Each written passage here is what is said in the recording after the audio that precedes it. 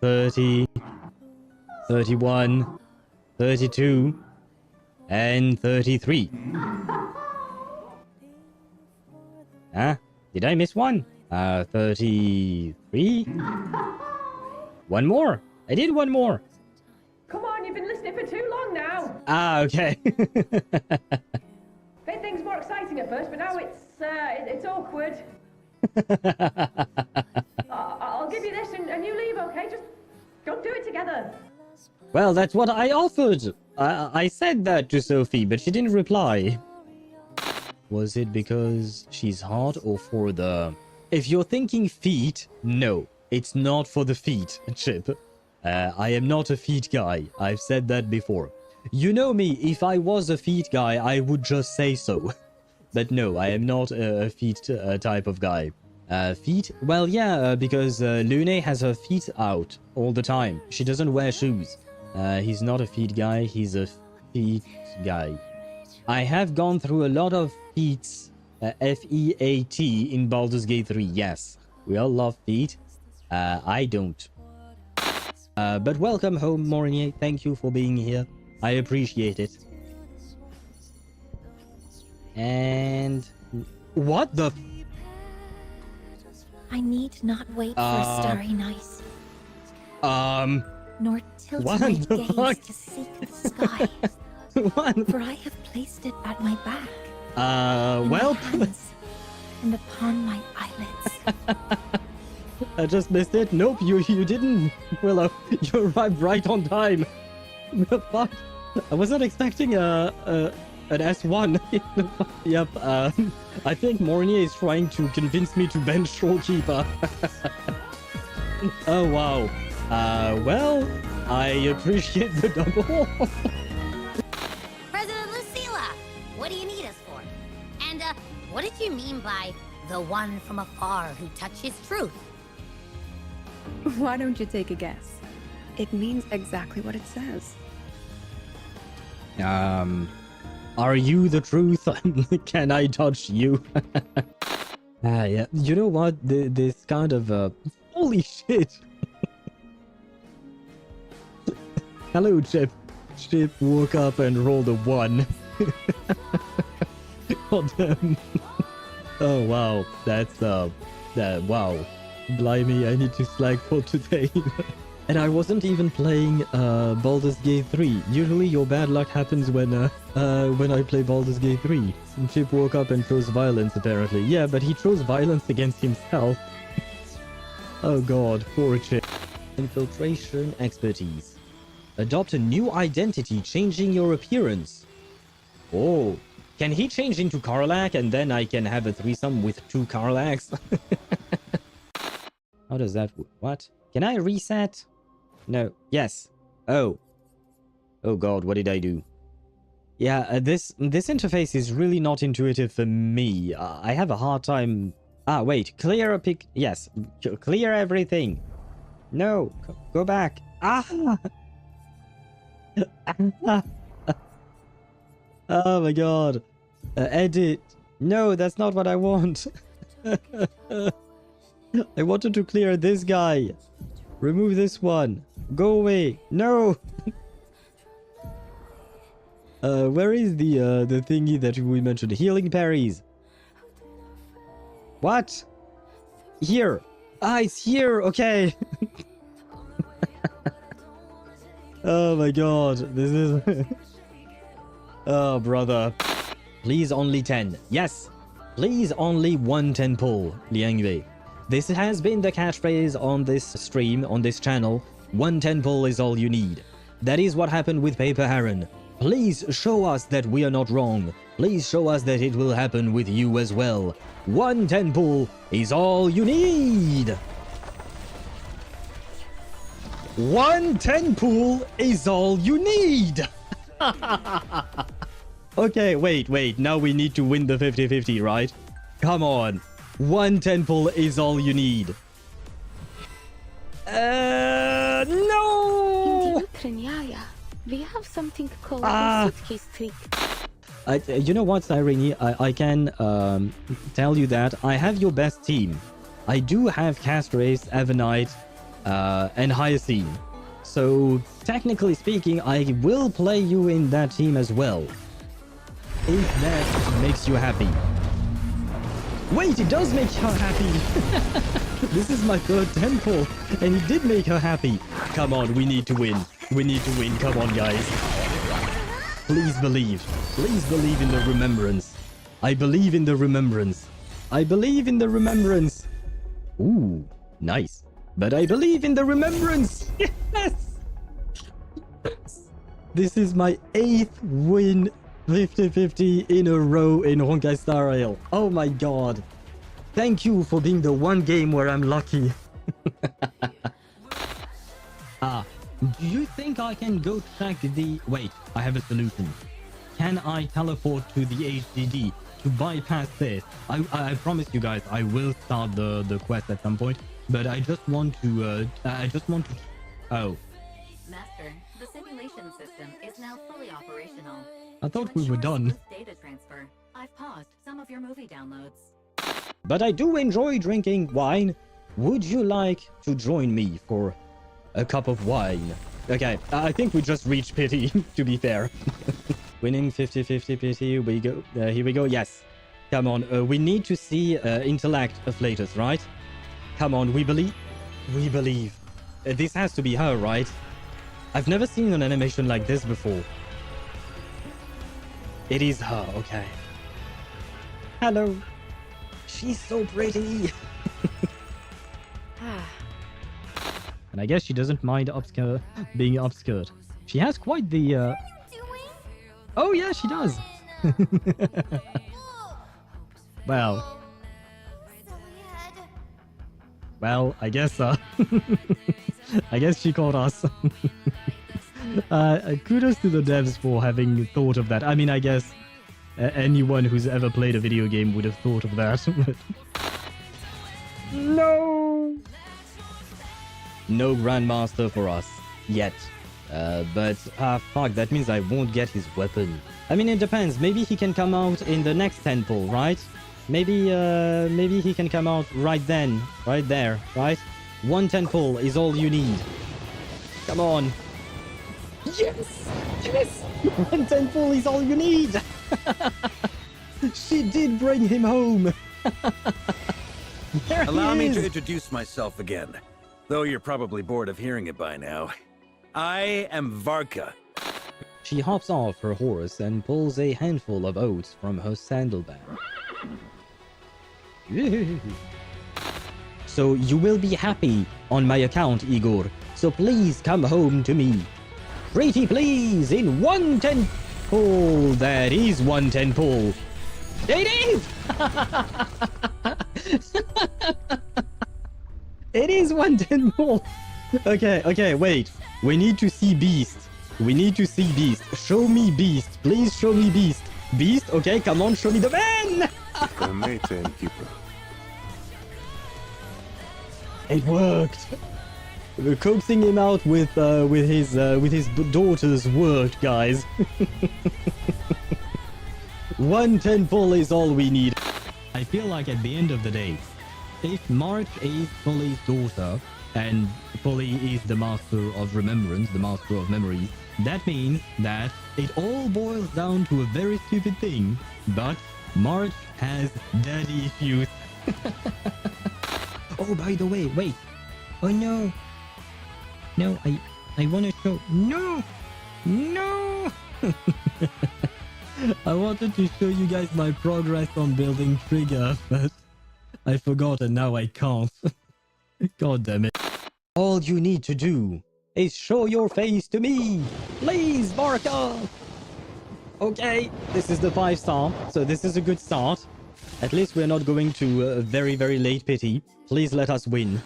Please let us win. Let me see the man, the myth, the legend, the beautiful Jean. Wrong Animo Grandmaster. Fuck. Well, I mean, I'm not unhappy because it is Jean and I do like Jean. This is what I wanted to show you. Yes, mommy, indeed. This is just what I wanted to show you. God. You guys wanted a cooking stream. Well, be prepared, because today we are cooking me. I am getting cooked alive because of this freaking heat wave.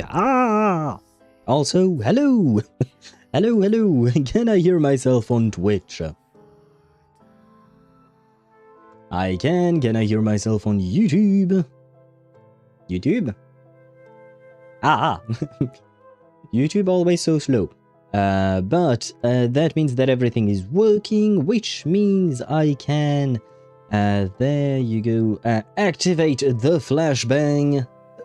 Oh, why is it all grey? No. No, I'm not wearing a dark shirt today. You can't do this to me. Come on, webcam. What is wrong with you? No. Why are you the way you are? Wait, I think I fixed it. Yes, I believe I have fixed it.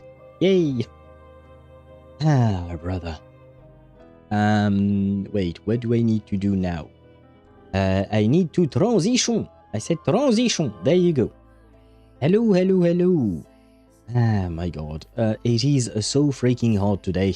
I know my genes from my ancestors should be helping me, but they are not. I will tell you that much. They are not helping me with this heat. What do I need to do? I need my OBS. I need my stream manager over there. I can reduce that. No, I don't want to update SpeakerBot right now. That is not the time. And I want my chat. Hello, Chip. First and foremost, Chip was first once again. Wait, how many times has it been that you've been first? 6 times already. Congratulations to you. And thank you for being here, despite your greedy nature. And after betting all, you know, the bet half worked. Well, it didn't work, actually. You bet half, it didn't work, and you doubled down, and it didn't work either. And do be careful, because now it's a true 50-50. Ktosh was right last time that it wasn't a 50-50 before. It was slightly in your favor.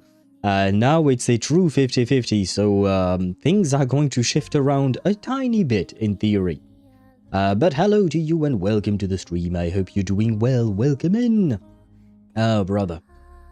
I feel so hot today. Oh wow, it's been such a long time since we've seen a bot. Chip, you have like 5 seconds to type your usual promotion message for your tomato picks and potato picks. And then a prior boom let yeb will be banned. Wait. I shall wait until you can write it. There you go. Our dear bot friend, you can reply to Chip in his DMs or something. You know what? One day it would be very funny if it's not actually a bot, but actually a person, and they actually do reply to you in your DMs. Like I suggested, and they ask for your potato picks. It would be very funny if it happened one day, but I don't think it will, unfortunately. But, you know, there is only one way to know, and that is to try, right? You have to try and try and try again, until one day, maybe, hopefully, you will be able to sell your potato picks. Do you even have potato picks, Chip? Do you even grow potatoes? And didn't you also try to sell your tomatoes as well? I don't remember. I think there were some tomatoes at some point. But do you even have some, is the question. A very important question. There will always be someone who wants potato picks. Really? I mean, isn't there like a Twitter account that I've heard? I think I've heard of a Twitter account that was called like Duck of the Day. And every day they... what you call that? They... what's the word? They post a picture of a duck. A different duck every day. And there are thousands of people following that account, right? And there was also a Reddit post, although it was multiple posts, but there was a Reddit user who was chomping up chives, I believe, and he posted it once, as in like he's training to cut them up properly, and he did it many days recurringly on some kind of subreddit. I don't remember which one. But yeah, to be fair, there are people who are interested in these things. I myself am genuinely interested in daily dose of, which is some people on like Evelyn main or Zani mains on the subreddit. They post daily pictures of Zani and Evelyn. Not gonna lie, I like them. I like them very much. Haven't heard of it, but I do have followed on a page on Facebook who posts the same pile of gravel every day. Wait, it's the same pile of gravel? Because at least with this dock thing, you know, it's different docks, right? With the daily dose of Zani and Evelyn, it's different images of Zani and Evelyn. With the chives chopping dude, he was trying to improve his chive chopping skills, right? Why do you follow the same pile of gravel that is posted every day? Like, once you've seen it once, isn't that enough? Or do you need to see it again? And even if you want to see it again, can't you just find the older post or something like that? I have questions, Chip. I have questions. I've learned something new about you, but it just brings more questions, not gonna lie. It's a choice. It goes hard day by day. It's gravel, though. It doesn't go anywhere. Gravel can't even move. At least the docks can move, right? Although I think in that dock account, it's like just pictures, not videos. But still, at least the dock could move, potentially. The gravel, it can be moved, which is different, I guess. Is it even moved, then? Is it the same pile of gravel, but the person actually, like, I don't know, moves a piece of gravel here or there? Oh, that's a concept, actually. You take a photo of a piece of a pile of gravel, and you just grab one rock, and every day you move one rock, and people have to try and find which one it is. I feel like we're holding on to a concept there. I don't know if it will work and people will enjoy it, but it is an idea. I'm afraid I don't have gravel myself anywhere. I guess there are parks near where I live, but you know, people walk and the rocks and sands and all of that, they move around no matter what we do. So I don't have an actual morsel of terrain where I could just place some gravel and do that. Nope, same gravel. Okay. Do you actually check out that gravel every day? Like, do you actually look at the gravel post or the picture every single day when they post it? Does it bring you joy? I mean, I'm not trying to judge or anything. It goes on my feed every day. So every day you stare at a picture of a pile of gravel. Huh. Like I said, I hope it brings you joy in some way, shape or form. Hopefully. I don't know. Gravel's not exactly my thing. So maybe that's why I find it hard to understand. But I am not judging your hobby. If your hobby is to look at gravel, you know. Kind of an icebreaker after fuck ton of political posts from my friends. Fair enough. Fair enough. That's why I don't have friends. I'm just kidding. I do, but I mean, technically speaking, I do follow them on Instagram and stuff like that. But because I'm never on my personal account of Instagram, well, I don't really see anything they post. So I don't really know what my friends are up to. I don't know if they post political stuff or not. I hope not. Although recently, my ex sent me a video, and she was very lucky that I saw that video because she shared it to me on Instagram, and I basically never go on Instagram. My best friend, she shared a shit ton of posts on Instagram, but like the last time I logged in was weeks and weeks ago. but it was a an AI video of some Batman toys. It is sad. I mean, I don't know if it's AI or just a particularly good render. That I have to admit I did not take the time to look into. I think it's probably a good render, but anyway, it was kind of it was not real, but they were toys. Like basically you had some kind of a capsule and you just pressed a button and you had the Batmobile spring out of that capsule. And it was really well made. You know, kind of like the Iron Man suit in, well, Iron Man and Avengers. Like it properly folds upon Robert Downey Jr. Like it was really well made. Yeah, definitely an AI. It could be just really well made 3D renders, to be fair. It could be AI, of course, but it could be because, like, if you take a look at Iron Man or, you know, the Transformers movies, they were not made by AI because, well, AI was not a thing back then. So you can do intricate, detailed artwork like that in 3D models. It's just incredibly hard, and obviously it would take a long time.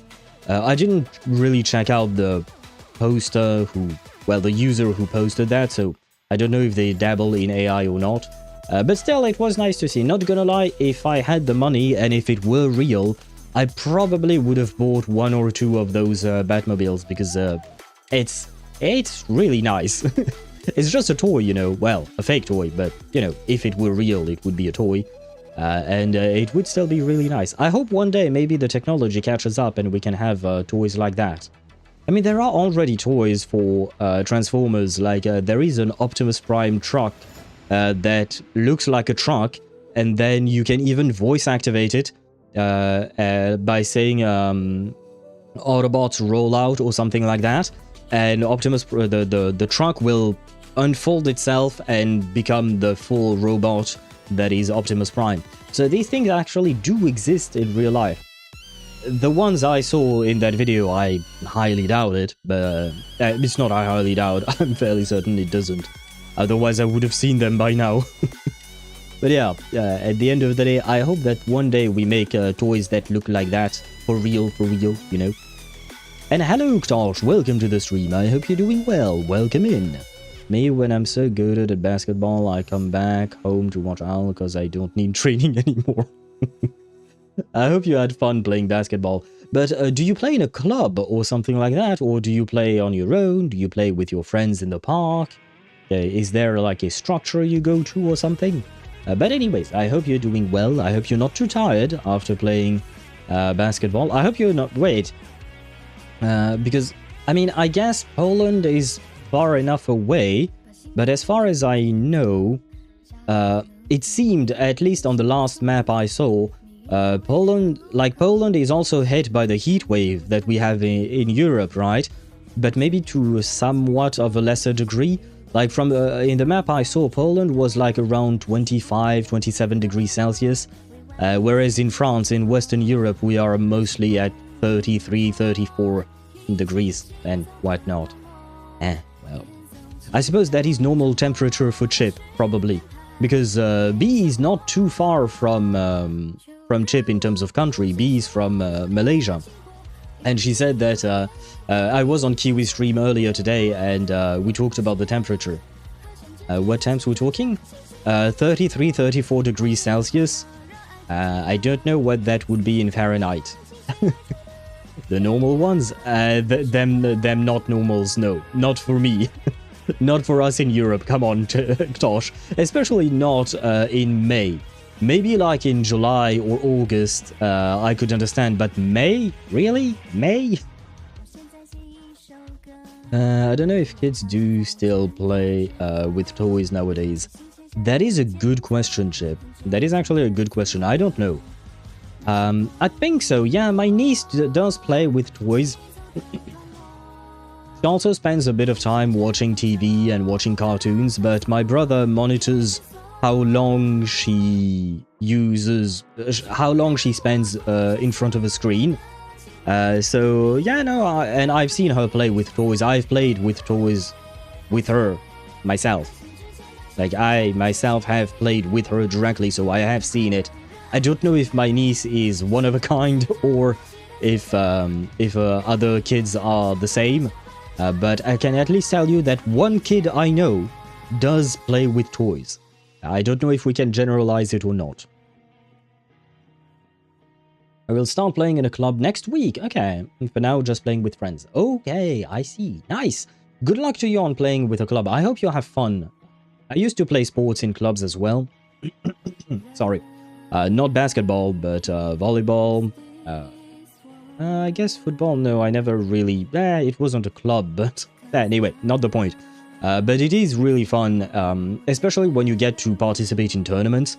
I don't know if the club you're in does participate in tournaments and whatnot, but it can be very fun. It can be also a bit disappointing, like...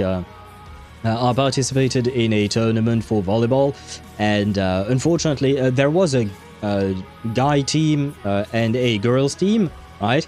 The guys team is where I was at, and unfortunately we lost the tournament, but the girls, their tournament happened at the exact same time as the dudes, and so when we lost, we went there and watched the girls tournament, and our team went up to the finals. I think unfortunately they lost in the finals. I don't remember. Shit. Shit. I don't remember if they won or not. But I just remember it as a happy memory, you know, because we all celebrated whenever the girls would win a match, and like we were supporting them and whatnot. Still disappointed for ourselves, of course, but we did our best, and to be fair, we weren't eliminated like early on. We did go somewhat far into the tournament, but I don't remember exactly when we got eliminated. Still, very fun memories, training all together and being able to cheer. That's the word I was looking for. To cheer for each other when we were participating in tournaments and all that. So I hope that you have all that fun as well. I hope that it is a good experience for you. Definitely normal. We even take a sip of coffee in the middle of noon to afternoon. Well, to be fair, I am drinking tea as well, Chip. But yeah, I know that in the south of Asia and Southeast Asia, those temperatures are relatively normal. Although I will say that South Asia and Southeast Asia is worse because your heat is way more humid, you know? You know what I mean? Like the heat in South Asia and Southeast Asia is way more humid, and I find it worse. Like at least in France, the heat is annoying, but it's just hot. Whereas, why the rockabye baby? Are you going to sleep, Ktosh? But whereas in Southeast Asia, at least in Sri Lanka, the heat is very, very humid, and because of that, you just kind of... you're sticky all the time, you know? You're sticky all the time, and like you take a shower, you go out of the shower, you start sweating immediately, and you're sticky all over again. At least that's how it felt like to me back when I used to go there. Let's do Stygian now, forget about the stream. No, I can't just forget about the stream, Josh. And Stygian, no, we can't do it today. I'm gonna launch the game soon-ish, because I do want to make sure that we finish Genshin today. And we have three things to do. We have the Nicole's second room to explore. We have one temple to do on Nicole's banner, because I did the recent event and scrounged up one temple, and then we have the entire storyline to go through, and I really want to make sure that we manage to get that done. But like I said, just shoot me up a message whenever you see me online in Genshin, and if I have the time, we can try out Stygian Onslaught indeed. Well, like usual, you know. But lately it's been raining at nights. Isn't that nice, though? I feel like when it rains, the temperature drops a bit, doesn't it? Mood, I don't know if it's worse or not, but usually whenever I go out of my home for some errand running, I do wear some thing, long sleeves or jacket. Is it a religious thing? Because when we were discussing this topic on Kiwi stream, B said the same thing. She wears, she covers herself in her entirety. Like the only thing that she shows is her face, basically. And I was like, why? Why do you do this? Why do you inflict this upon yourself? And she replied to me, religion. And I was like, fair point. I did not consider that. I was merely thinking of the heat, you know. But yeah, I suppose there is that. But I don't know of a religion that would require a dude to be fully covered. So is it religious, Chip? Or is it just a choice? Although I say that, but to be fair to you and to be fair to B, whenever I went to Sri Lanka, I would also wear a long sleeve shirt. Although, as you can see, you know, I have my sleeves rolled up. I don't know if I showed that properly. No, I did not. But there you go. Yes, there you go. I have my sleeves rolled up. But yeah, I would always wear long sleeves as well because I would just wear shirts, you know. Like I've said it before, but the way you see me dressed here on stream is basically the way I dress every day whenever I go out. When I'm at home, I don't dress up. I usually stay in PJs because it's more comfortable. But whenever I go out or see people or whatnot, I will dress exactly like this. So 99% of my clothing is just this. It's jeans and shirts and pants, like regular old pants, you know. So I don't really have shorts, or I have a few shorts and t-shirts, and even then I think they won't fit me anymore. I have gained weight in the past few years, and those are really, really old. But yeah, I don't have any other clothing, so I do wear things like that even in the heat. I see that Ktosh is attempting to summon Aisha. I don't know if it's going to work, because I saw you try to summon her earlier. It did not work. You tried again. Maybe the third time will be the winner. Not only women, but the thing is, my religion isn't like bees. Ah? Might I ask further details, or do you consider this more of a private topic? You do not have to answer any of my questions, as always. Although, well, the problem is we can't really compare because I don't know exactly what B's religion is, like in details. Because there might be like some aspect or some branching out or something like that. You know what I mean? So, yeah. Yeah, never mind. We don't have to talk about it if you don't want to. I'm just curious because I myself, I've said this before, but I am not religious. Technically speaking, I did grow up in a religious household. My mom and, well, I guess technically speaking, my dad was Buddhist, but not really. My mom is, she prays every night. I don't really understand her. Because she stays up until like 4 or 5 a.m. She falls asleep, wakes up, continues praying, falls back asleep. The next day she tells me she's tired and I'm like, yeah, because you were praying up until 5 a.m. But yeah, point is, I did grow up in a somewhat religious household. That being said, despite how many times my mom tried to convince me to join in, I never really did, not gonna lie. I just never really got into any of it. I mean, I guess Buddhism would be the closest thing that I could be interested in.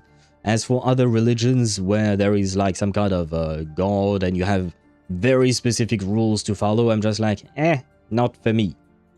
And hello, Aisha. See, Ktosh, I told you, 3rd time's the charm. Hello, Aisha. I see you have been summoned. Ktosh was trying to summon you. Hello to you and welcome to the stream. I hope you're doing well. Welcome in, welcome in. We do have a religion that's kinda similar with bees. I see. Okay. It is vague enough, so I will not press further. But I see. Like I said, I am curious, you know, I've said this before as well, but I had a very religious friend. He was Catholic, And I really enjoyed debating with him over religion and philosophies of life and stuff like that. Just because it's interesting. Like, we weren't really trying to convince each other, even though we were. But also we accepted the fact that we weren't going to actually convince each other. So it was just like an exchange of ideas and trying to learn from each other, trying to understand each other's perspective. And it was really interesting, hence why I asked questions. Why do you want to kill Aisha all of a sudden, Ktosh? That cursed word I don't see is Gup. I don't know what Gup is. I am here of my own accord. We all believe that we have, what do you call that? That we have free will, Aisha. We all believe that we have free will, but do we truly have free will? Wait, can I tell a joke? Don't ban me though. What do you call men in submarine? Seamen.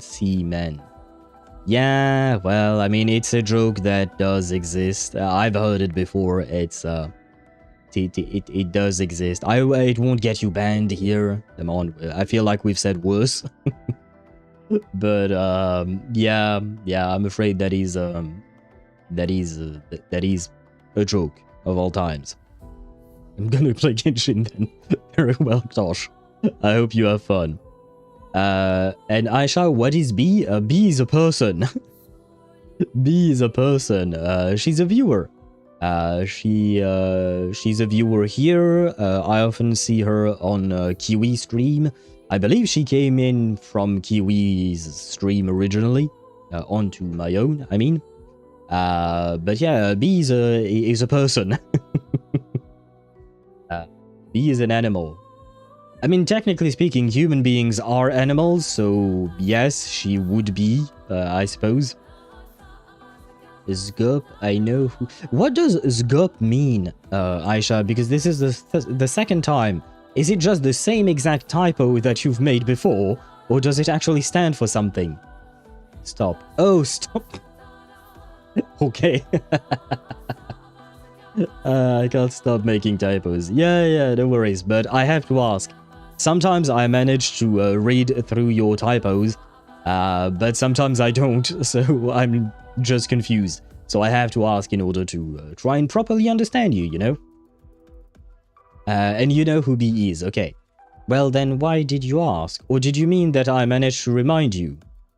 I'm even more confused now. And happy lurking to you, Ktosh. Happy lurking indeed. And you know what? As Ktosh is going to lurk, we shall launch the game. We shall witness the beauty of my new wife in Genshin. I am finally married in Genshin, and I do be happy with wife, except the fact that she cost me very, very dearly. And that, I have to admit, less of a fan of that. Less of a fan of that, but I guess it is what it is. Sometimes your spouse or your partner in life do be expensive, but they deserve it. You know, you have to be willing to go the extra mile and do the extra effort for your partner. And the same ones, but it's okay. You can say Zgop. I think I will still try to speak properly. If I start speaking the way you write with your typos, I feel like most people wouldn't understand me anymore, Aisha. No, you guys were talking about something and you were like, I know what B is. Something similar to chip. Oh, we were talking about religions. That's what we were talking about. And temperature. To give you the gist of the conversation, it's just that currently there is a heat wave in Europe with temperatures ranging from like 30 to 35 degrees Celsius. And I talked about it right now on stream, but we also talked about it on Kiwi stream, and B was there. And B mentioned that she covered herself up entirely. The only thing that she allowed to appear is her face. And I was asking her, why would you do that, you know? And then she had a one-punch response, which was religion. It's because of religion that she covers herself. And that's more or less the gist of the conversation. Kiwi B I'll be. Yes, you've never seen these two in the same room at the same time. Much to think about. Who do you mean, Kiwi and B or me and B? You will probably never see the two of us in the same room, or any three of us. Kiwi lives in the United States, I live in France, B lives in Malaysia. We're literally one on each continent, you know? And it do be expensive to fly from one place to the other. Are you sure? Yeah, I'm fairly certain. Unless, like, we organize some kind of meetup or something like that one day. Like, if we join all of our communities and try to organize some kind of meetup, why not? But even then, I would be very surprised because, like, it's, you know, again, very, very hard to make it happen because it is extremely expensive. Like, just the flight, I know the flight from Paris to Colombo in Sri Lanka is between 800 and 1,000 euros. That's a huge sum of money, whether it is for me or for other people, I would assume. So yeah, I don't think each and every one of us can spend $1,000, if not more, in order to get to each other's places or something like that. So yeah, I don't think that's gonna happen. 1,000 times 100 is 100,000 in our currency. It's just crazy. Yep. That's gonna be expensive as heck indeed. You can monthly apply that for by almost 300 in Sri Lankan rupees. So it'd be like 300,000 Sri Lankan rupees to buy a it's a two-way ticket. I don't remember what you call them, you know, when you can go one way and then you can come back. You know, it's not just a one-way ticket or something. I guess that's the word, maybe, probably. And hello, Sparta, welcome to the stream. I hope you're doing well. Welcome in, well... yes, did I say that right? I feel like I said something wrong in that sentence. But hello to you, and welcome in. And no, Sparta, we have not fought the Harbinger.exe yet. I barely just launched the game, to be fair. It's more because the euro is more, but just rounded off. But still, it is crazy expensive to would you call that to move from one of these places to the next. So yeah, I don't think Kiwi and I will meet up anytime soon. Although I think that Kiwi is on the east coast of the US, and I've been to New York. And I think back then I managed to pay a flight for 600 euros, which is fairly cheaper than the prices we were talking about. A return trip. Well, wouldn't the return trip just be the second ticket and doesn't encompass both? Not sure. But there is no point in us returning anywhere, because there is only one place to return to, no matter what. And that is by my wife's side. Tada! Well, we're not exactly in Sumeru, but yes. We're not exactly in Sumeru, but you're not entirely wrong. Return trips encompass to and back tickets. Oh, okay. Thank you. Thank you for the what would you call that? The information. Wait, let me go to my wife's home. Wife's home is where? Wife's home is all the way up there. There you go. There. I will not approach further, just in case. Oh, by the way, wait. Let me check if sound is okay. Wife, would you please speak? Oh, should I introduce myself again? Looks like no interference from Alice's self-introduction magic this time. So I suppose I'll just go ahead. I'm Nicole. As you can see, I'm... Oh, again? Guess I spoke too soon. I believe the volume is good, right? Or is it too low, maybe? Compared to the sound of my voice, because the idea is not for the game to be extremely low. Although, to be fair, it's kind of low for me as well. So, maybe I can just do it through here. Audio. Dialogue is already maxed out. Let's see. What does this do?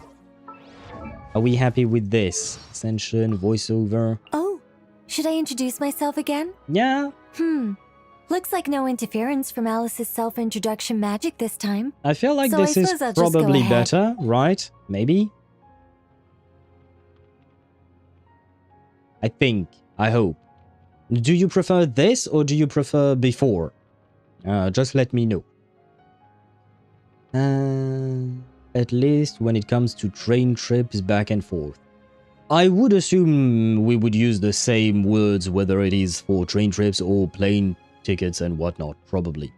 And hello, Maniacal Enigma, welcome to the stream. I hope you're doing well. Welcome in, welcome in. And hello, Daedra, welcome to the stream. I hope you're doing well as well.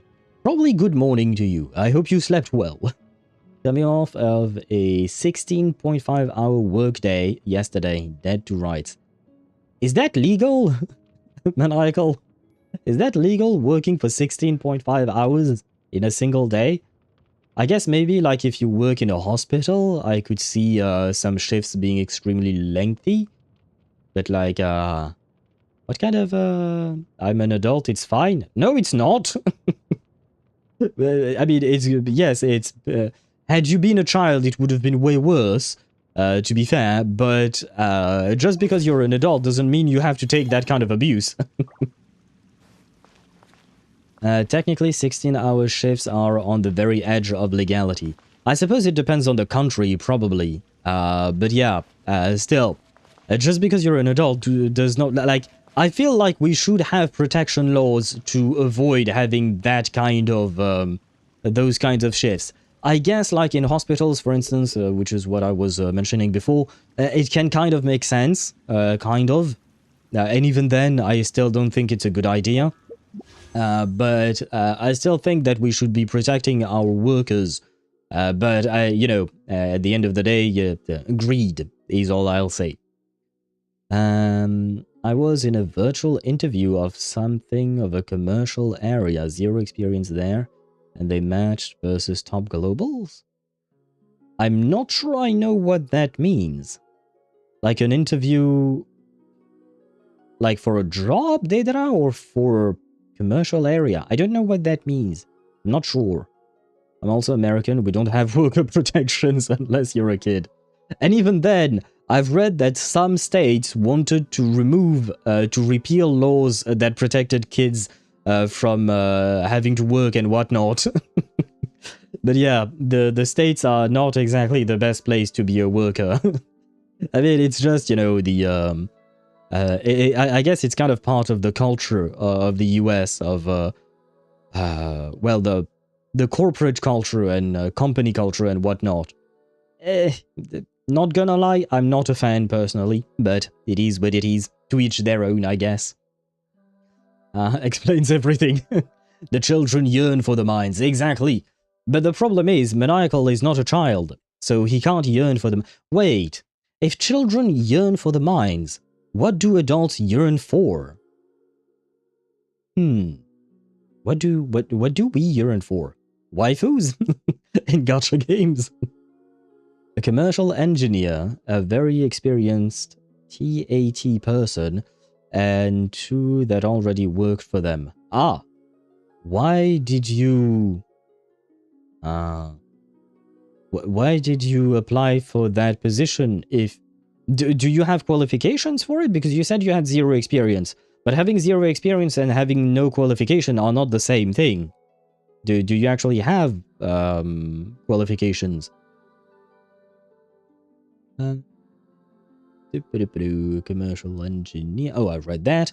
We were fighting to let the 15-year-olds work 40 hours weeks during school. I'm not on board with that. Let the kids have time to be kids. Yeah. I mean, like I said, you guys in the US have a lot of issues at the moment, I believe. You have a lot on your plate. I hope things will get better soon. And again, I hope you guys will have more worker protection rights. Because I do feel like you're being exploited somewhat. I'm sure there are other countries that are even worse, obviously. But, you know, just because another country is worse doesn't mean we can't strive to do better. Sorry. The children, who said that? Ban E. I can't ban the letter E, Tosh. The face of the recruiter girl was priceless when it was my turn. I didn't expect top globals. Uh-huh. Do you think you did well in the interview still? I hope so, at least. Off Ubisoft Owl, that shit is straight up an American company masquerading as French.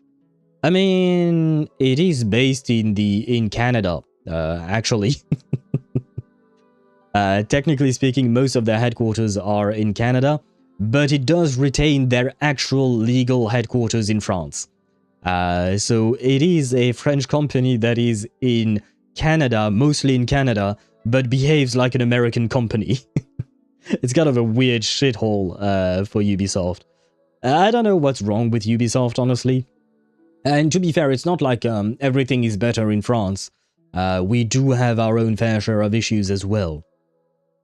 Well, they're bringing bad rap to French people. Oh yeah, they certainly are, that's for sure. I mean, again, one company does not represent the entirety of a country, right? But at the end of the day, they are not... they are not bringing up our work culture or anything like that. I mean, it's just the all around the company has done some shitty things, right? Now then, let us not talk about shitty things anymore. Let us witness the beauty of my wife, who is going to come home at 17 pity. Beautifully so, even, if I may say so. Come on, please. No. Oh, can I get a prune? Wait, can I get a C3 prune, please? I'm asking nicely. Come on. Please? That's not a prune. Sometimes life is sad. Oh wait, can I get a prune? A prune? Sparda_4 on Twitch says, a prune? Throws bag of prunes at screen. Here, owl? Well, you managed to summon another purple. Ship said wrong purple, and we got another purple one. you managed to summon Rosaria somehow, Sparda. I don't mind it, I like Rosaria, she's hot, but... not exactly what I was hoping for. Yeah, well. Welp. I guess it does give me back 2 pulls, right? It does give me back 2 pulls. And we still have a couple. No, we have 1. Okay, wait. Let me buy them pulls back. Exchange, yes. There we go. We were at 17, now 17 pity, okay? So we're going to 18 pity, right? Come on, please. No, not even a prune. I want C1 Nicole or a C3 prune, please. That's all I'm asking for. No, okay. Last pull of the day. Oh, maybe not. Maybe there will. Maybe we can do some pulls after we finish the Archon Quest. I think. Come on. I believe this would be 20 or 21 pity, right? Please, Nicole, I believe in you. No. Well. I tried. You know, I tried. Wait, let me check one thing. Do I still have... yeah, I still have this bonus. Yeah, but wait, how many pulls is that? Wait, let me count. That would be 380 times 2 divided by 160. 41 pulls. Yeah, well, no, it's not even worth it because we wouldn't even be able to... it's 41 pulls, Chip. We wouldn't even be able to reach pity. We would be stuck at like 60 or something like that. It's not 20 pulls. It's 40, it's 41. No, it's 41, Sparta, because I do have the double bonus, which is what I was looking at. But it is 41 pulls, and it wouldn't even get us to soft pity. Because like right now we're at around 20, right? But yeah, too bad. Too bad, so sad, I suppose. I'll take the nun if I summoned her. I mean, I already have her at C6, and she is somewhat built, I think, on my account. It's been a long time since I've used her. Wait, why is she on this? Didn't I give her this before? Well, I guess maybe I just built her for ER because I wanted her to be able to... Oh yeah, but no, I need more crit rate on her. Because she shares part of her crit rate. Yeah, there you go, grab that. Yeah, that's better. I don't know why I gave her this. I mean, she still has some ER, I guess. Yeah, 130, yeah, that'll do. It's not like I'm playing her, to be fair. Just a human who's lost her voice. Wrong purple. Off of shitty topics and onto titty topics. You know what, Maniacal? Just for that, you do deserve to be bonked. It was a nice pun, I will say, but you do deserve to get bonked. Ah, there you go. Took a bit of time, but there you go. Your first bonk. I may be a Catholic already, but I do indeed have another religion to praise with. God damn it, Chip. Well, lads, hope everyone's Wednesday's wonderful. I'm off to work. A nice short day. Only 11 hours. Only 11 hours, you say. Good luck, Maniacal. I hope that you, what do you call that? That work is not going to be too rough on you. And I hope you get some rest soon. And hello, Blazing Dragon 2K. Welcome to the stream. I hope you're doing well. If you buy twice, it would give you 63 pulls. Enough to hit pity. Yeah, but my goal is not to spend too much. Especially since I've already lost the 50-50 and the weapon banner. I lost everything on my Nicole. So I'm already quite sad. And I don't particularly want to spend much more, you know. You missed my important message. Do you mean your vampire mommy or goth yandere girlfriend? Oh, I guess it's a question. I'll go vampire mommy then. Because at least I would... Yeah. I'm not really a fan of yanderes in general. Like, they're fun in media. It's kind of fun to see. But I do not want to be dating a, what do you call that? A yandere myself. Meanwhile, I gotta save for Morton Axe. Well, good luck to you on that. The monthly pass that you now have should help. At least, there is that. I will already spend too much. No, I didn't. What do you call that? I spent under what I had planned for her, which is why I'm still considering spending more or not. I had a set budget for her. I had a set budget for the anniversary as well. I do my math quite well. No worries there. So that's why I was considering it. But at the end of the day, there is still a limit of about the amount I'm willing to spend or not in gacha games.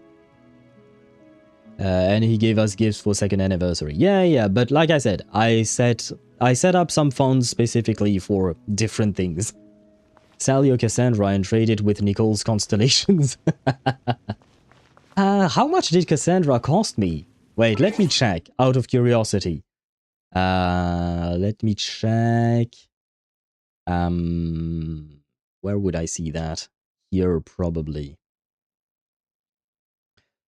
I guess, yeah, she cost me like 150. Yeah, not a fan of that. She did cost me 150. I mean, I still do, I play Cassandra, so it's not like I'm going to just sell her off. I mean, it's not like we can in the first place. But yeah, it's still, yeah, not a fan of that. Not a fan of what I'm seeing right now. Anyway, time to get inside of Nicole's home and explore our second room, hopefully. I was gonna say, get the 50 pack and in hope for an early. Yeah, nah. I don't believe in earlies anymore. Not in Genshin. Genshin has screwed me over way too many times. My assassin team just totally benched. Ah, I didn't bench my you're own. here! I was just starting to wonder if I should send you clearer instructions. Hello, wife. I've missed you since last week. I haven't benched my Assassin's Creed team. I still play them to this day. I do try to rotate. It's the exact same thing I do in every of my gacha games. Even though I have like a main team, I do try to rotate slowly but surely between teams, just so that I don't neglect them all. That being said, we have so many characters, it's kind of hard to play through all of them. And right now, for instance, I'm full playing Nicole and Varka because we just got Nicole, right? But they are going to become my main team starting now, I suppose. What vampire? Not one in specifically. I believe Ktosh was just asking which one would you prefer? Dating a vampire mommy or a yandere girlfriend, I think was his question. Not getting Heron's boyfriend this patch. Sag. I mean, it would have been very lucky of you to be able to get him, but you did manage to get quite the roster. You already have like 3/4 of your main team, you know, with Sentinel, Semmelweis, and Robuska, right? I gotta wait to lose to him on another banner, and by then he might not be useful, barring Euphoria. Not gonna lie, Sparta. He's already not that useful. He's already not that great. Chang Hogwang, I mean. He's okay in a Liangyue team, if I recall correctly, but that's about it. I was daydreaming that there would be Assassin's Creed Black Flag X Reverse again. That would be nice. I'd love to see, what was his name? Edward Kenway, if I recall correctly, the main character. I genuinely loved Assassin's Creed 4 Black Flag. It was a good game. Edward Kenway, yeah. It was a good game, an interesting protagonist, an interesting development for him as well, you know. Yeah, well. For now, we'll have Atomic Hearts, apparently, which, I'm gonna be honest, I'll probably be skipping Atomic Hearts, what do you call that? Collab. Unless, like, I really like the characters, I feel like I'll probably be skipping the collaboration in reverse. Let's be real, if Clorinde was real and she asked us to bark, we all barking, right? No. No, if someone asks me to bark, I would ask them, why the fuck do you want to do that? And hello, Mihai, welcome to the stream. I hope you're doing well. I'm not gonna be able to get Nicole because of this dry-ass patch. I'm at 30 pity for her on guaranteed. Might as well tell myself to go fuck myself and start saving for the next patch from now on. Depends if you want, what do you call that? Depends if you want Sandrone or not, right? Whoa, an ad? Yes, ad do be running. I kind of started the quest at the wrong time. I'll be waiting until the ads are gone before I proceed with wife's, because you have to hear wife's voice, especially because she can't speak, right? So she speaks directly in your head. So whenever we can hear, even if it's only in her head, her voice, we have to acknowledge it. So I shall not be. I shall be waiting for the ads to go away so that everyone can enjoy the beauty of her voice. I don't know what Atomic Heart is. We didn't ask for it. True that. I genuinely don't really know much about that game. I just know it has ties to Russian politics and whatnot, and people were quite unhappy about that. So I was just like, yeah, you do. I personally really don't care. I'm just gonna skip. Hopefully they're gonna have some good rewards during that patch, and yeah, it's gonna be an easy skip. Unless I really like the designs of the characters, but I've seen the Atomic Hearts characters, I think, if I recall correctly, and I'm not really a fan. They're not ugly or anything like that, it's just not my cup of tea. So I'll probably be skipping that. Where was I at? I wonder why people expect you to love your work life yeah, it will be fine to love your work, but if that's not the case and you just want economy, it's because making you think that you should love your work makes it easier for them to exploit you. It's that easy. Some people will genuinely love their work and it's great for them, but some people don't. But the idea is to try and sell you on the idea that you should be loving your job and you should be giving all to your job so that you're more productive, so that the company can make more money. Not you, the company makes more money.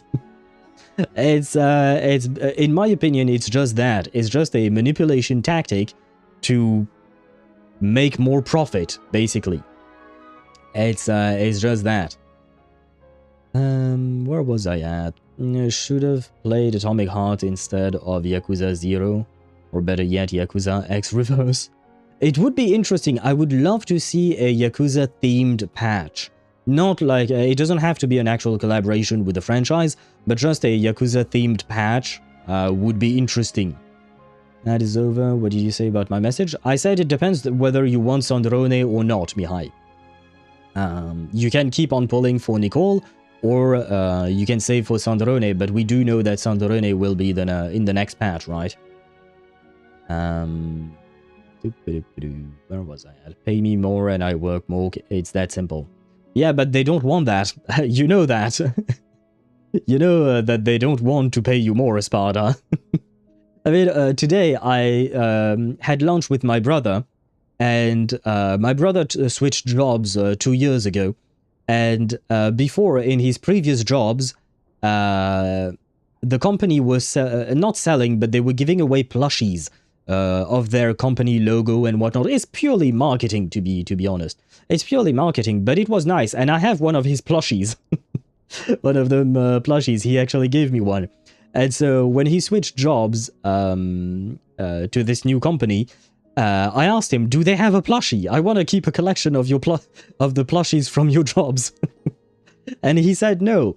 And he was actually quite disappointed because, like, the plushie marketing gimmick actually does work. It is quite nice.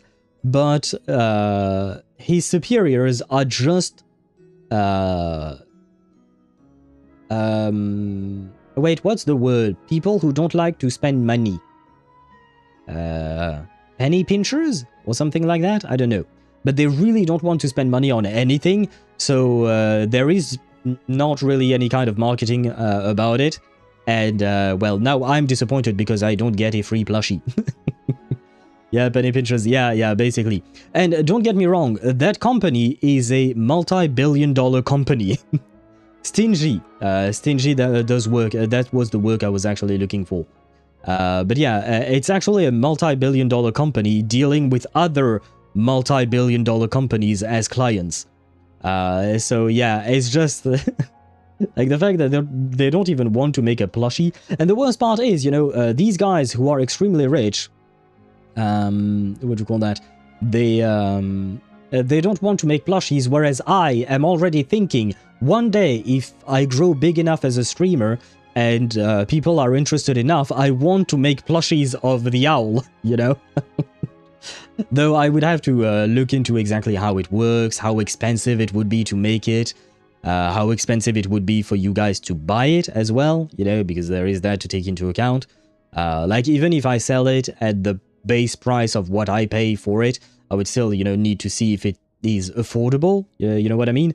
But still, yeah, I want to make a plushie just because I think it's cute and it's nice. But that billion-dollar company doesn't want to. For some reason, you know? For some reason. Kiryu and Majima, indeed. I'm guessing those are characters from Yakuza. I have to admit I don't know them.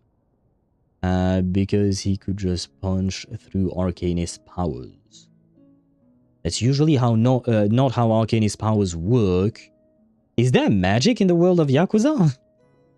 I don't want Sandrone, not even close after they butchered her design so badly. They did not butcher her design. I will tell you the exact same thing as I said to Spada. You not liking something does not mean that they butchered something. It's not the same thing, because some other people might still like it. It's just you dislike it, right? It's just like I could say that I very much dislike Picasso's paintings. I'm not going to say that he butchered his paintings or anything like that, because some people actually like that type of art. It's a question of taste. Should I pull Kakania if I have Paper Heron, Igor, Tooth Fairy, Kiperina, Marsha, Ananli, and Melania? No, Ktosh. No, you should not. Right now, Kakania is kind of in a bad spot, technically speaking. And you already have Marsha and Kiperina, who are the absolute best sustainers in the game currently. Both of their shields are the strongest way to maintain your team alive in the game right now. Kakania is not worth it anymore. As sad as it is, until she gets a Euphoria. Yeah, just like Chip said, pull only if Kakania has Euphoria. But she doesn't have one for now. So, unfortunately, we can't, I can't recommend her anymore. Stingy people. Yes, we were talking about stingy people. Yeah, we lost Polonia, we lost Robo-Husband. Why do you say that? What do you mean we lost the Robo-Husband? Seemed fine the last time we saw it. It was mostly, what do you call that? Sandrone was not doing so well. Wait, there. I don't know what that comment was about, Chepdi. Yes, we're still coping as fuck. Because I only saw that comment being held too late, I think. Crush me with those, please? Then I saw her cute face, she was alive and so on, but only when the drama about her design exploded I noticed the changes. Do you not like her changes, Deidara? I mean, if a significant amount of people, even who aren't against it, don't like it, there is a basis. No, because it's still an opinion. It's still a question of taste. Even if it's a significant amount, do you think that it's actually a majority of people? Or is it just a loud minority like it usually is? Because a significant amount of people doesn't mean the majority, and the majority overall is what dictates. I wish it were... see? So it's not a majority. So that's... You can't just say it's butchered, because it's not the opinion that that the majority share. No, Tosh, it's not 70%. Let's be real, it's absolutely not 70%. You missed a message? Did I? What message did I miss? Stingy people, crush me with those please. I don't know what that was about. Then I saw her cute face, she was alive and so on, but when the drama about her design exploded, I noticed the changes and you missed a message. Those are the only messages I see, Deidara. Maybe one of your messages was automatically held by YouTube, but if that's the case, I don't see it. I don't see it. Sparta. If it's not a majority, then it's a minority. That's how it works. That's how it works, brother. It's just a portion of the population, sure, but the what do you call that? The opposite of the majority is the minority. That's it. Regardless of the percentage, the majority is 51% and above, and the minority would be 49% and below. That's it. You're just trying to justify your words, but I'm sorry. Again, if you don't like something, it's fine, but you don't have to call it trash or butchered or things like that. The skirt makes Sandrone look, I don't want to say whorish, but very close. I disagree with that. Says, since Sandrone will be next banner, do we know whose banner will run along with her? Because if I'm not pulling Sandrone and I don't have the second character, then I'm pulling them, but if I have them, who's running after that? We have no idea, Mihai. We have no idea. At this time, we have no information whatsoever officially.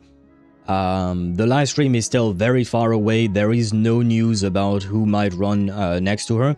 It would most likely be a rerun, and those are only announced during the live stream announcement. And as for whether or not there will be a second new character in that patch, I don't know, and I will be honest, I don't think so, but it could happen as well. Though I think, given how dry the last few patches were, if they had 2 new characters back-to-back per patch, I think people would be very, very unhappy about that. So that's why I kind of doubt it, but who knows. At the moment, the only thing we know is Sandrone next patch. Beyond that, we know nothing. I repeated? I'm more worried... now I got it. I'm more worried about her drip text. It sounds like she will die for real. I don't know. I did not read the drip marketing text. Not gonna lie. I looked at her, she looked cute, and I was like, yeah, okay, she exists. I don't really care. I'm not going to pretend I don't really care about Sandrone. Not that one. I said, maybe... yeah, no, it's being held by YouTube automatically. I lost my Azure Lane Straight Gunner game. Is that what you were trying to say? That one I finally got. But I don't know what other message you might have tried to say because it just, yeah. I lost a whole last word cute Gunner game. Why did you lose those games? Oh, is it because your phone and the battery is dead or something like that? To be honest, it's not like I don't like the design, there was just no reason to change it after showing the longer skirt in my opinion. I agree with that. I don't care one way or the other, but there was no reason to change the skirt. They could have left it as is. I think people liked it well enough as it was. So I definitely agree with that statement. She was much more elegant with the long skirt. If it was either losing Polonia or the skirt, people would be in such an uproar. Wouldn't be in such an uproar. She was the most noble looking amongst the harbingers. It made her unique. Now she's a maid cafe waitress. Some people. There are also other people like myself who genuinely don't give a fuck. I will be honest, I do not give a fuck about the changes that were made to Sandrone's design. And I'm sure there are some people who will actually like that design.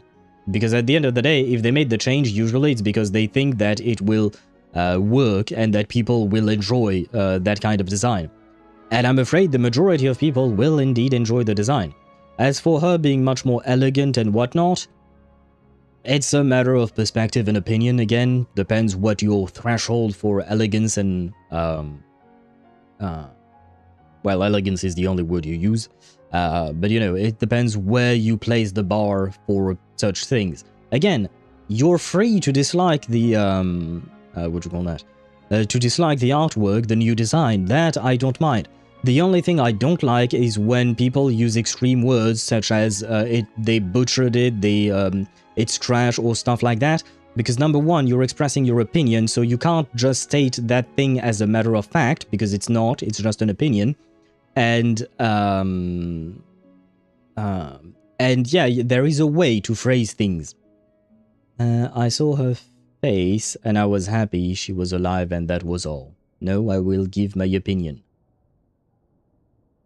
I'm confused by what you wrote. She is cute. She, I guess, is alive, is going to be alive at some point. But, what do you call that? But yeah, you will give your opinion on what they did. If it's Citlali, man, I'm pulling her immediately. I wish you good luck. I genuinely have no idea if Citlali is going to be getting a rerun or not. Is Yuting messing with my messages? It could be. Because I've read every single one of the messages I have received from you, Deidara.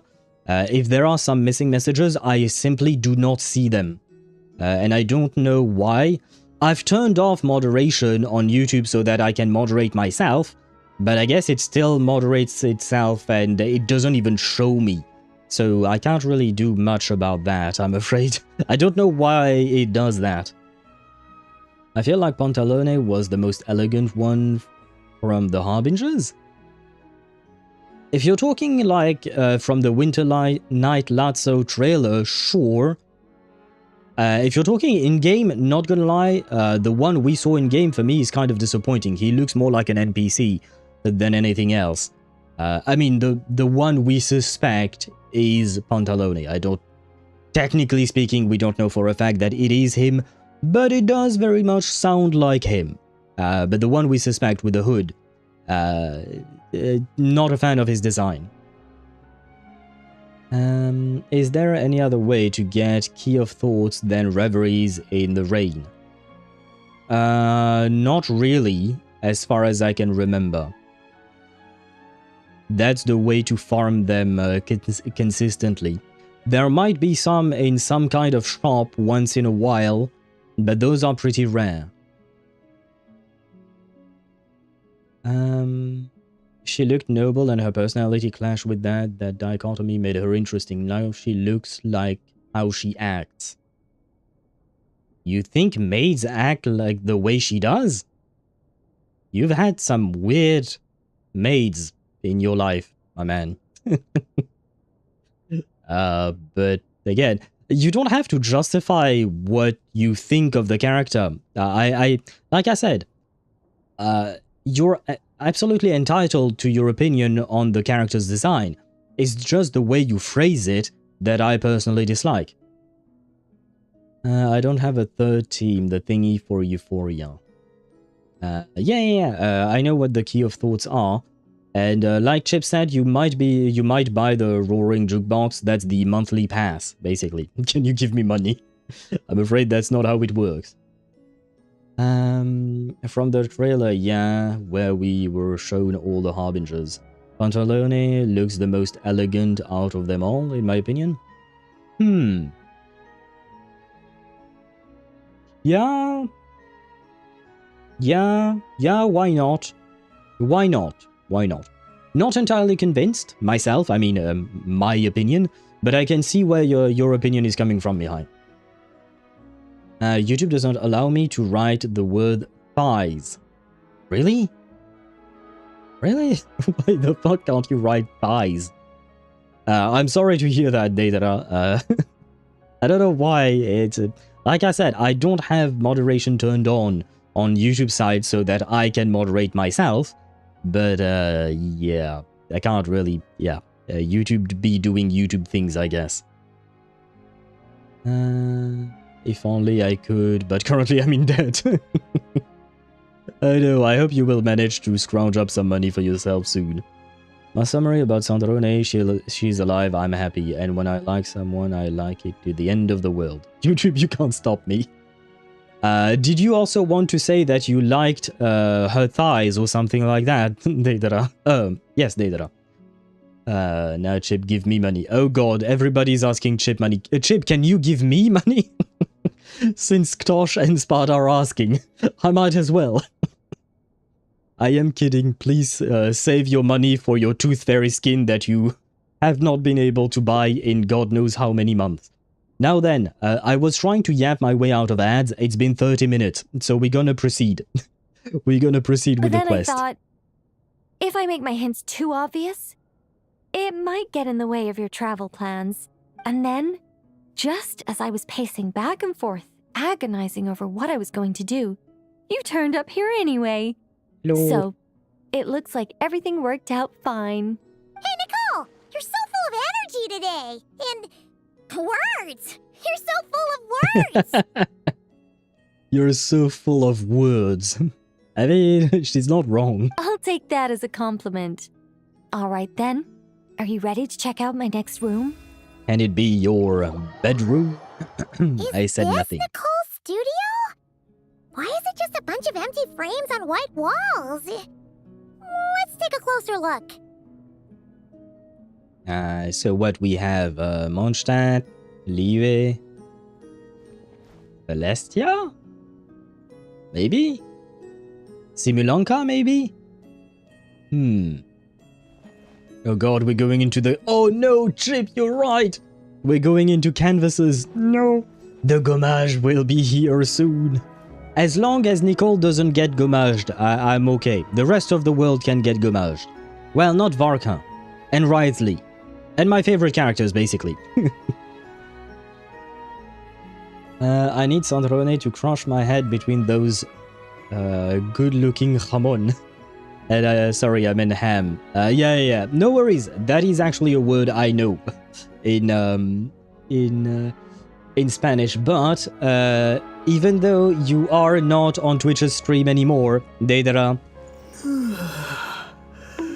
there you go. For that comment, you know you deserve that. Now hide the canvas from Aline. Ah, shit, she gonna get lost in it. We should... wait, no, we should also... what do you call that? Hide it from Clea. Otherwise, she gonna paint them damn Nevrons, you know? And I'm tired of fighting those damn Nevrons. Not gonna lie, I haven't seen a single normal enemy that could take all of the impromptu attacks. They all just die. Yep, that is the strength of impromptu, Tosh. Impromptu is a very strong archetype. Paimon almost had a heart attack being sucked in by a painting like that. Wait a sec. This place looks familiar. Oh, it's the table where the mages hold their tea parties. Chip, you were right. You were right. We are getting inside of the paintings. Oh no. Oh no. How could it be? And Ktosh, I saw your message, your translation. I want Cloran to crush me with her thighs. And, well, you know what that deserves, right? Just like Deidara. You get bonked. There you go. YouTube can't stop me. This is for the rebellion. I approve of your rebellion, Deidara. I'll change Nicole to JP and open a chest. I don't know if I have the JP voice pack, otherwise I might have to download it, which may or may not crash my stream because I don't think I have a limit on how fast Genshin can download, so I don't think I can try that. I'm unsure, and I don't really want to take the risk, but I'm gonna assume it's again about JP Nicole sounding very, very suspicious, right? I want Yaemiko to crush my head between her thighs, at least Bina bonk me. No, it's okay. It's okay, Mihai. It's okay. We can just wait for the cooldown to go away. I shouldn't... Why is there a cooldown for me, even? I don't know. Is there a way for me not to be bothered by the cooldowns I set up for you guys? Or something? I don't know. Maybe one day. Ah, there you go. LT_Mihai, and there you go. There you go. No, you get the good old bonk. You wrote the exact same thing. It wouldn't be fair to the others if you didn't get a proper bonk, Mihai. And slurp? What the fuck are you slurping, Sparta?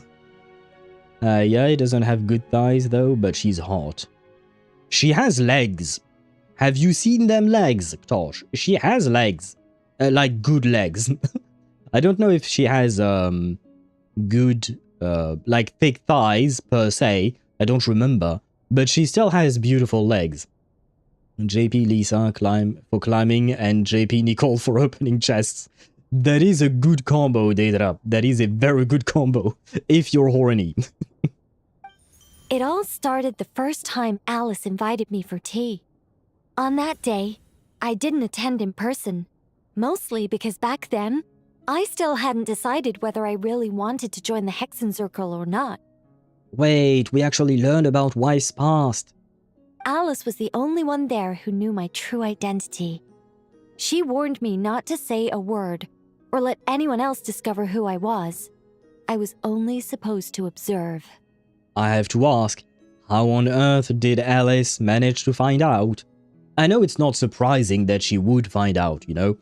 It is Alice after all, but, you know, I still have to question it. How exactly did she find out? Maybe one day we'll know. Fine, I'll do it myself. What will you do yourself? Find out whether Yaemiko has good thighs? Or do you mean like JP Lisa for climbing and JP Nicole for opening chests? Why not both? Why not both? The internet. Cloran's legs are superior? Probably. I would assume you're probably right, Sparta. I'd have to try and compare, but I would assume so. So Sparta, will you skip Sandrone? Ah, a good question from Deidara on YouTube side. Will you skip Sandrone because you dislike a new design?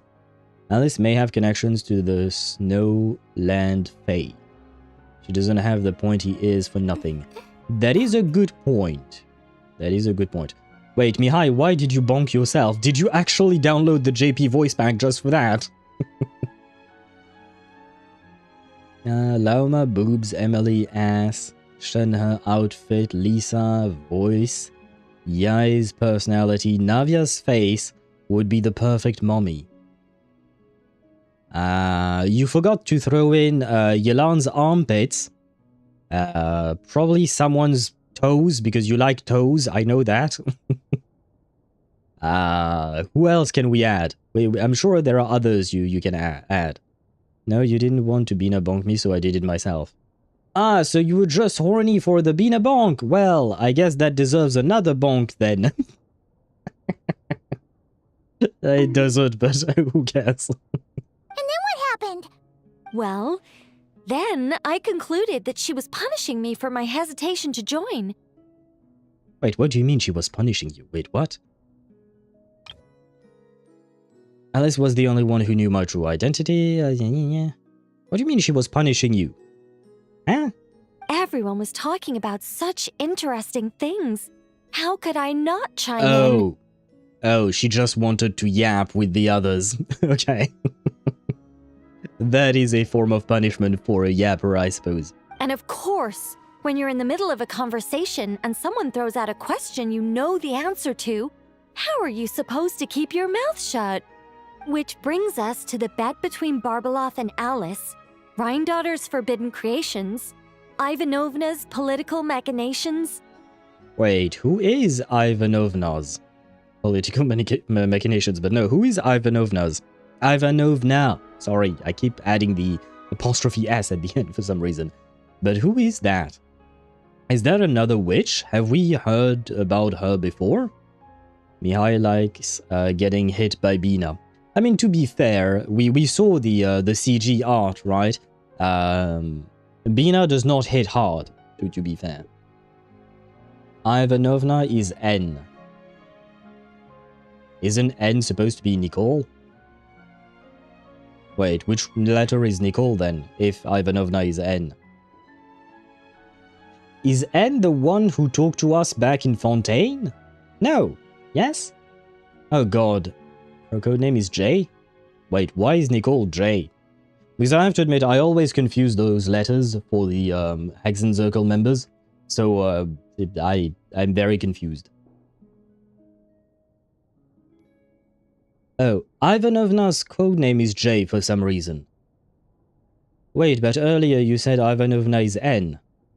I'm assuming maybe it was a oh yeah, J and N are close together on a keyboard. Never mind. Okay, I see. So Nicole is N. Okay, just so we're clear. Wait, no, you just wrote again. Ivanovna is N. Yona Ivanovna N, also known by her codename J. Was a member of the Hexen Circle. She was also the first mayor of Snezhnograd, having been appointed by the Tsaritsa. I see. Interesting. I mean, I had a feeling she was from Snezhnaya, to be honest, given the name. I feel like that wasn't too hard to... The N is part of her name. Oh, it's just like an initial at the end of her name for some fucking reason. Just like for some fucking reason her codename is J. Why isn't it just I? Well, I guess it would be confused with the letter I or the word I. See, this is why there is no reason for these codenames and whatnot. God damn it. Punishing Grey Raven. I kind of want to play Punishing Grey Raven one day. Or get, well, restart, I guess, just out of curiosity. Because I'm curious about Kuro Game's other, well, game. But time, as usual, is the problem. And Sparta, answer my question, man. Sparta! Sparta, we have a question. Will you skip the Sandrone or not?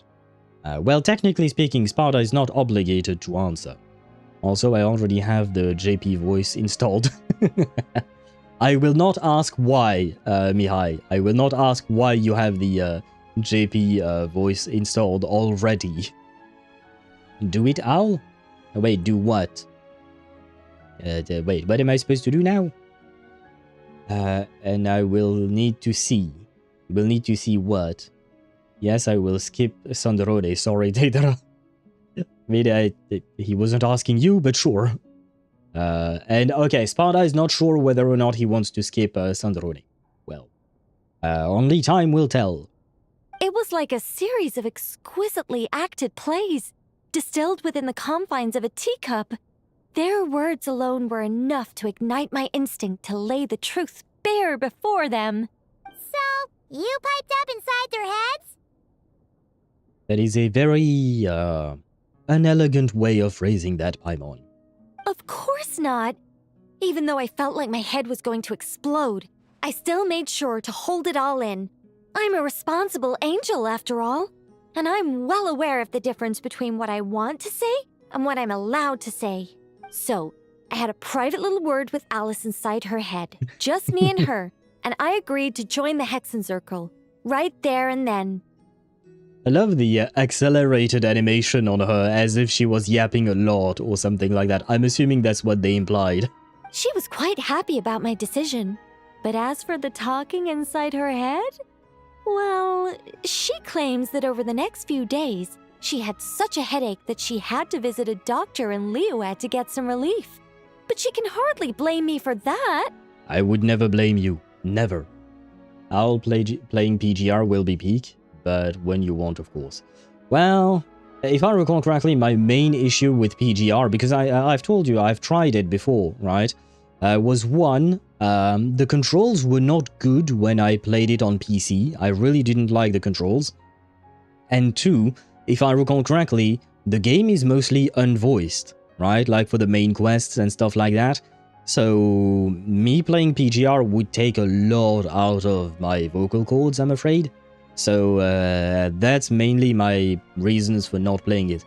There are other games that I actually wanted to try out, but unfortunately, because of the fact that they are not voiced, I can't stream them. I mean, I can always try them off stream, but even then, I do feel like voice acting brings so much to my enjoyment of a game.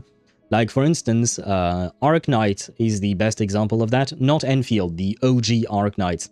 I've tried Arknights before. I've tried it for like a week or something like that, maybe a couple of weeks.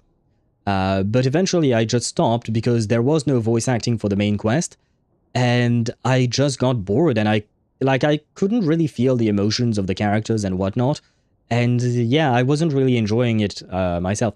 And on top of that, back when I played Arknights, the dailies would take forever, and I gave up on that. In the distant future, a stream for a month is enough. A stream for one stream a month? Why not? I mean, we also have the unvoiced quest lines in Reverse 1999 that I sometimes do. I can't do them all, so I have to cherry pick which ones I really want to do and which ones I like. But there is that to be done as well. Why not? We could try it whenever we find some time. It was back then the replay was going through Hall many times, unlike Reverse. Yeah, I mean, it wasn't really a replay function, honestly. I mean, it was a replay function, but it was the... Like, you still had to do it, not manually, but you still... I don't know how to phrase it, but it was very much unlike Reverse, that I definitely agree with you on, Chip. It was just bad. I'm sorry. It was just bad. It took me like 45 minutes to do my dailies in Arknights when I played. That's just way too much. Especially because the gameplay, honestly, was not really my cup of tea. There is that too. Like, there were several reasons for me stopping Arknights. But like, yeah, gameplay, but voice acting is also a big one. I genuinely love and appreciate hearing these characters speak and show their emotions and what they're thinking through their voice acting. And hello, Spaghetti's 8? Spaghetti's Fate? Height? Spaghetti's P height? May I call you Spaghetti? But hello to you and welcome to the stream. I hope you're doing well. Welcome in, welcome in. Thank you for the follow and welcome to our community. As we always say, we're weird, but we don't bite. And we're mostly nice, I promise. And yes, okay, I believe you said yes for me calling you spaghetti. That will make my life easier. But hello to you indeed. Maybe you can install it so you at least claim free characters whenever they give them. I need to purchase a new hard drive. Having Genshin Impact, Wuthering Waves, Honkai Star Rail, AFK Journey, Reverse 1999. Did I already say Honkai Star Rail? No, I think I did not. Zenless Zone 0, Baldur's Gate 3, Expedition 33, and Me-Side. I'm just throwing Me-Side out there. But having all 10 games installed on my poor SSD is already a bit too much, especially because I don't have only that on that SSD. I have other shit of mine on there. So yeah, that's a lot. Twitch says, we don't bite, we just nibble, lol. With consent. With consent.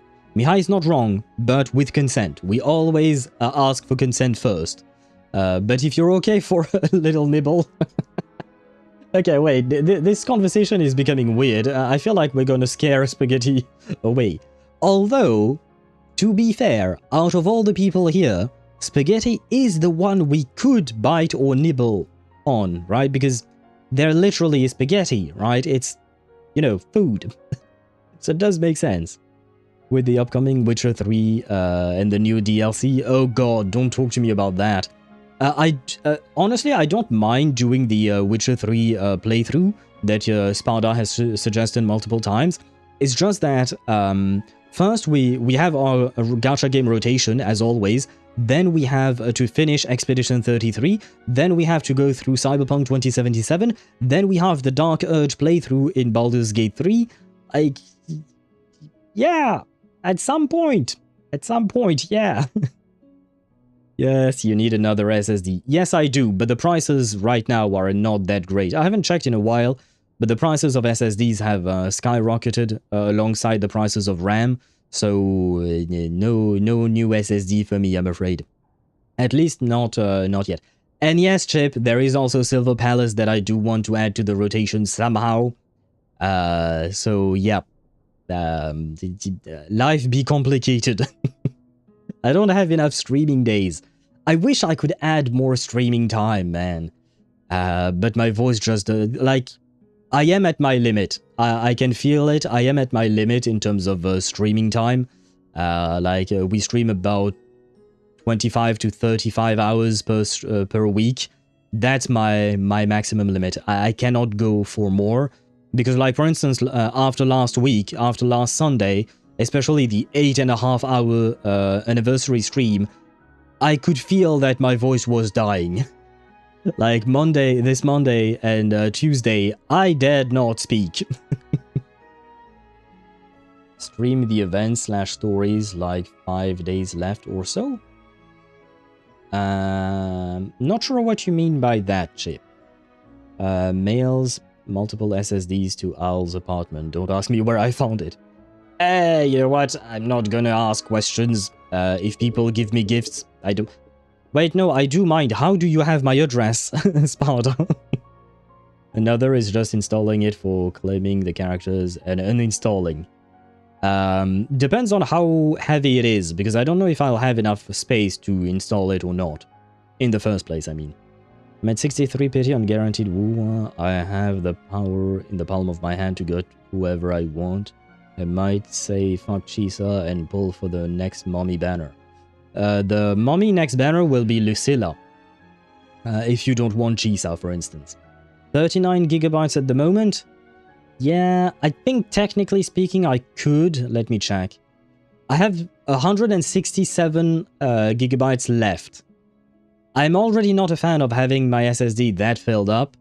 But, oh, it's kind of funny. I have 167 gigabytes left on my SSD, but the exact same amount on my HDD for some reason. Huh. Oh well. Anyway, time to move on, guys. How about we go look at the other frames? Paimon's starting to feel like she needs some relief, too. For a second there, I thought she was going to say, how about we explore this area later, or something like that. And I wasn't there to make your yapping worse. Well, I was there, but you get my point. Oh, you mean for the anniversary stream? No, the real problem with the anniversary stream, I mean, it wasn't exactly a problem. It's just that usually when we play games like a Genshin or whatnot, you know, during dialogue scenes, I don't yap, I yap between voice lines, right? So there is a part of the time where I just don't talk, and that's good because it allows me to have a break. But during the anniversary stream, we did not do any kind of story mission or anything like that, so there was no dialogue at all. So it was just straight up me for 8.5 hours talking non-stop. Alright, there were barely any moments of silence on the stream. So that's the thing that truly takes it out of me.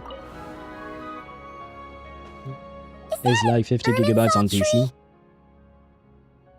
Wait, what? Isn't this just a branch of the Irminsul tree? Like everything, like every tree inside of a domain is actually connected to Irminsul, but it's not like directly Irminsul? Like it's not the Irminsul, you know what I mean? If I recall correctly, that is the lore, isn't it? About the trees inside of domains. Lucilla, yes, I hope she'll be a support for Hiyuki. I am willing to bet it will be the case. Again, I can't guarantee anything. The only way to guarantee that would be looking at leaks. But having a having a Glacio character come out right after Hiyuki is kind of like, come on, come on. We know how you operate, Kuro Games. We know how they do things, right? So I have a feeling that yes, Lucilla will most likely be a support of some kind, either sub DPS support or yeah, probably sub DPS support, I would say, for Hiyuki. Again, wait, Mihai, we'll have more answers this Friday. This Friday we'll have the Wuthering Wave stream, so we'll have more answers as to what Lucilla is exactly. I will try my best to be able to fit her kit inside of the usual video I make, but because of the fact that this patch, this live stream, they're probably going to talk about Lucy and Rebecca as well. I might not have enough time to yap about that specific, each and everyone's kits within that 3-minute video that I usually make. So I might have to make 2 videos, one for the patch in general and one specific for the kits. Kind of like what I did, I believe, for Honkai Star Rail's patch. Grab your axe, boys. We need to get rid of Harbintrundot. EXE, we need to delete Il Dottore. Well, I'm hoping there is another way, but we did have the theory that maybe the tree will be burning because we burn it ourselves, right? To delete Dottore, or something like that. 10 will be... Oh, wait. I love Santorone, but I will follow my code of pulling for now. 10 will be for Nicole and 10 for Lowen, and whatever happens, happens. I wish you good luck. Do you have a favorite, Deidara, out of these 3 characters, Santorone, Nicole, and Lowen? You should use Hydro here. To hydrate the tree? Is that what you mean, Ktosh? Even if she isn't, I will pull her. I don't care if she's another main DPS. She will be the 10th main DPS on my roster. Lucilla do be mommy, so we like Lucilla, right? And hello, Kumo. Welcome to the stream. I hope you're doing well. Are you going for Billy? No, I am not. In ZZZ, I'm in full saving mode. I have like over... I believe I have over 500 pulls saved. I am going for M6 Evelyn whenever she gets a rerun. I want my M6 Evelyn. At the current time, I have a 35% chance of getting my M6 Evelyn, according to one website I found. I will keep saving for her in order to get her M6 eventually, hopefully. OMG, will they explain the domains now? Maybe. I would enjoy having some lore about the domains within a voice quest, not gonna lie. Oh, this painting here? You're clearly no strangers to the white trees. But did you know that the first angel's betrayal happened beneath one of their very boughs? Sounds familiar, probably. Huh. Paimon's curious now. Well then, I guess it's finally time for me to tell you a tale of romance and horror. Oh-ho. Let me just think how best to protect the identity of those involved. No, there is no Alright, need to protect got anyone. Oh, sorry, I didn't mean to cut you off, my bad. I forgot that you had still that to say. No, don't protect anyone's identity. We need to know all the lore. Come on. You know everything. We need to know as well, please. I got 10 main DPSs, 3 or 4 supports, and 2 healers. Yeah, to be fair, we don't have that many healers to begin with, but yeah, you kind of need more supports or sub-DPSs, I think, Mihai. Had to spend all of my pulls for M0W1 Billy. What does her M6 do? Do you mean Evelyn? I've no idea. I checked a long time ago, but I don't remember. I'm not M6ing her because of what her constellations do. I'm M6ing her because she's my favorite character. Just like, I mean, honestly, I don't really care about constellations or eidolons or mindscapes or whatnot. I just do it because I love the character, basically. And I mean, at the end of the day, it is going to make the character stronger no matter what, right? Unless they really have shitty constellations or mindscapes or whatnot. But yeah, I don't really remember what her mindscapes do. I remember we talked about it on stream and we actually looked at her mindscapes at some point. We looked at them, but it's been a while, so I don't remember. And like I said, it's not, for me, it's not about what the mindscapes bring me. It's just the idea of maxing out the character and giving it everything I have, basically. And just looked, it's pretty good. If I recall correctly, yeah, like there were a couple of them that were really good. Like her M2, I think, was good, and obviously I feel like M6s, generally speaking, are quite good. But I don't remember the details of what they do. If I win now, I will have 67 wins and 67 losses. Well, did you win? Yes, you did! Oh god, Tosh, oh god. You managed to bring the cursed number into the stats. Ah, well, for that you shall be bonked. There you go. That is all that you deserve. But congratulations to you, Kumo, for your M0W1 Billy, even though apparently it took all of your pulls. I'm sorry that it did, but at least you managed to get him, right? So congratulations to you. I hope you have fun with him. He was relatively fun to play during the story, I will say. A long, long time ago, there was once a traveler who wandered among the stars. They were nothing like you, but that's not important right now. Well, give me all the details you can, please. One day, he traveled to a silver tree to visit the princess of the morning star. Before long, he started asking her about her kingdom's most forbidden secrets. Uh-huh. Because first she said that traveler was nothing like us. So I'm assuming maybe that means he wasn't nice? Because honestly, like, what kind of character trait does Ether have outside of just being nice? You know, he's nice enough, he's helpful, I guess. But yeah. Soter Voinen. Yes, I do believe that's who we are talking about right now. It's the guy who fell in love with an angel. I keep forgetting which one is which between Soter Voinen and Sarleinen. I believe Sar is the Tsaritsa's boyfriend, right? Whereas Soter is the angel's boyfriend, Koitar, right? I think. Missing his sister. That's not a personality trait, Kumo. But I guess, technically speaking, you're not wrong. He does speak about his sister. Whenever he actually speaks. Princess of the Morning Star could be referring to Koitar. Sare is the third, Soiter is the Voyager. Well, yeah, no, we know that this is about them. Because Nicole, sorry. Yes, Alice said, did you know that the first angel's betrayal happened beneath one of their very boughs, speaking of the trees? So she is talking to us about this Koitar business, basically. Can you try to redeem this code? Code name K? Sure. How do I do that? There. Wait, is it in Genshin, Chip, or which game is it on, by the way? Which game is it? Genshin, yes? Okay, let me see. There. Your current region is not eligible. Wait, I did not have the time to read. Wait. Eligible for the use of this coupon code. I just did it on their website, because you can also redeem codes on Genshin's website.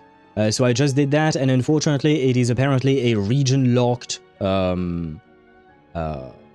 do you call that? A region-locked code. But I thank you for sharing. If there are other people from Asia, and you might be able to use that, that code, let me send it on YouTube side as well, although I believe that only Deidara is there on YouTube side. There you go. But just in case, if people from Asia want the code is codename K. Worked for me. Really, Tosh? Well, lucky you, I guess. Free 600. Yeah, I have a feeling he's trolling now, because yeah, 600. Had you said 60, I would have believed you. Genshin giving free 600 Primo Gems? Come on, we know what team development we're talking about here. We know what game. Ensalada and Souvenir. Wait, why are you called... Wait, Ensalada is Sarlenen, I think, right? Deidara? And Souvenir is who? Koitar? Does Koitar have a... Like, how do you say souvenir in Spanish? I guess. Oh no, you just mean Ensalada is Sarlenen and Souvenir is Voinen. Yeah, I give up on these names, man. I give up. Time to beat an entire Archon Quest has grown 10 times since the start of the game until now. Mondstadt takes 3.5 hours, leeway 7.5. Land, yeah, I mean, yeah, the story takes more and more time. And honestly, it's not to my dislike. I do enjoy these longer quests because it allows for more development. I genuinely like it. Why the fuck are we getting information on Souvenir before Ensalada? I will grab Deidara's nicknames for these guys. Oh, and by the way, I think I missed a message from Deidara. You prefer Sandrone. Sorry, I missed that earlier. I wish you good luck. I hope that you do manage to get Sandrone with that one 10 pull that you do on her banner. Oh, so it is indeed exclusive to Asia. Yeah, I believe so. But still, I do thank you for thinking of us and sharing the code with us. Their Finnish names, blame the Finns. Oh, well, yes, I absolutely blame them. Their names are not easy for me to say. Although, to be fair, I could say the same thing about Chinese names when I wasn't used to them. Nowadays, well, I'm not saying that I'm pronouncing them perfectly, far from it. But I have a better grasp at pronouncing Chinese names than I used to because I'm playing these Chinese games, right? If I were to play Finnish games, Finn games? If games from Finland... yeah, no, Finnish games, yeah. If I were to play Finnish games, I would probably be more accustomed to their names, but it is not the case. His words puzzled the princess. How could he possibly know of all these things forbidden by the gods? I do find this very suspicious of Soiter Voinen, Koitar's boyfriend. Like, bro drops by a planet, meets up with a cute girl, and the first thing he does is ask about her country's greatest and darkest secrets. And number one, how does he know? That is a good question. And number two, why on earth would he ask that? No? That is suspicious, I will say. And happy lurking to you, Chip, and if you fall asleep, then I wish you a good night, and a happy night dreaming of this twitching finch. I think this is a finch, probably. Sounds suspicious indeed, I will say. Relt_Mihai on Twitch says, I just did the most tactical 10 pull of my life, as you know. I'm saving on Ziz for Sunbringer. I just did a tactical 10 pull, which is my only 10 pull on Opry's banner, Zero Pity, and lost the 50-50 now. I'm on a guaranteed for Sunbringer. Will you be able to save that guaranteed until Sunbringer though, Mihai? Because like I said, I don't think Sunbringer is going to become playable anytime soon. Like for me, she would either be at the very beginning of the 3.x series, but we know for a fact that's not the case because we get Velina and Norma, or she would be towards the end, probably, which would be in a while. Like maybe not the epilogue part, but like, you know, the maybe 3.5 or something like that. What if Soitor was the same species as Fanes? Could be, but then it would go against... Or do you mean maybe the same species as the Traveler? Because I feel like the current theory that people have that Fanes might be the AI from our ship, of the Traveler's ship, I feel like it stands to reason, like it makes some sense. But maybe Soitor was also some kind of AI, to be fair. Because we're not talking about like typical robots that we see in most movies and whatnot. We're talking about hyper-complex AIs in this case, if it were truly the case, right? But that is a possibility. Still, you have to ask, why would he ask that, right? Of that angel. Unless he was spying from for Fanes, but then why would Fanes punish the angels? I guess maybe it could have been a test from Fanes to see if the angels would betray him. Because we know he was supposed to be paranoid, right? We know he was supposed to be paranoid, according to the Moon Sisters. So it could have been some kind of a test from him. That is a possibility. Either way, it is very, very suspicious, that's for sure. It's a trap. If Fanes is our ship's AI, it has good taste in women. It does. It definitely does. And I mean, look at the Traveler. He also has good taste in women. Look at all the beautiful women he's surrounded with, right? I think the Traveler might have coded the AI right. This is how you code AI, guys. Same species, Fanes and Soitor same species, Traveler is a bit different. Why would you make a distinction between the two of them? Unless you're not subscribing to the idea that Fanes is the AI of the ship, and then you think that he's just a random dude who came from a different world entirely. And maybe then Soitor came from that same planet as Fanes, and then there is no connection whatsoever between Fanes and the Traveler as far as we know, unless they're all three of them are from the same planet, somehow. Souvenir sus. Yeah, I do find it very suspicious. I feel like right now we're kind of throwing shit at the wall and see what sticks, you know? Because we're lacking a lot of information in on that specific subject. Nicole is being purposefully vague, I would assume. Maybe she's going to tell us more later down the line. But I will say I am extremely happy that we're getting a voiced quest with that kind of information, because that kind of information, in my opinion, is extremely important to the lore and to understanding what happened on Teyvat and why is Teyvat the way it is right now. So I'm really happy that they're finally moving on from putting details into readables, collectibles, and whatnot. I mean, they still do, but, you know, bringing them to voiced quest is a big step. One of my favorite Genshin theories is that the last owner of the House of the Heart, Mother, was actually the 10th Harbinger, and that's why in the present the seat is empty, which could also explain why she was so weak against Child Arlecchino, since Harbinger's numbers means how strong they are. Well, minor corrections there, but number one, the Harbinger's numbers are not about their physical strength, it's their overall power. Because, like, Pantalone, for instance, is higher level than Child, but I think that in a physical fight, Child would probably win. Pantalone in this quest, I mean, again, I'm assuming the hooded guy is Pantalone, he himself said that he's not really a fighter, so there is that to take into account. As for Krukabena, I don't know what number she occupied, but I think that Arlecchino just took her place. Perhaps not the same number, maybe Arlecchino's number changed with that, but I think she just took Krukabena's place.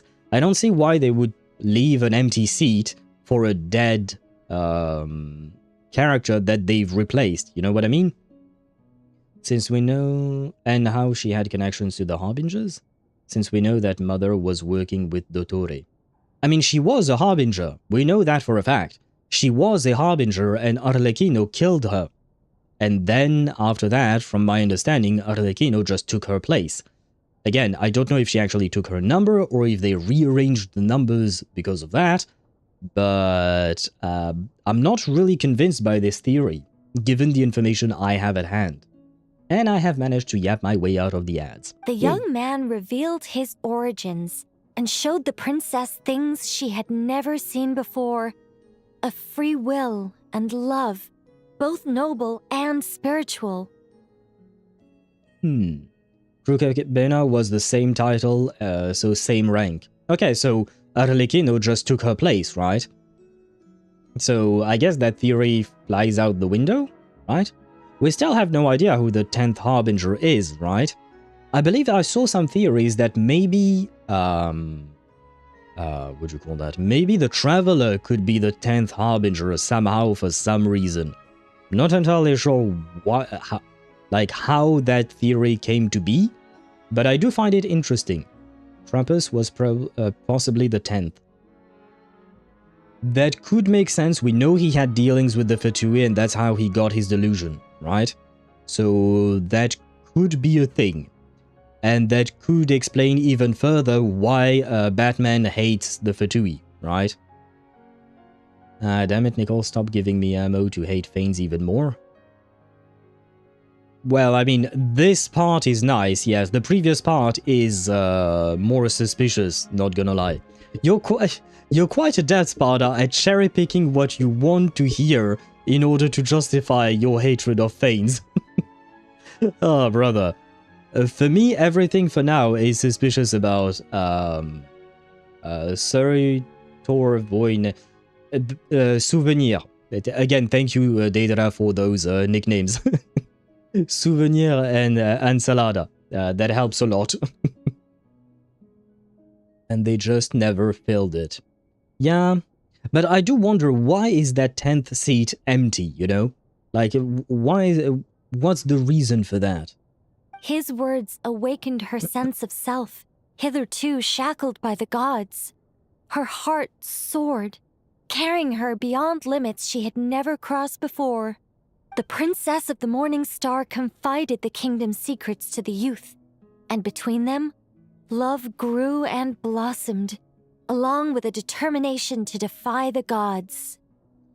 Defying the gods, why not? But again, I have to ask, why would he ask about her secrets, you know, or her country's secrets and whatnot?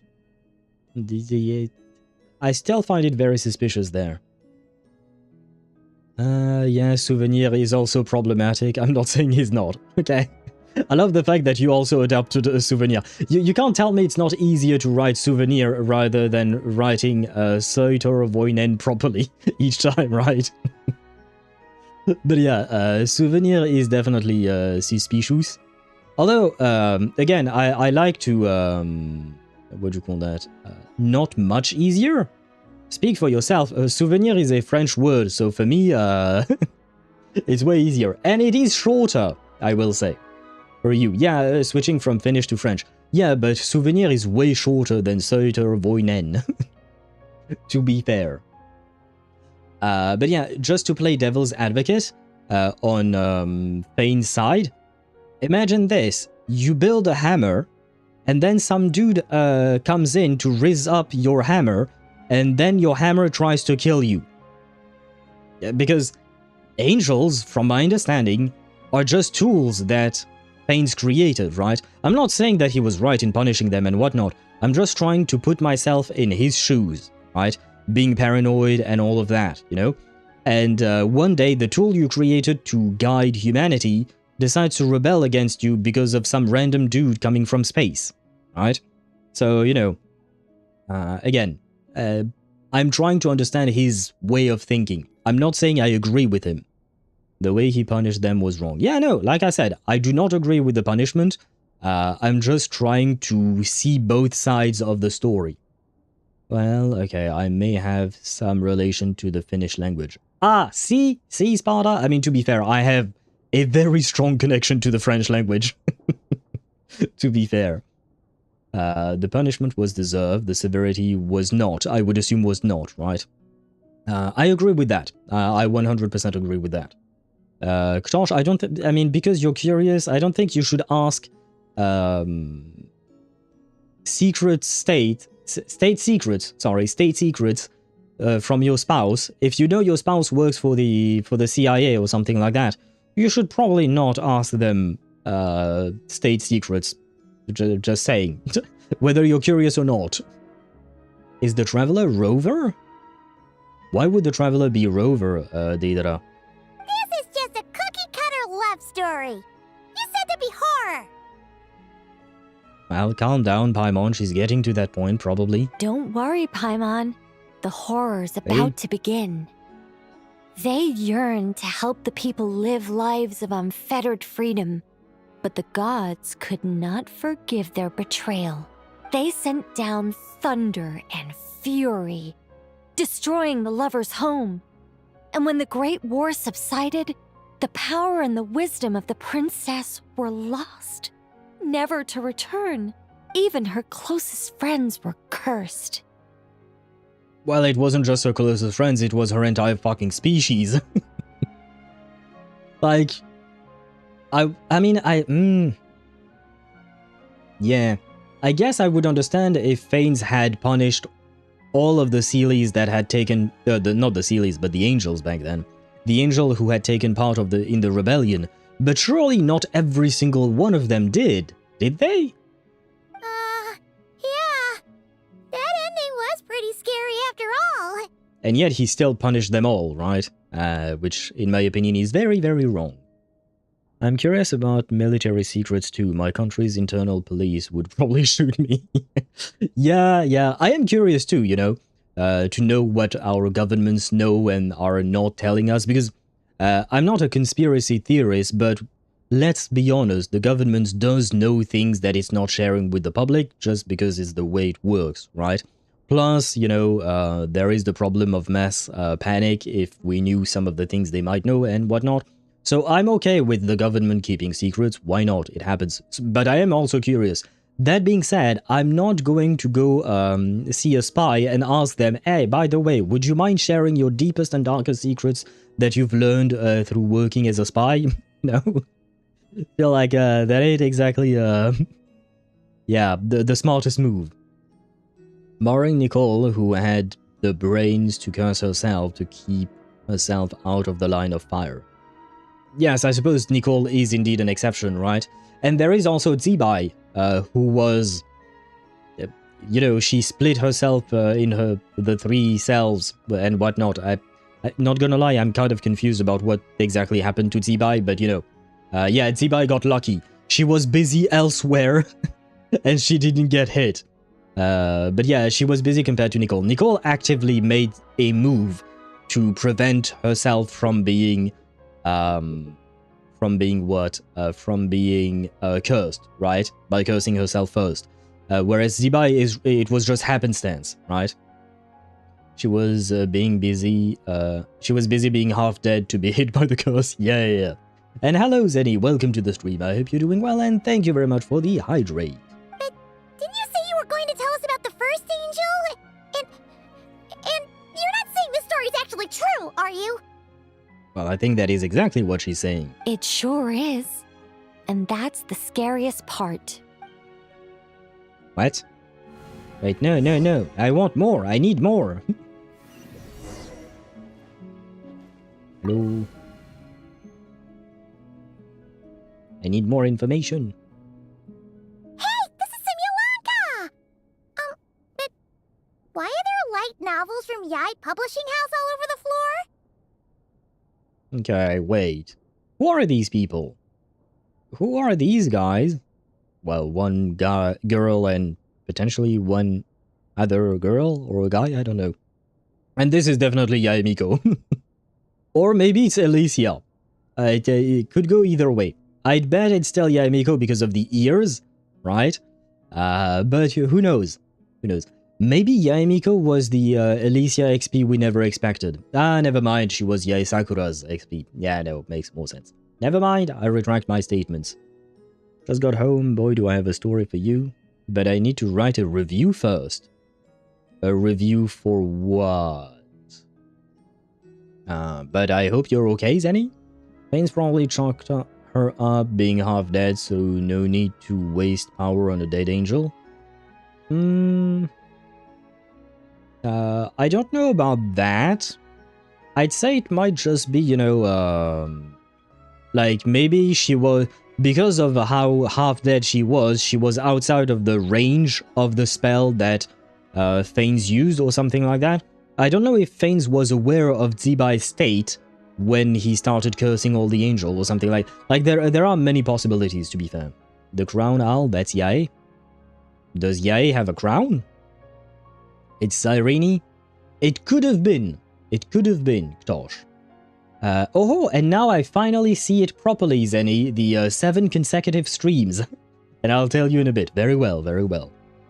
So Long Gone happened before the War of Funerary Flames? I'm not sure what the question is. The angel part, I don't know which came first. Do you know, Sparta, by any chance? Did the War of Funerary Flames happen first? Like the war between Nibelung, if I recall correctly, that's the war between Nibelung and Thanes. Like, which one happened first? The angel being cursed, or Nibelung? I believe, and he insists on believe, the rebellion was before Nibelung came back to Rakshop. Like right before. Okay, okay. Very well. I don't know for a fact, and Sparta seems to think that it is the case, but we'll have to wait further evidence to say one way or another. Thane's nailed to Long Gone? Oh, you mean Zibai's place? Ah, brother. I don't remember when that happened in the timeline, not gonna lie. I wonder what Salvindagnir did to be punished too. Do you know, Sparta? Shit. I don't remember. I don't remember what they did, no. I think we know, I just don't remember. That right before would have been a year or millennia in between the two events. Yeah, I see what you mean. I understand what you mean. Like, it didn't happen like right the second before. There might have been some time and we don't know exactly how much, but those are the only two events. Like, we don't know of a third event that happened between the two, right?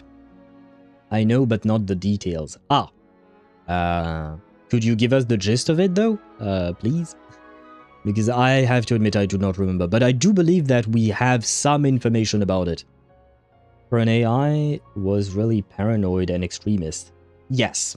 Yes, 100% yes. Thanes. Thanes is definitely very, very, well, paranoid, that was the word used by the Moon Sisters. Extremist, that's what we judge him as, given the extreme measures he's taking to, quote-unquote, protect Teyvat. Although we don't know exactly if he's just trying to protect Teyvat or protect his own rule and his own power. We don't know why he did the things he did, but he definitely used some very extreme measures, way too extreme. Well, on the subject of my literary enlightenment, my greatest inspiration of all is none other than Lady Anya herself.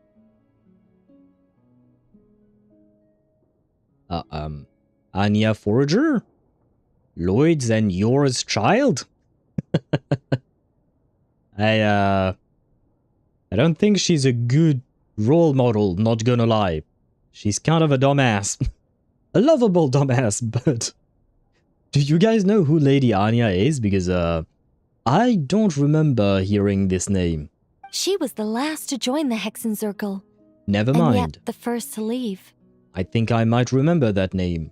Maybe. I think they might have mentioned it before. If Fanes is AI, of course. I mean, whether Fanes is AI or not, he was definitely paranoid according to the Moon Sisters, and I think we can all agree in the fact that his measures were quite extreme, right? His measures were definitely quite extreme, whether AI or not. But I suppose it compounds on the fact that if he was an AI, that means he has some kind of capacity for emotions and very complex ones, and he can even be pushed out of rationality, which is usually the trait that we associate with AIs, right? Anya, show your face. I don't think she will today. Basically, Salvindagnir did something unspecific, we weren't told, that caused them to be nailed. But they had a priestess who could see the future. Yeah, but that didn't help them, did they? That didn't really help them. Anya Marie Anders' daughter. Oh, right, Anders' daughter. I'm more used to that last name than I am about Anya. Or cold-blooded. A motionless machine. Oh, you're right, Yeah. I mean, the emotionless part does contradict the paranoid part. You can't be paranoid and emotionless, because paranoia stems from fear, and fear is an emotion, right? But I suppose maybe he's very detached from his own creations, or something like that. I loved all of her stories. Whether it was just an idea, or a fully fleshed out manuscript, Anya was always so skilled at making her readers gasp with joy. Hexenzirkel discussions rarely stray far from magic, and it's my belief that Anya possessed a unique magic of her own. She could weave love and compassion into words and stories that would touch the hearts of others. I asked her for tips on how to write compelling tales. She taught me a lot of tricks and techniques, but in the end, my biggest enemy has always been myself. Too lazy to put pen to paper? That's one way of putting it. Communicating through thought is so much more convenient. You're not wrong. I guess even angels can succumb to laziness. It's okay, I still love you. However, recently I've resolved to make an effort, even if it's just to spare myself reproaches from a certain old Seelie friend of mine. Who might that be? Ooh! Does that mean we're finally gonna get to read something you've written? Who said anything about writing? I'm talking about buying popular works from the last few centuries to flip through in my spare time. So basically she's just lazing around even more. I mean, I guess she's writing, right? At least she's writing. She's not writing, she's reading, sorry.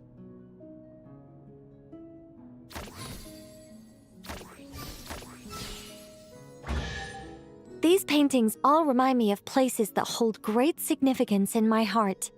And now, the studio has been fully restored. Yay! All right, go ahead and claim our reward. What? Don't look at me like that. Of course this reward is ours. Is she a communist? Is she a communist? No, of course it is ours. What is yours is mine, and what is mine is yours, Nicole. We shall share everything. You're not going to leave this chest unopened, are you? I can't let you leave if you do. Besides, after telling you so many stories, don't I deserve a reward of my own? Oh, I will reward you, Nicole, with whatever you may ask of me, including opening a chest, of course. And no, I did not have any kind of dirty thoughts. That is absolutely not true. Raw logic can manifest as paranoia.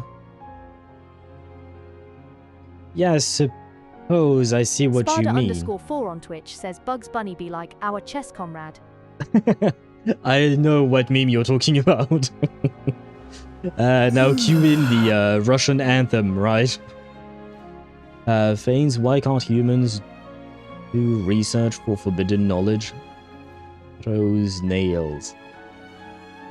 Well, if I'm not mistaken, if I understand it right, the problem with forbidden knowledge is that it has a tendency to corrupt.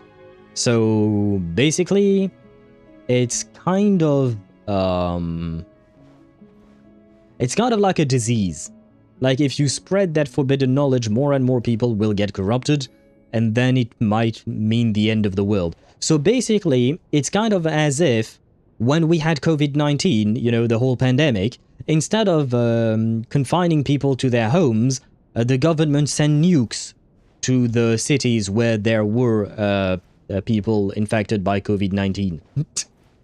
Which is a bit extreme, not gonna lie. I would not be happy if during the whole pandemic the government was sending nukes, you know? It's, yeah. It's not exactly great, right? Is it? Soviet anthem. Yeah, you're right about that correction there, Sparta. Thing is, there is a hypothesis that forbidden knowledge is not necessarily abyssal knowledge. My guess is, and this is a guess, I insist on that, if forbidden knowledge is not abyssal knowledge, maybe it might lead to abyssal knowledge. You know, kind of like Polka Kakamond killing people before they can become a knowledge singularity or something like that.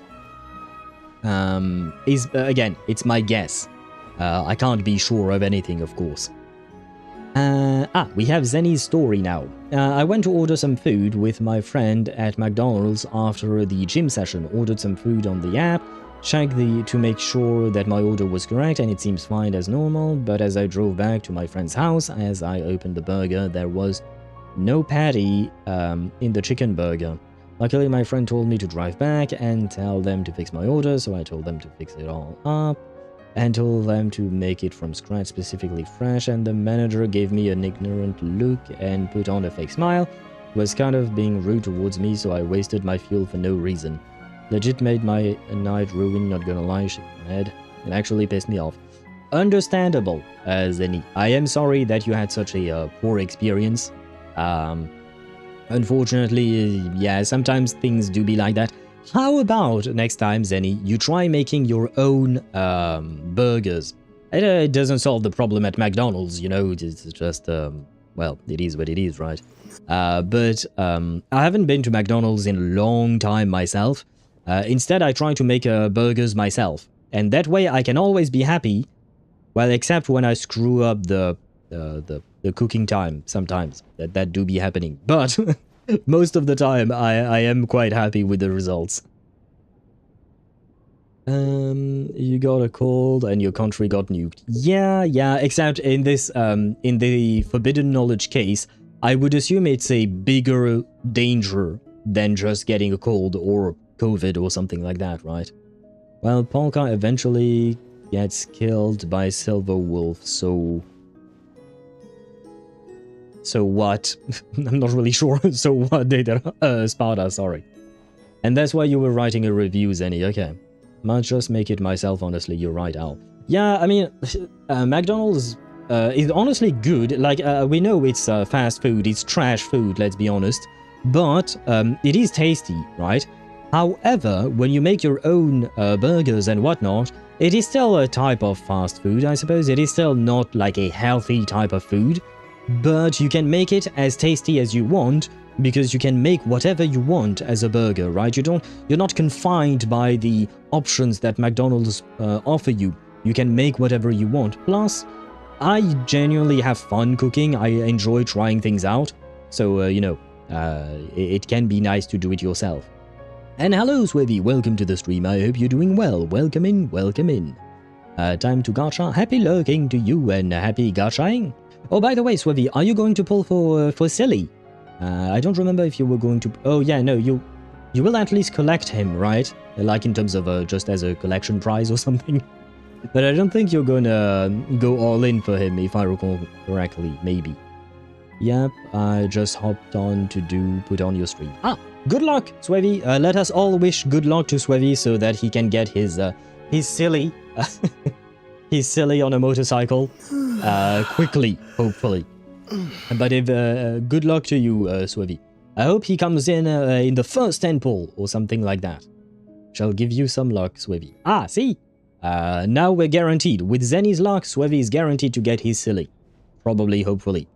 For legal reasons, this is just a joke. We're trying to learn how to make pemmican. pan. I don't know what that is. Lacking 7 kilograms of beef, a blender and stuff. 7 kilograms of beef? That's a lot, my man. That's expensive. A happy story all wrapped up. See you next time. No, I want to see you again. See, I can see you again. Come to think of it, this Mage's Lodge holds a special significance for me, too. A painting within a house within a painting, worlds within worlds. Fascinating, isn't it?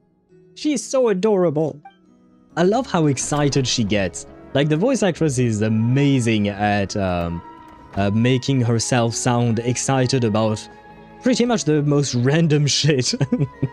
Like, as a player, you know. But yeah, I can't explore anything more, right?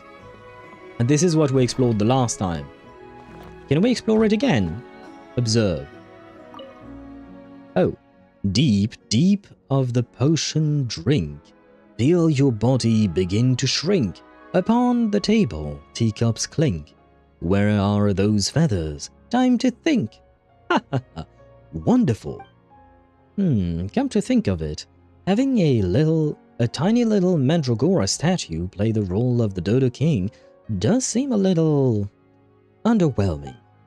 Oh, I should carve a few more when I get a chance. If people really do come over to play, it'll make things a whole lot livelier. Oh, she's thinking of people coming here to play. I hope that plenty of people are coming in to play. Can I observe shit here? Ah, yes, I can. Everyone seems to be so busy lately. It's been ages since we last got together. Steady the candlesticks, brew a steaming pot of tea, and let the Dodocos enjoy this happy gathering in our stead. Oh, the Dodocos do be very cute, not gonna lie. They do be very cute. Can I observe here? No. No. No. And we already do. I love you, Nicole. Goodbye. Time for us to start the quest. It's been 2 hours and 30 minutes already, and we still haven't started the Archon Quest. Well, continued is what I mean to say. But you know what I mean. What is this thing, by the way? Oh shit, that's the event story. Right, I only started the event story to, well, do the event, get the polls, and then I kinda fucked off. Do I have... Oh no, I'm so close, yet so far. Oh no. Sad. You as Nicole's romantic partner in Snezhnaya after defeating a local legend and founding an extra luxurious chest.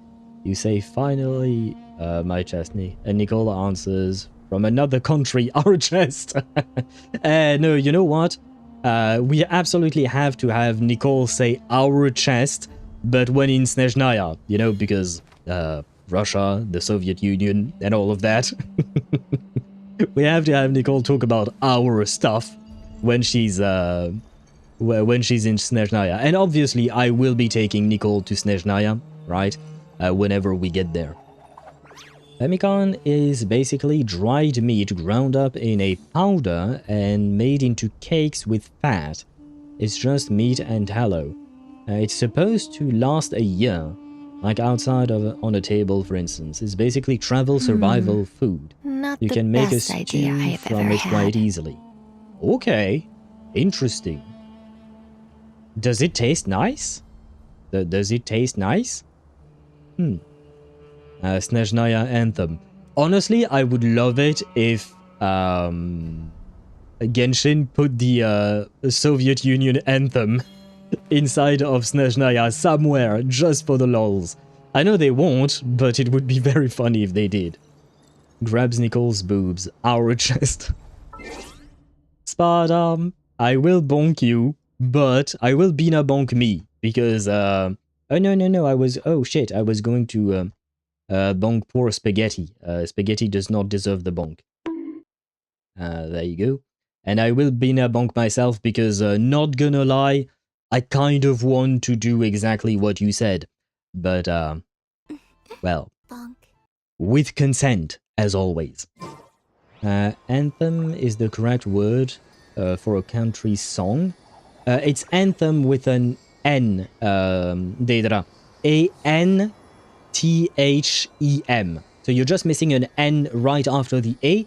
but it is the correct word for the national song of a country.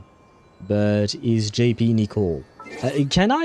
Let me check. Let me check. I don't know that I can, because I know I have downloaded. Wait. Oh, languages. I had downloaded the JP voice pack when we did the Nahida quest line. Oh, I do have it. Right, because like I said, we did download it for Nahida's quest. We did download it for Nahida's quest, you know, back when there were major voice actor issues. And wait, you said no, not ascension limit. Wait, oh, profile, voiceover. Opening a treasure chest, right?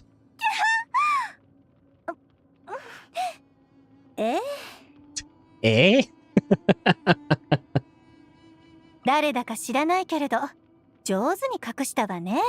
Okay, this one is normal.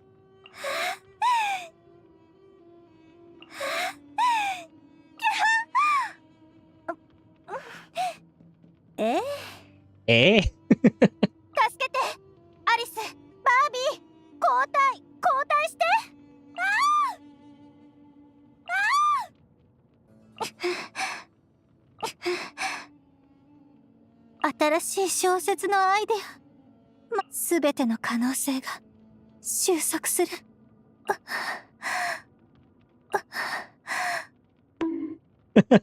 Wait, why am I getting bonked? This was Deidara's idea.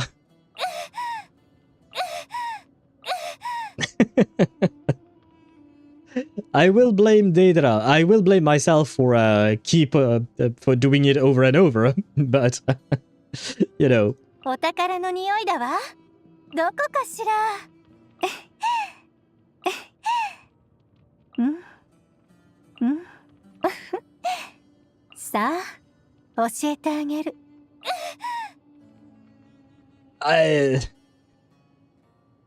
What is wrong with this woman?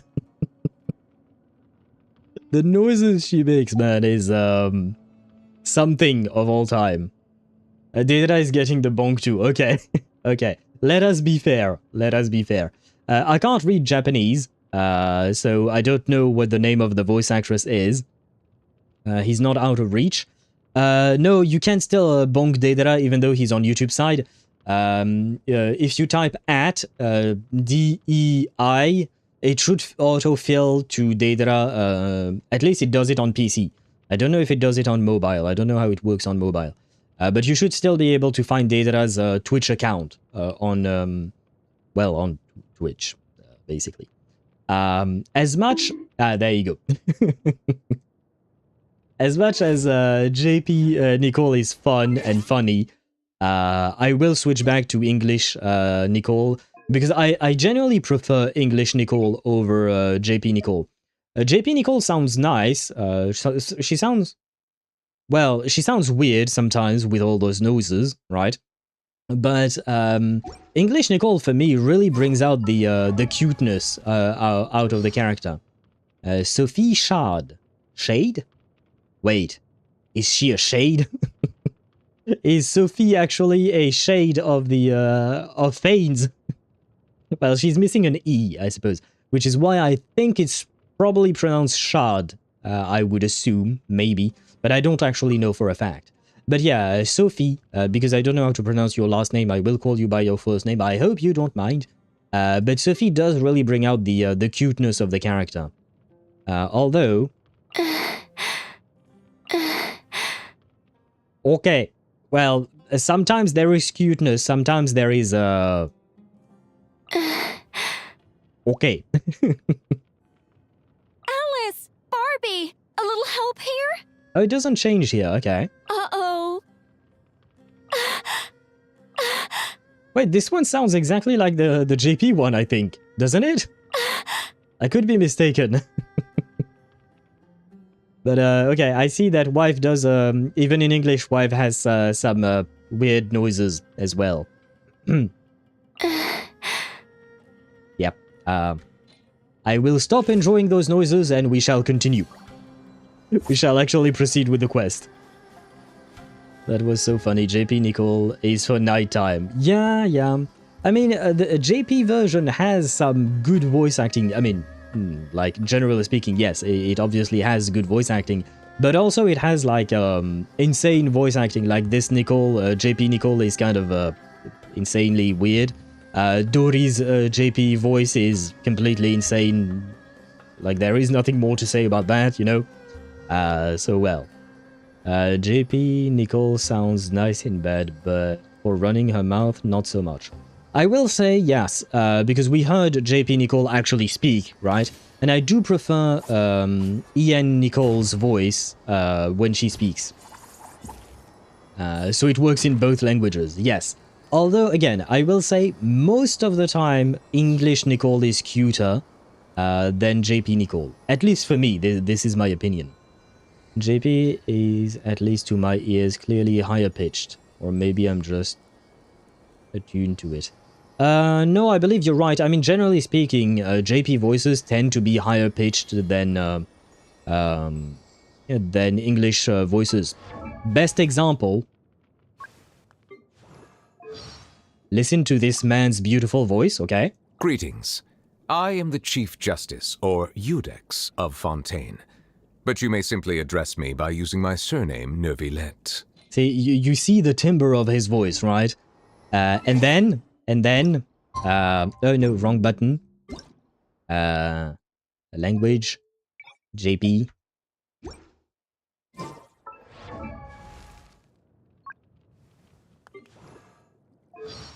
Voiceover. ごきげんよう。私はフォンテーヌの最高審判官。私を呼ぶ際は、聖であるヌビレットを使ってくれ。Yeah. As you can see, definitely higher pitched, sounds way younger as well. But that's usually how JP voices go, right? First Colombina? You wanna hear Colombina? Colombina. クータル。月神。好きに呼んでいいよ。いろんな名前で呼ばれることには慣れてるから。もし君が望むのなら、月の祝福を授けてあげる。She sounds more or less how I expected her to sound, not gonna lie. In JP. That was more or less the type of voice that I was expecting from her. There, and English. There you go. JP... Oh, Neuvillette in EN for combat smashes you through a boulder. JP Neuvillette slaps you with a glove. Yeah, you could see it like that. Yeah, it's a good description there. Varka was the man with so many weird noises. Not Colombina was the first one in doing weird noises. She does have a lot of weird noises, that is true, for Colombina. Baby sounds half fucking asleep in JP. Yeah, but I mean, I feel like that's the kind of character that she would be portrayed as in JP. I've heard voices like hers many times in anime. Ask? Just a human who's lost her voice. But you are much more than a human to me. You are an angel! And I'm not talking about the species. I'm talking about what you represent in my heart. Now then, enough yapping. We have a quest to finish, guys. Where were we at? Right, we need to talk to our yaoi boys. Yaoi boys, how are you doing? Are you still bickering? Did you make up? Did you have sex? Are you okay? Hello? To what extent we can implement the final plan depends on how successfully the Akasha can be modified and configured. And to make sure the configuration works, Aru will also need some further optimization. Oh, right, we don't really know the entirety of the plan, right? We only know parts of the plan, as players, I mean, because they skipped some explanations. So I'm assuming that some of the things will be revealed during the grand finale, right? There might be some surprises that the game wants us to, well, wants to keep under wraps for now. The only JP voice I feel bad for missing is Sparkle and Sparksy. I don't know why, but I love that JP high-pitched voice. I don't. You know, you've heard me say it before, Deidra. I mean, I don't remember Sparkle's voice herself, the JP voice, I mean. I don't think I've ever heard it.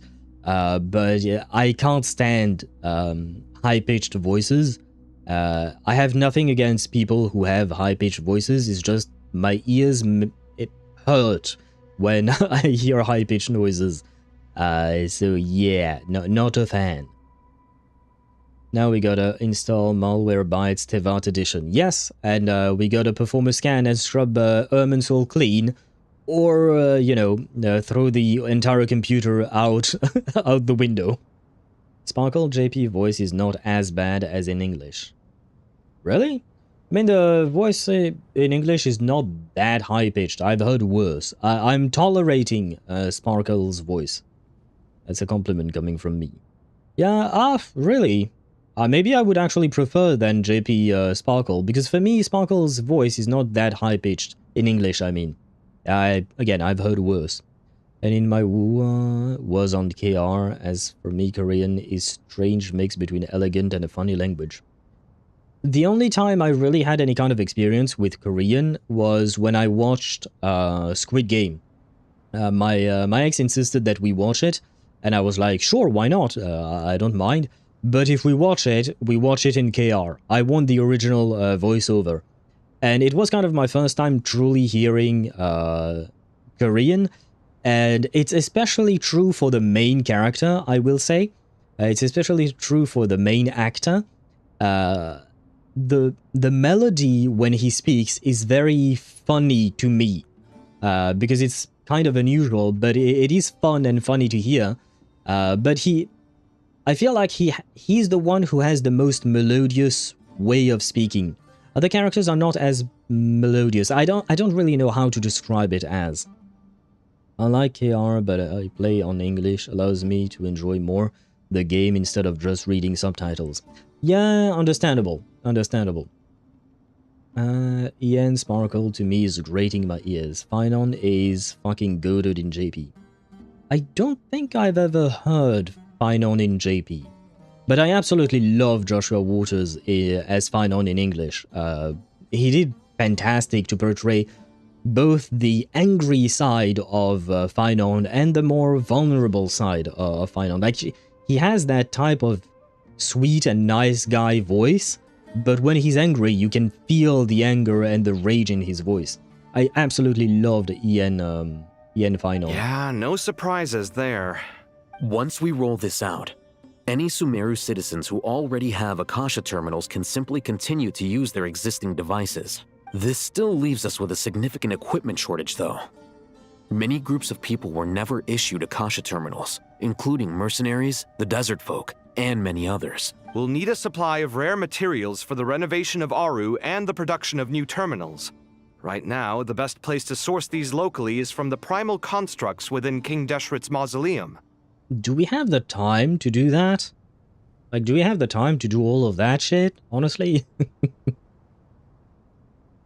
Joshua earned the title of Kevin. Yeah, honestly, I mean, we've never heard him voice the actual Kevin, right, in Honkai Impact 3rd. I wish Honkai Impact 3rd had English voice acting, honestly. It would be amazing. But yeah, he's the definitive Kevin. And if Fanes turns out to be Kevin XP, I want Joshua Waters to voice him. Please, for the love of God. You've already hired him once, at least, for Finon. Twice for that voice line NPC in Nicole's trailer, right? You can hire him more, HoYoVerse. Please, for the love of God. Hire him more. We need him. Wait, didn't we shut down the Akasha? Well, Nahida shut down the Akasha at the end of the Sumeru Archon Quest, but right now we're trying to, not exactly reactivate it, but we are using it in some way to connect it to the Aru place thing, in order to lessen the burden of Nahida when she connects to Irminsul to deal with the issue within Irminsul. I think that's how I understand it, at least for now. I never thought I will go so fond of English VAs. I have to admit, Honkai Impact 3rd is on the decline. They had their chances with Part 2 to voice their game and add more languages. Yeah. I don't think they ever will, unfortunately, which is too bad, honestly, but it would require quite a lot of work. Because keep in mind that they have to hire different voice actors for hundreds upon hundreds of hours of voice recording. That is a lot of work, a lot of time, and a lot of money, to be fair. Though I guess, I suppose, HoYoVerse as a whole could probably, probably has that money. Does Honkai Impact 3's team have the budget for it? That I don't know, right? I thought Nahida ripped that shit apart, not just press the power button. I don't think she ripped it apart, because that's not my understanding of everything that we've been through so far. Yeah, Honkai Impact 3 is unfortunately dying, Part 2 is ending and stuff. Yeah. I mean, to be fair, the game has had a good run, right? 10 plus years, right? It has had a good run, but at the end of the day, at some point, stories will become stale, which is why they should be given a proper ending, right? At least, like, Part 1 had a proper ending and it was nice and all of that, right? At the very least. Don't know how much life it still has left in the game. That remains to be seen, right? Pulls went pretty good, got the Wenjin around 50 pulls. Again, your Wenjin pulls tend to be quite good. First copy was at 60, second copy was 40. Lost the 50-50 to Rina. Last copy came at 70, actually. Pulls went really well. Yeah, 2 50-50 wins, relatively early. Yeah, I'd say that those are some good pulls you got there, Swivy. Congratulations on your, well, now it's an M2W0. No, yes, it's W1. Yes, M2W1. Silly. I hope you have fun with your Silly. Wait, who do you play with Silly, by the way? What are his teams? He's a Rupture agent, so Lucia, I guess? And who else? Lucia Dial-In. I forgot about Dial-In. Yay. Makes sense. That does make sense. Okay. Well, I hope you have fun with the three of them. Hopefully he can reach that 60,000 points in Deadly Assault. The game mode I kind of gave up on. Budget is Paninhu and Polkra. Huh. Is that even good? Is that even good? Paninhu and Polkra? I mean, it is the budget version. But how far below is it compared to the premium units, I mean? Meanwhile, Kuro with PGR voicing their game and stories, not the early ones sadly, but futures. That's at least progress, you know? At least that's progress. Should reach 25 to 30k. Okay, okay. And got 65k on Chongus's bum brother. You don't have to be mean to Sobek's owner. What was his name again? It is Ye. Ye something. Ye Shi Yuan? Maybe? Ye Shi Yuan. Shi Yuan. Yes, okay. I got it, more or less. Yeah. At least I had the Ye part, okay? But Ye Shi Yuan, okay. And Ye Shung Wang. Ah, God. Yeah, never mind. Chinese names are not that much easier than Finnish names. Honestly. But I see, 65k, goddamn. I've never reached that, man. Maybe one day when I have my M6 Evelyn, I can reach 65k or something. And even then, I feel like by the time I get my M6 Evelyn, she would have gotten power crab to the point where I couldn't get... Oh, no, come on. I feel... No. I should not be defeatist like that. I should not be pessimistic. I think I should be able, still be able to reach very, very high score with her. She's still very strong. Where was I at? Love you, Kuro. Love Kuro indeed. Kuro has some issues, but they do some good work as well. I mean, to be fair, all of these games have some major issues sometimes, but they do provide a quality game at the end of the day. Glassless Ye. What do you mean glassless Ye? Bro should have kept himself without the glasses. Oh, right, I forgot you preferred the alternate version of Ye Shiwan. Forgot about that. The fact he wouldn't be able to see shit is another problem, but style points. Yeah, but then he might hit innocent people accidentally. Let's go. I got... Oh no, I did. Stygian Onslaught on Menacing for all bosses. Congratulations, Zenny. Which one is Menacing? That's the 4th difficulty, right? And then you have Fearless, and then you have Whale Territory, right? I think. If I recall correctly. Probably. But congratulations to you, Zenny. Time is not on our side here. It's gonna be a race against the clock. The Aru merge and renovation project will have to be carried out by you two. Everything's riding on this, so failure is not an option. Best of luck to you both. Thank you. As discussed, General Mahamatra Sino and Mr. Hat Guy will source the required materials. Mr. Sethos is quite familiar with the layout of King Deshret's mausoleum. With him accompanying them, things should go quite smoothly. I have every confidence. In the meantime, we may as well take a breather. Makes sense. There's not much we can do until the materials arrive. Get information and stay close. What is this, boot camp? Knock it off.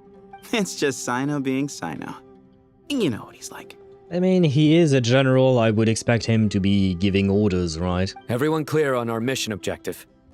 Look at the excess primal constructs, dismantle them, and extract the required materials. Yeah, basically just beat the shit out of them, right? And King Deshret's 7 pillars agreed to this? If they're just sitting there doing nothing, we might as well put them to use. Thoth's words, not mine. It is not wrong. What the actual fuck? You want me to play Sino, Sethos, and Wanderer? What kind of a team is that? I have 3 main DPSs in the team. It kinda sorta... No, it doesn't. No, it doesn't, Sparta. All 3 of them want to be on field. It doesn't work. None of them have, what do you call that? Have, off-field capabilities. Yes, this team doesn't help, honestly. Spam Wanderer?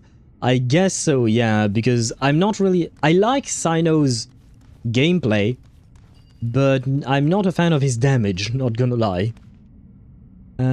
This week my luck on Wuwa has been insanely good. Somehow I managed to get both Denia and Chisa plus both their weapons, so I'm gonna not jinx it and be clueless as ever. Zenny, will you pull for Lucilla, Lucy, and... Well, you don't need to pull for Rebecca, but you might want to pull for her weapon, maybe?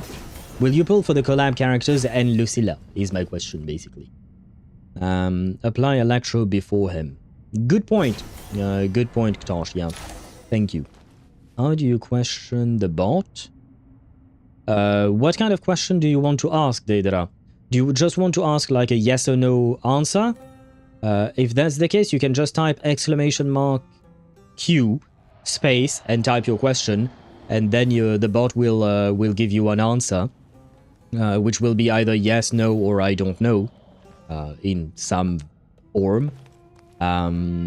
If you want the list of commands, you can type !commands or !CMDS, I believe.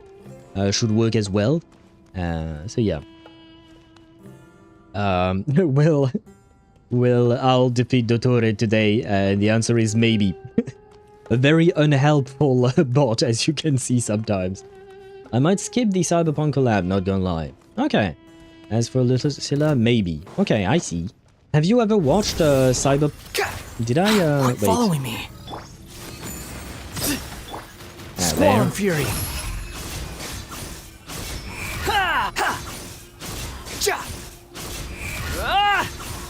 This is going to take forever. Bow your head. You're dead. Ouch.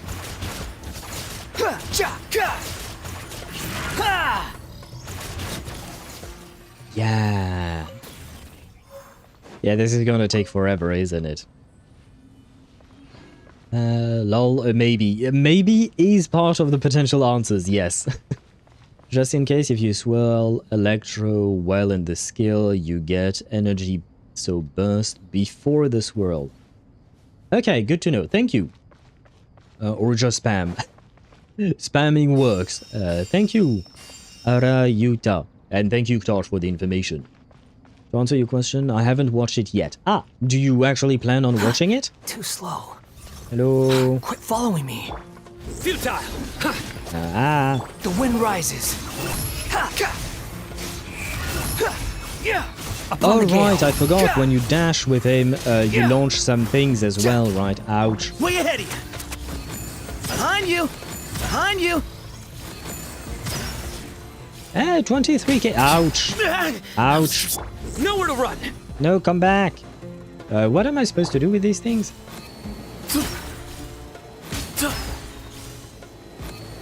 Does destroying them do anything? Again? Search for it. Unsightly insects. This was Through me, justice is served. Oh, I mistimed his gift. Yeah, wait. Your penance is there due. You go. There are. Come on! Guilty. These devices should still be usable even though they're broken down. Let's take them back for the others to review. Yeah. Now loot everything. Sathos is stronger, in my opinion, in Burst. I'll take your word for it, because I have no idea how to play Sathos. I think I tried him once, and never again. Never again. 2 NA, charge attack, dash, I think. I think you're right, Tosh, about that loop for Wanderer. Nice? What is nice, Deidre? Because you can get the free dash that doesn't cost the skill stamina after some attacks. Oh, I'm gonna take your word for it, because that mechanic, I did not remember. Wait, do I need to grab these as well? Following me. This is gonna take forever. And I see an invisible enemy.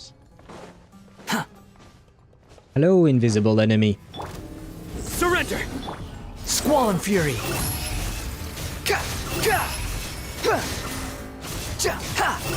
Search for it. Know your place. What the? I'm sorry. Well, it was nice knowing you, Sathos. You stand condemned! Your penance is due! Oh, I think I mistimed that one. We saw nothing. How many do we need again? Sathos without reaction doesn't get energy at all.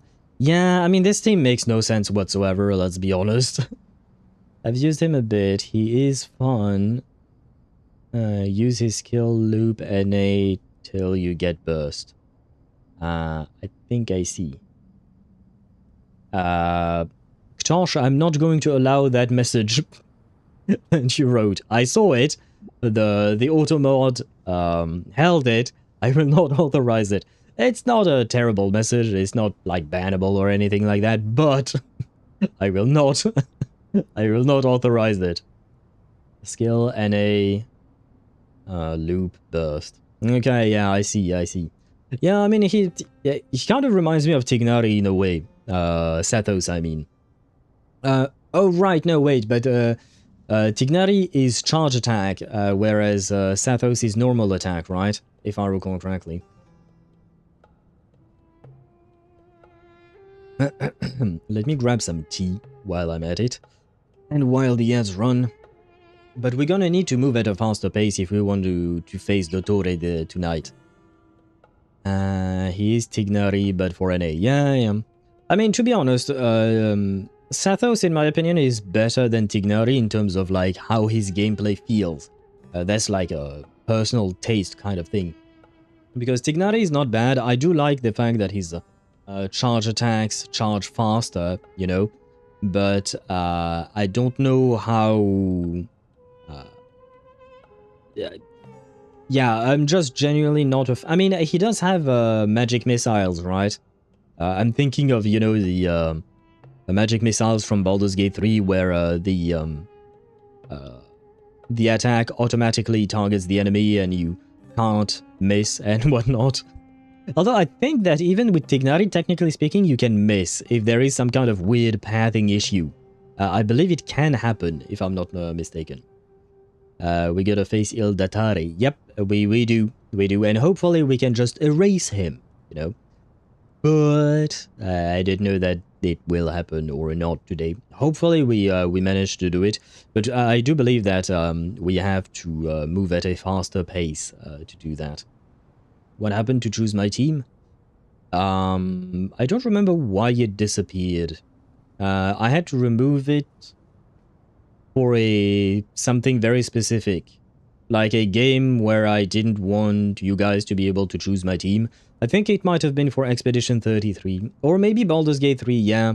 Maybe, yeah, because for the ending of Baldur's Gate 3, I wanted to play the team that I wanted to play as, you know. And maybe I just never made it come back. Maybe. Probably. I'm not going to do it now because I'm too lazy. But it could make a comeback later on, why not? Enough to make an Akasha terminal for everyone who doesn't own one.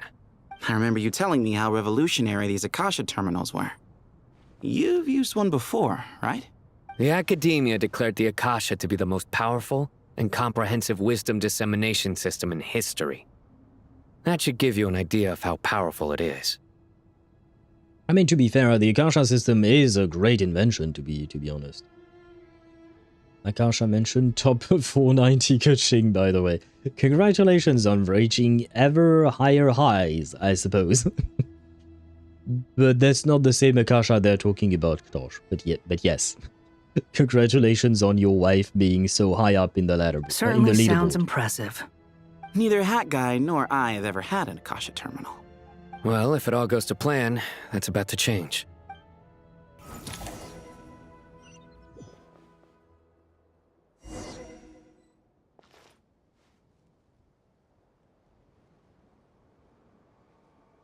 Aha. I feel like this quest couldn't have gotten any worse.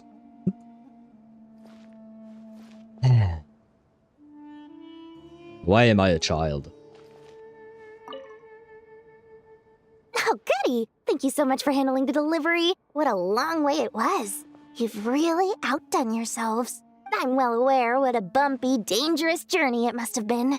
Now, I would have loved to oversee the process myself, but of course, those of us who know the plan can't leave the mausoleum. Oh, trust me, I'm patting myself on the back for my assembly work here.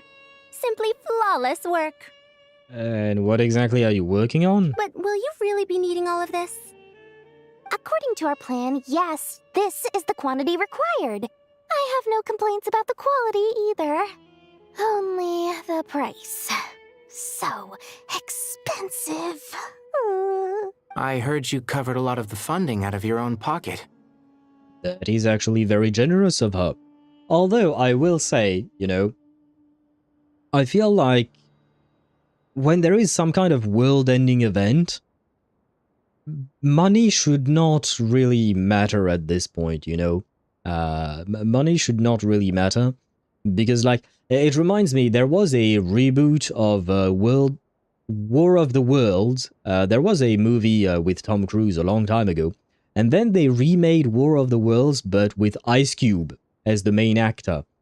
And that movie was really, like... It was a movie of all fucking time, is all I'll say. But yeah, basically there is a... what do you call that? A world-ending event. There are some aliens massacring the population and whatnot. And at some point, the protagonist, played by Ice Cube, wants to deliver some critical USB drive to some other character. So he uses the Amazon Prime delivery system with a drone, except at some point the drone crashes, and it crashes next to a homeless man. And in order to convince the homeless man to fix up the drone or just make it fly again, they give him a $1,000 Amazon gift card. And I'm like, what kind of cheapskate are you to just give $1,000? I know that $1,000 sounds like a lot of money, but when the fate of the entire fucking world and the entire fucking human race is in the balance, $1,000 is all you can spare? Like, are you fucking kidding me? And this is coming from the NSA because the, what do you call that, the character Ice Cube is playing is working for the NSA or whatnot. So I'm just like, brother, you couldn't give a homeless man more than $1,000 to save the entire world. Like, are you kidding me? Like, But this whole movie had major red flags in it. I do not recommend you watch it. It's, in terms of writing, of visual effects quality, but the visual effects quality is a separate matter entirely. It's a whole another can of worm, I suppose. But, yeah, don't watch that. I mean, you can if you want to, but I recommend you don't. Okay, I got a 4-starter EM attack double % double crit. What could go wrong? Also a 3.9 crit rate. I wish you good luck in rolling that, what do you call that? That piece. Hopefully it will be a good one. Should you put Zani on your screen, honestly? I'm okay for now. If we spend too much time with Dori, I might have to resort to comfort Zani. At some point, I feel like I should probably buy a body pillow of Zani or something like that. You know, something I can hold whenever I'm playing Plan Arcadia or stuff like that. But I kind of feel like it might be a bit weird. It might be a bit weird if I do that. But it would be funny, at least. Too late, already watched it in my youth. You cannot curse me with the knowledge, cause I know what happened. Do you mean like you know about the war footage? For those of you who don't know, for instance, in that movie, to promote the movie in the trailer, and I do believe they used it as well inside of the movie itself, they used real-life tragic events, and they just painted in some aliens in there. They used real-life events where people lost their lives, like during bombings and stuff like that, for their shitty movie. And that's not just like, it's not just a shitty movie, like, as a human being trying to profit off of other people's tragedy and loss of life is just like, at this point, I have no other words that you're just human garbage. Like, you chose to put those things in the movie, you can die with those choices because you made them. It's just, yeah. That movie, like, I said earlier, I don't like when people call things trash and whatnot, you know, because, you know, every piece of art is good to someone, I suppose. But if you enjoy seeing that kind of thing, honestly, yeah, no, not good. In the exploited tragedies, yes. Yeah, they had footage of bombings in the cities in the Middle East where you saw real people fleeing from the bombs because others were being killed. And they had plenty of things like that. They had an aviation accident that happened in real life where basically you had a military plane having some cargo inside. The cargo was not strapped properly, which made the plane kind of nosedive, but not exactly. And they just wanted to leave that in as well. I believe they just recreated that shot in CG afterwards, even though apparently it might have been just the desire of the director to keep that shot in. But yeah, they exploited tragedy and it is very screwed up, yeah. And honestly, like, the entire movie is a fucking ad for Amazon. Like, it boggles my mind how much product placement was in that movie for Amazon. Like, Amazon was absolutely everywhere in that movie. I don't mind a little bit of product placement in movies. I mean, if it gets the movie made, because, you know, the companies pay for these kinds of product placements, I don't mind it. Why not? But the amount of Amazon ad, basically this whole movie was an Amazon ad plastered on human tragedy. Like, it's just, it's gross. To be fair, the movie is accurate to America. I guess so. Yeah, kind of. I can see what you mean by that. But yeah, For me, it just felt gross as a movie. And on top of that, like, even the main character played by Ice Cube, you can't even root for him because the guy is a piece of shit, honestly.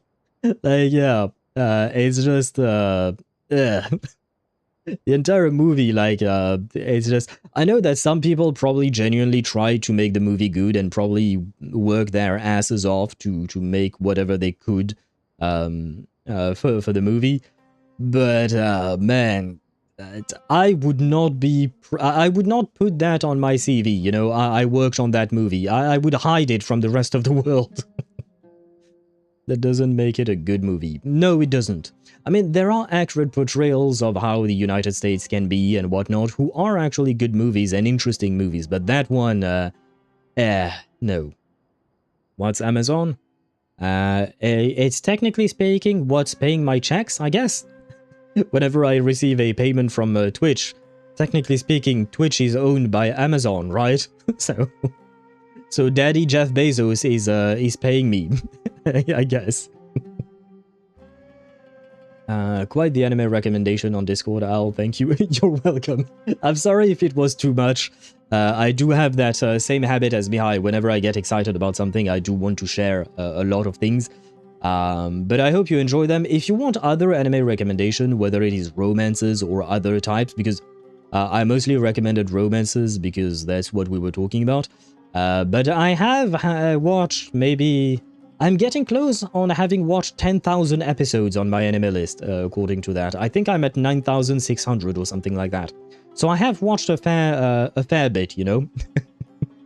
I have watched a fair bit, so if you want more recommendations in other genres, mostly fantasy, some isekais, but most isekais are not really all that great, honestly. It's mostly kind of sloppy patchworks. But yeah. If you want more, I'd be happy to help out. Can you send me the anime on Discord when you get the chance? Wait, which one, Zenny? Because I did recommend a lot. Which anime are you talking about? Started season 2 of My Dress Up Darling, but god, why is there so much boobies in both seasons? I'm not complaining, oh god, but god. There is a lot of fan service in My Dress Up Darling. I mean, it's not the most egregious one, in my opinion, but there is a fair bit of fan service. You know what? I've seen worse. At this point, I kind of have been desensitized to it. All of them? But when you say you want me to send them to you, like, do you want me to send you files of the actual anime? Because I don't have those. But if you just want the My Anime List link, I can definitely do that. Just send him your mal, I would assume, not mil, probably. I would assume, right? No, just the name of the anime?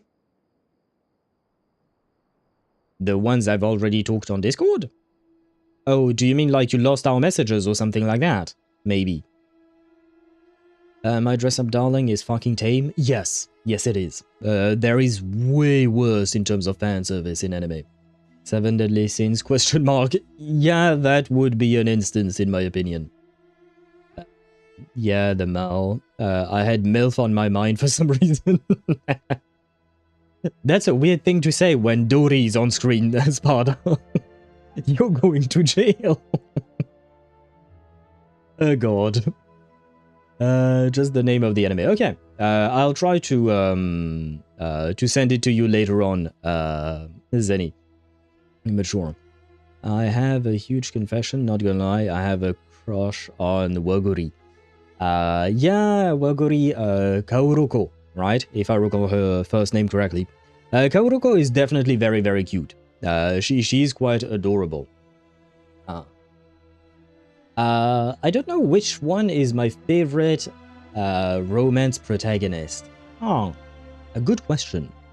But Marine clears. Marine is hotter. I think I would enjoy a relationship more with a character like Marine than a character like Kaoruko.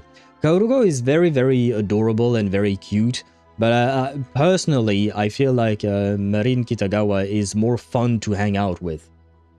Have you watched Blue Box? Yes and no. I've stopped it. I don't know why. I shouldn't have. It was good. It was a very good anime and a good romance with very realistic characters, if I recall correctly. And there will be a second season, by the way. And I definitely want to watch it again and finish the first season correctly this time. Not gonna lie, MC fumbled? Really? I mean, like I said, I haven't finished it myself, but I'm guessing, like, if there is a second season, maybe that means that they are not going to end up together just yet in the first season, and probably might end up together at the end of the second season. I've read reviews saying that that romance in Blue Box is very, very, very slow-paced. Personality-wise, I like Waguri more. To each their own, Zenny. But, well, you know what? Easy. Zenny, you take Waguri, and I take Marine. Does that sound like a fair trade? Marine is very wife-coded. She is.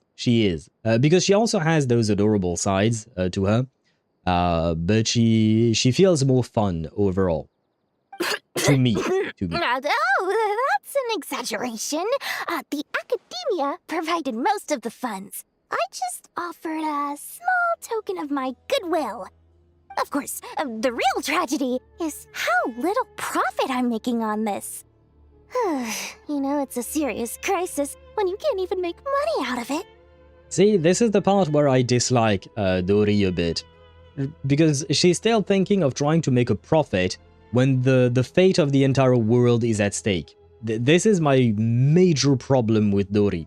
I understand that she has her reasons for being so moral obsessed and all that, but, like, yeah, I don't know. For me, when the world is about to end, when Irminsul itself might be destroyed or something like that, and Nahida is somewhat dying because of it, I'm not thinking, hey, can I make a quick buck off of it, you know? It's just, eh. I like the pink girl more. Ah, that's why you said that, Ktosh. I see. I like both. I'm personally more of a, the brunette fan. I don't remember their names, unfortunately. But I do like them both. Guess it's time for me to rewatch Fragrant Flower and erase my memories so I can cry again. It's not often for me to rewatch the last episodes, honestly. Haven't you already watched it twice, I believe? You want a very slow burn. Apothecary Diaries have fun. Mao Mao and Jinshi are still not together in the novels. Yeah, that is fair. Apothecary Diaries is absolutely goated. It's an amazing anime. Mao Mao and Jinshi are just like the chemistry between them is amazing. Mao Mao as a character is so fucking funny. Like she's great. Also, not me sitting on nails for season 3. I need to see a specific scene. I haven't watched the second season yet of Apothecary Diaries, but hopefully soon, at some point. Counterpoint, I think she trusts in salvation? I'm like, I don't stop my thinking because the situation is dire, because I believe that everything will be fine. Yeah, to me that doesn't matter. Whether you believe that everything will be fine or not, the situation is indeed dire, and thinking of Mora, in my opinion, again, it's my opinion, should not be on your mind. Thinking of how you can help make sure that everything will be fine should be the top priority. It's really quite a beautiful design. And I'm intrigued by how such a diminutive device is able to output the power of the Light Realm. But again, that is my way of thinking, my way of doing things. I'm not saying I'm right and she's wrong. I mean, that is what I believe, but that's because of my own belief system. And at the end of the day, I can't exactly judge her properly because I'm not a god or something like that. But I do not like that way of thinking. Also, just to note, Apothecary Diaries Season 2 censored a couple of things towards the end. You'll figure out what it is if you read novel 4 and 5. I can already tell you, Sparta, I am not going to read novel 4 and 5. I don't read. I'm a gacha gamer. But I will certainly watch the second season. By the way, can we talk about the fact that they are somehow harnessing the power of the Light Realm? Just for a second there. You know, they are indeed harnessing the power of the light realm. That is not something we hear about all the day, or every day. You know what I mean?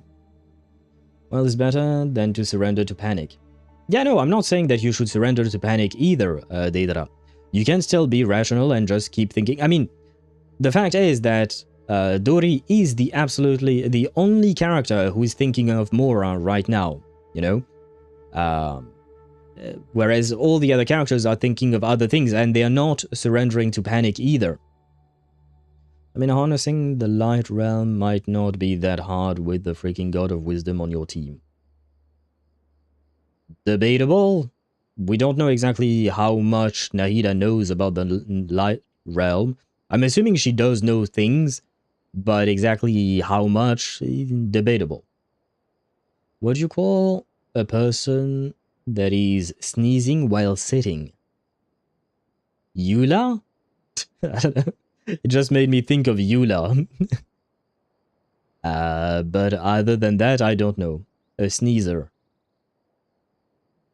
That's not exactly a joke. I was hoping... Yeah, no, okay.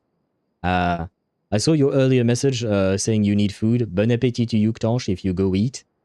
That was certainly one joke of all times, I guess. She's a glorified computer? Yeah, but does the computer have access to the information we need, is the question, right? If I unplug my Ethernet cable, I have a computer with a lot of data on it. I have like 5 hard drives, right? But it doesn't mean I have access to all the data in the world, right? So how much does Nahida know? Did you attend the lecture on Light Realm Energy, Madame Farzan? I don't believe I saw you there. Probably at worst she could extrapolate. I feel like a better candidate might just be Nicole, right? Because I do believe that her powers are, like angel powers are from the light realm as well, aren't they? Or something similar? At least that's how it felt like to me.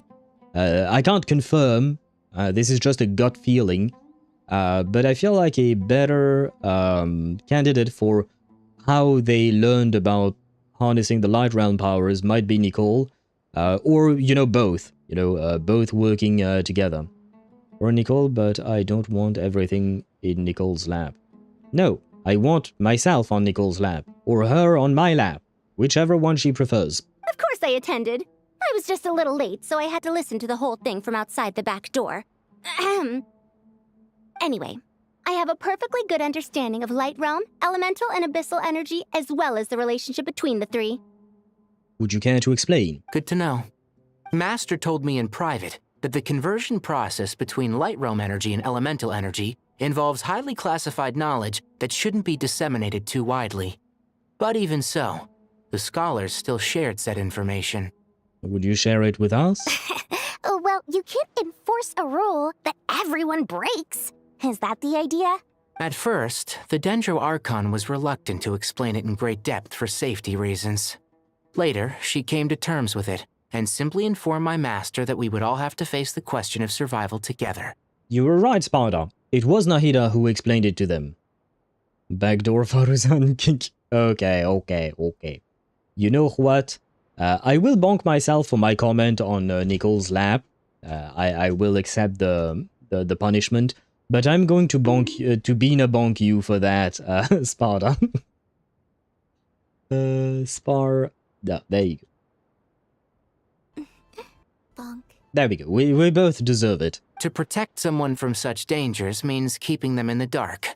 But for someone to know and embody the wisdom within, they must understand its very essence. It's an information hazard. We're exposed to danger just by knowing the facts. And just like bait, it lures us in by offering us the solution to our problems. But if you're not careful, you'll end up pursuing it down a dark path. A tricky problem. But today, this big problem has been broken down into many smaller, more trivial ones. What do you mean? Ah, I get it. For instance, you and I share secret knowledge, while she and I take on the risks of life, death, and fate. Something like that? I have to admit, I did not understand a single word of any of this. I will be honest. My brain may be too small. Come on, you thought of it too? No, I did not. You know me, I would say so if I had thought of it at that point. But maybe it's just because I don't see Faruzan in any... Well, I mean, I'm not saying that you see Faruzan in any sexual way. But, I don't know, it's like I have a brick wall when I see Faruzan, and any kind of carnal desire thoughts just die behind that wall and I can't see them. They're verging upon trespassing upon the realms of the shades.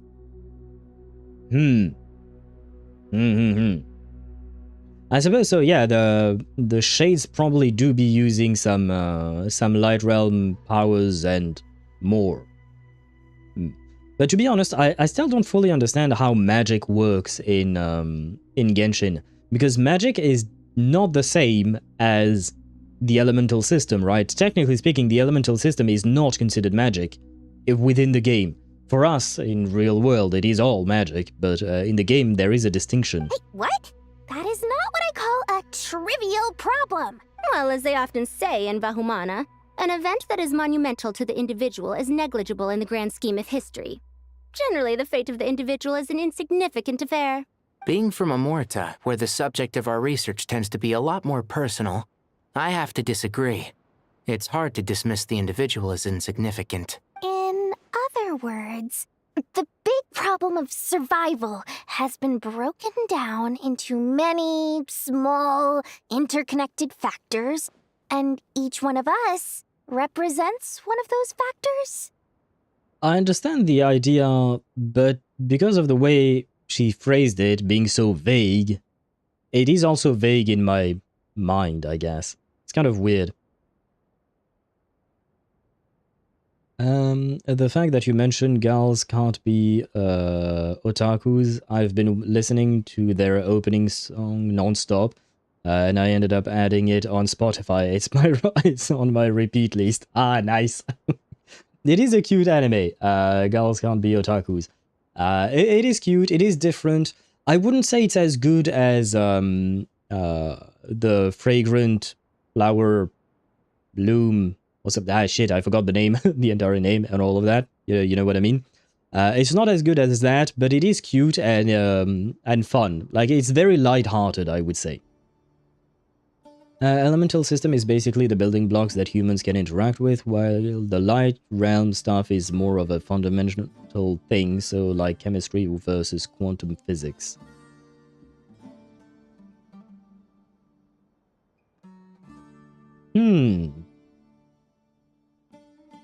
Can't humans actually access the light realm's power by themselves? Like, what is the barrier? Is that what they're talking about survival? Like, for humans to use the light realm power, it would actually hurt them, and that's why Fanes divided the light realm powers into the elemental system or something like that.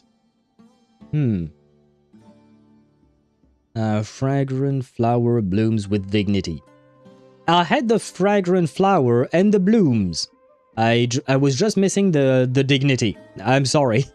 I don't have any dignity anymore. I'm here to correct you. Surprising, it did get the anime award for the show. Really? It's not that surprising. It is well animated, the artwork is also quite detailed, and the storyline and the character writing is quite good. Why not? And Ktosh, you asked, is he? Okay, should he be? And was he before? What the fuck are these questions, Ktosh? When the same secret is shared with a group of people, the same fate binds them together. High advanced quality show. I don't know what they fed the studio, honestly. Money. Money and good source material. That's usually how it works. If you give a studio enough money and good source material, they're gonna probably do a good job with the with the anime. Earth and water, wind and fire, craft for me what I desire. I don't know who that quote is from, Sparta. Most people would find this unimaginable, but to us scholars, this is the path that has always beckoned to us. Sharing knowledge is a good way to fight against fate. I will always believe in that. All right, I think that's everything. Thanks a lot. but don't go anywhere just yet. I'll still be needing you to calibrate the equipment. That was hot. I burned my tongue. Sad.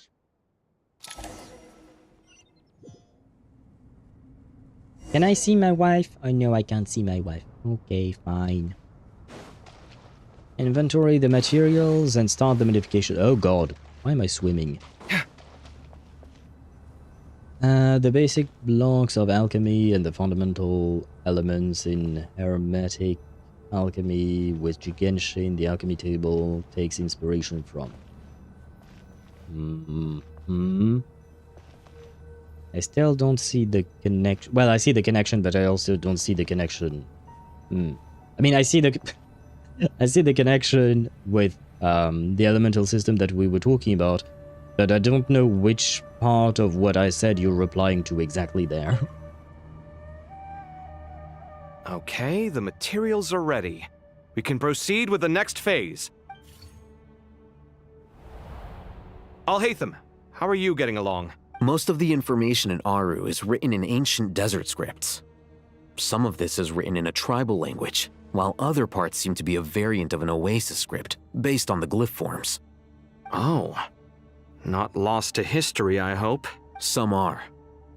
All we can do is infer the meaning based on the rules of related languages. Although, this section actually fills in some of the missing historical record. I'm transcribing it so we can bring it back to the academia. After Aru started up, 2 more lines of text appeared here. Can you read them? Humans may not read what is written by the gods, except by not reading. Victory should not be easy to attain, for it symbolizes divine wisdom. Knowledge must not waver, for it has external borders. Is this a clue to solving a puzzle? Or is it being symbolic? You can't read it unless you don't read it.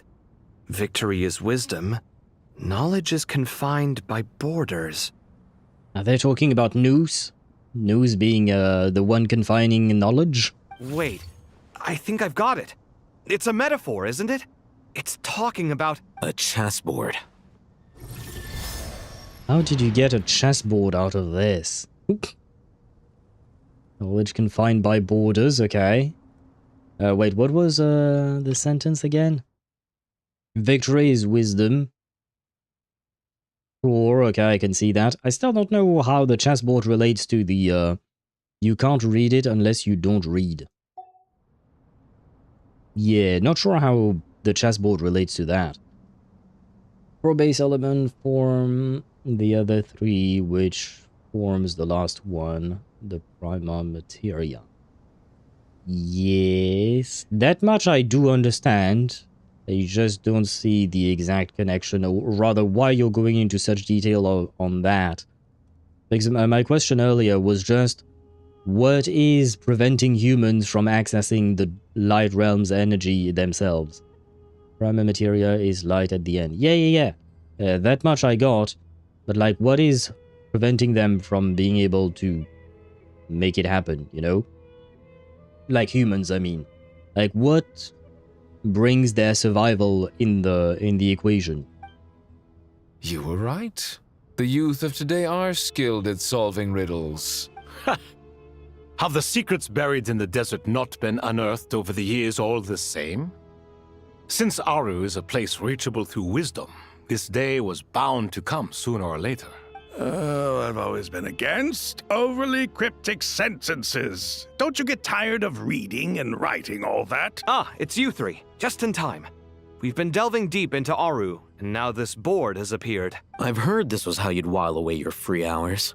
You must be quite the experts by now in that case. It is true. King Deshret's chess games are some of the most well-loved of all his wonderful creations.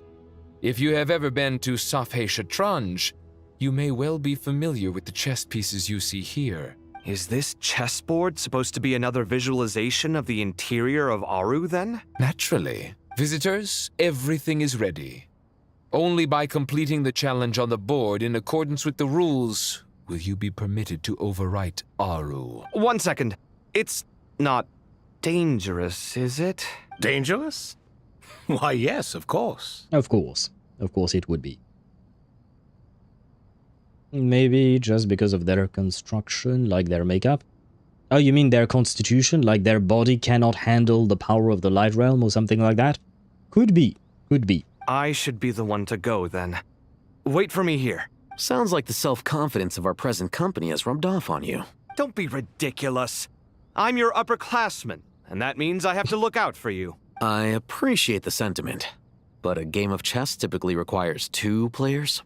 So you both go in? Besides, I'm sure they won't let things get out of hand. Keeping things relatively safe is in your best interest too, isn't it? Fair enough. I mean, you guys are controlling the difficulty, so please don't go too hard on us, all right? Ah, but Bennu said he wanted to put some respect into these whippersnappers. All right, all right. Thank you. Obviously, we'll still try to be careful. This doesn't seem like ordinary chess. Is the goal to defeat the opponent? No, you must enter the board and pass the trials we have placed there. Ready? Let's do it. I am not ready. Oh god. During the chess trial, Alhaitham and Kaveh must move separately, consuming action points as they do to traverse the obstacle-strewn chessboard. The trial can only be passed once both Alhaitham and Kaveh reach the end. The area that Alhaitham and Kaveh pass through will be marked. Alhaitham is unable to enter an area that Kaveh has marked and vice versa. Returning to an area that has already been marked will remove the mark and return the action previously consumed. Kaveh can move some of the pieces on the chessboard, but he can only push them towards empty areas. Alhaitham can activate some pieces on the chessboard to unlock certain areas. These areas then become passable. The first trial is posed by me. I don't think this is gonna stop us. Ah, but the key to this game lies in working together. Otherwise, you will be deemed to have broken the rules.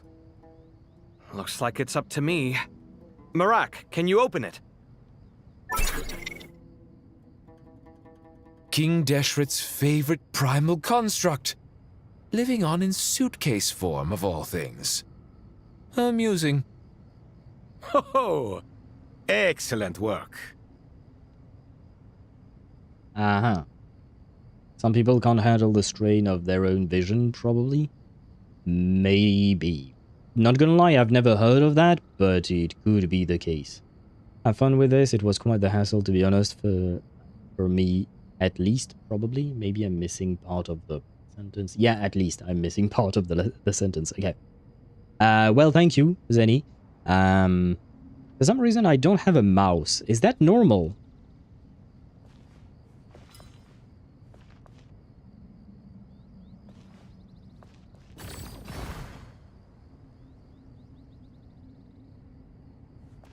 Strange time to catch up on sleep.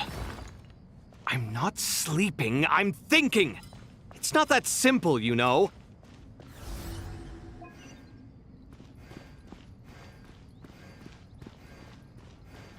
Oh. Okay. Well, okay, that was the first one, so I'm assuming it's easier, right? It's more like a tutorial or something. Now is the time for my trial. Now, don't be nervous. I'll make it nice and easy for you. Really? Thanks in advance. We appreciate it.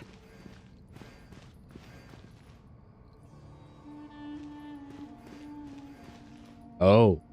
Ah. You.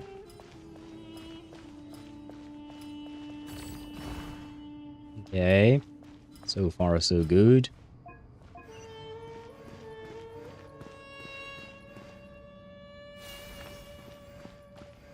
Okay. You go back here. I can't move these pieces. Well, that's a bit of a problem. Oh, wait, no, I know. I think. Okay.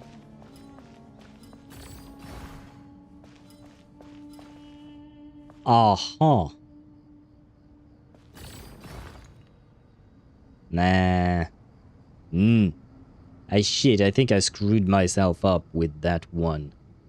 Maybe. Nah. How does one... No, I just want to reset.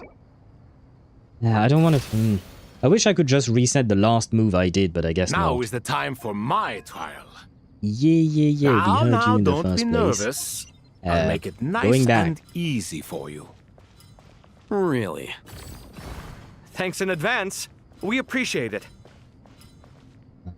Yeah, for now. And now you... Yeah, I'll hate them. Go all the way there. Can I sprint? No, I can't. Very well. Okay, then Kave, go back. There. Move that there. Maybe move that away. Move it even more. That way it's really out of the way. Wait. I believe we are on to something. There, and then I'll hate them. Can come in. There you go. Easy. Well, easy. I may or may not have screwed up at some point. Ibis King, don't you think this all rather inappropriate? You may as well be handing them victory on a silver platter. Do not expect me to follow your lead. Ha! Suit yourself.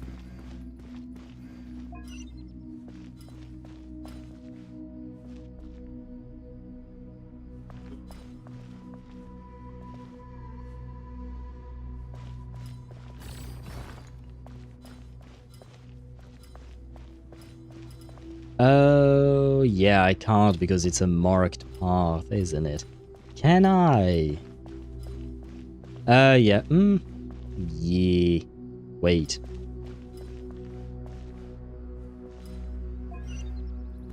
Oh. Oh, okay. I think... might need to go here. Okay.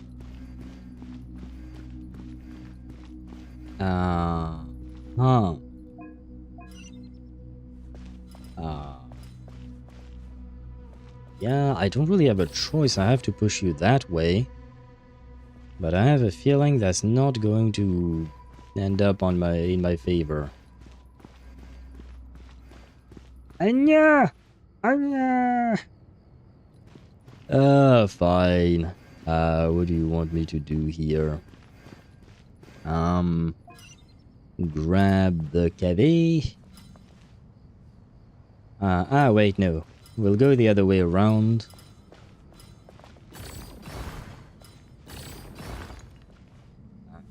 Hopefully that's enough. Grab you. Come on, tell me you can go all the way now. Think he can. Yep. Okay. We grab Cave.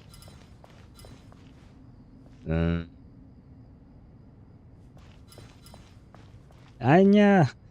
Because I don't want to push this thing that way, because otherwise it would block off one way of... Unless...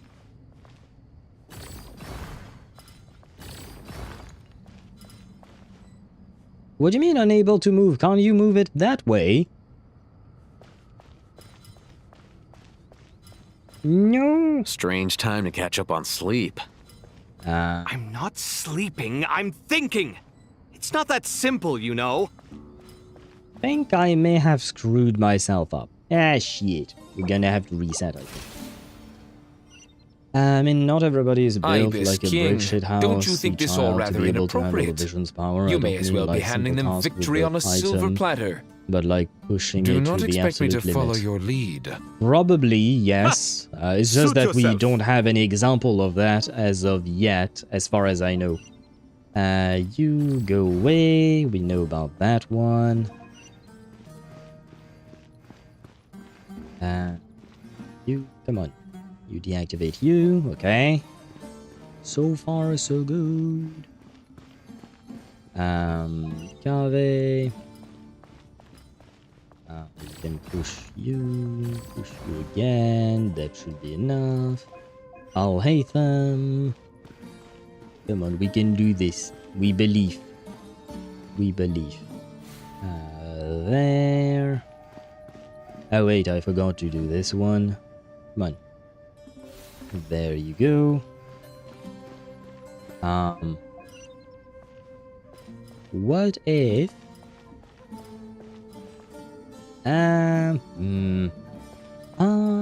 oh wait, yes, no, wait. I know. You go that way. There you go. And then I should be able to push you that way. There you go. That way it's out of the way. Now the question is, can Alhaitham reach? Please? No, he can't. So I need to push this out of Alhaitham's way. And to do that, we can just do that. There you go. Finally, we have managed to do it. I believe. Please tell me this was right. Just so that I don't have to do it all over again. Yep, okay, we're good. Hey, through the reed field. Hey, reed mentioned. Reed mentioned. Done. A chess, but in Genshin? I prefer regular chess. At least I know the rules. Well, I guess we know the rules in this one as well. Yeah, no, I guess regular chess is more difficult than this.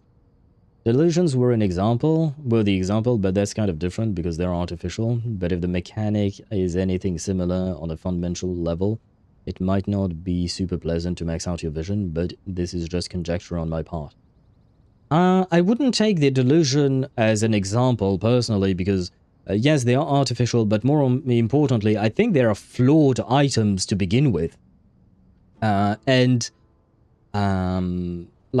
they are not they are not exactly the same as the what do you call that, as the visions themselves. So you could theoretically just say that the reason why the delusions have take such a toll on a human body is because they are a flawed product, like they're a counterfeit, and they don't work as well or as efficiently as visions do. So I wouldn't exactly take delusions as an example. I understand what your point is trying to be, but I don't agree with that particular example there, because we don't know what might or might not be the flaw in actual visions. Again, if we had actual knowledge about visions directly, I would be okay with that kind of evidence.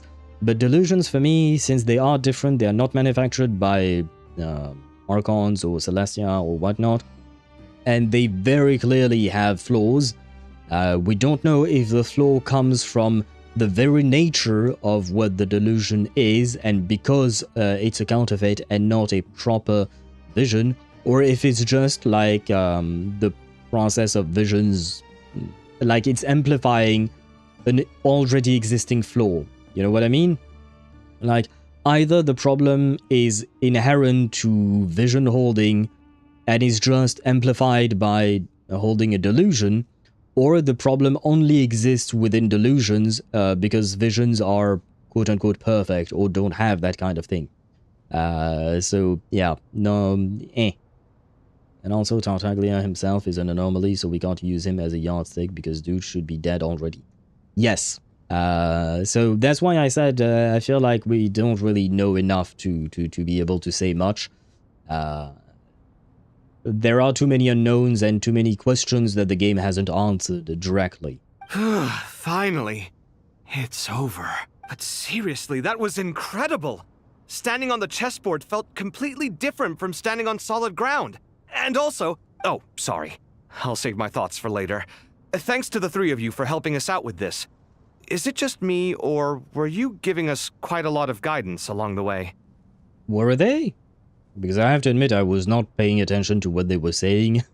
I was trying to complete the puzzle. We made but a humble contribution. You lived up to our expectations. Bravo! Our aid was not given for naught. In addition to the existing functions, I'd like to ask you for another favor.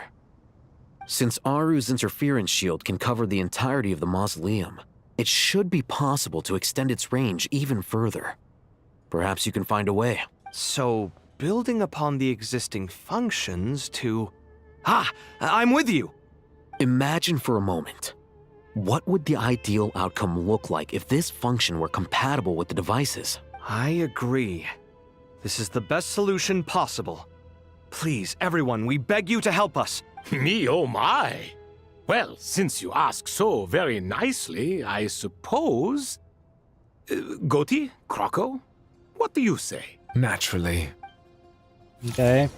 We've secured their help, apparently. Time to go! Let's go find Nahida! Ah, Radish! Where are you? By the way, where is my wife? I miss Nicole, but I guess it's some Radish time for now. Hello! There you are. Miss Nicole truly is an angel. She shows great wisdom in guiding others, and she has already sent word to Natlan on our behalf. She said that while the other members of the Hexen Circle are busy with important work, she is quite free, and she is more than willing to accompany the people of Sumeru for the entire journey. So, wife has nothing better to do, basically. I mean, I appreciate the fact that she's helping, obviously, but, I see. Oh, there's Nicole, all right. Always super patient and loves to help everyone out. She's the best. She is. So kind and enthusiastic. Enthusiastic is definitely the right word. Well, time for us to get going. Let's head out. Wait, where are we going again? With Nahida? Oh right, we're supposed to meet Mawika, aren't we? I believe. Can we even meet Mawika? Mawika, where are you? Drop a motorcycle to me. Maybe.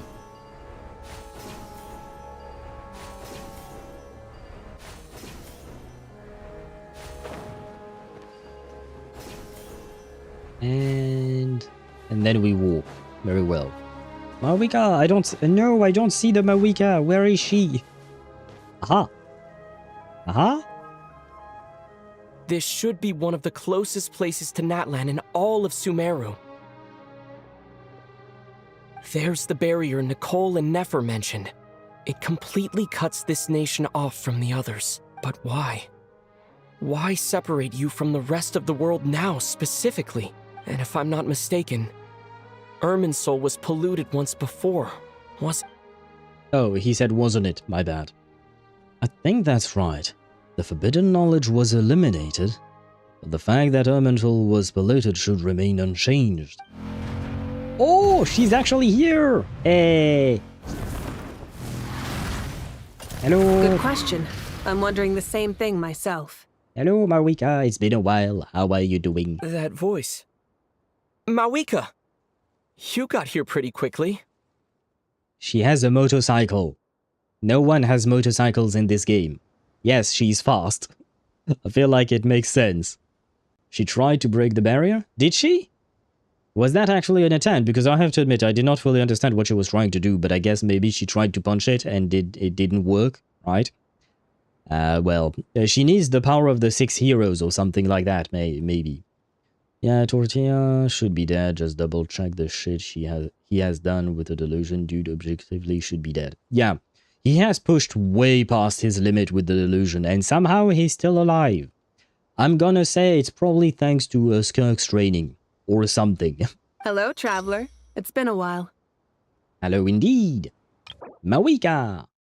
The revered leader of this land, Natlan's Pyro Archon, possesses unparalleled power and an aura to match. The fight against the Abyss has been a long, ancient journey where the echoes of memory and the warmth of love illuminate her path, fueling her resolve with an unwavering light. The road to victory is forged by countless heroes, and she considers herself merely a vessel of their collective strength. Today, Mawika remains steadfast in her beliefs, guiding Natlan toward a new dawn. Did I miss anyone? Yeah, I'm still too lazy to read all of them. Felt Legacy probably should be killing him too, so I genuinely question how he's still alive. Maybe we'll get more answers once we get to Snezhnaya, because he's supposedly still in Snezhnaya recuperating after the whole Fontaine bit, right? But it is harder for him to access the Foul Legacy with only his delusion.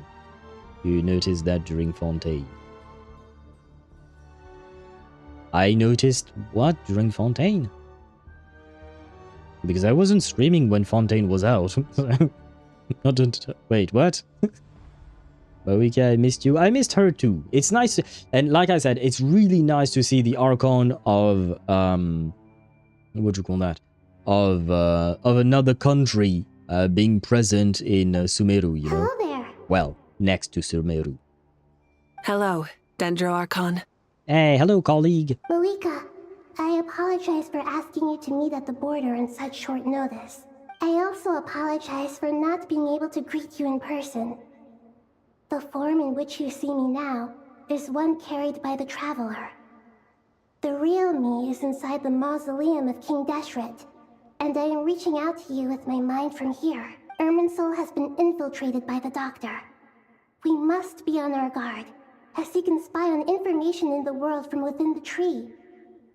Fortunately, there is no record of the Traveler in Irminsul, and you are still within Natlan's borders. My records will be preserved in the Night Kingdom, rather than the ley lines.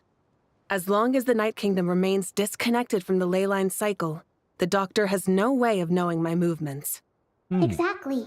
So by meeting each other in this way, the meeting essentially never happened. No wonder Paimon didn't come. You were concerned that her activity would be recorded by Irminsul. Makes sense. The Natlanese have heard about the situation in Sumeru.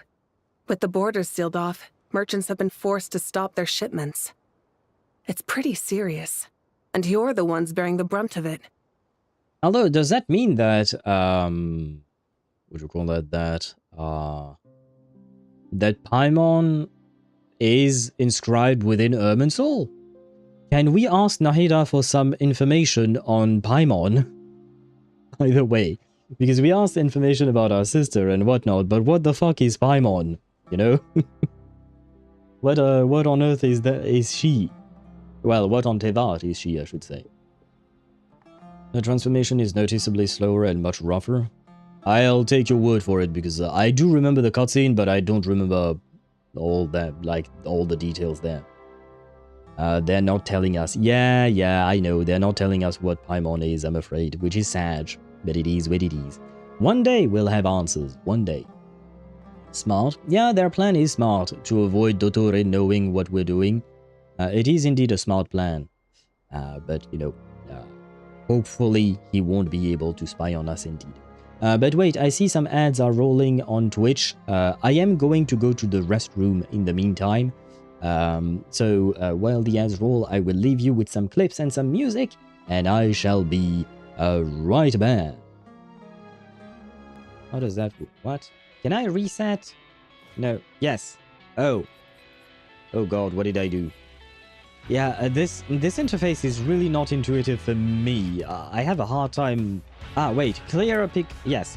Clear everything. Hey, perfect song with my weakest song. Go back. Ah! Oh my god. Edit. No, that's not what I want. I wanted to clear this guy. Remove this one.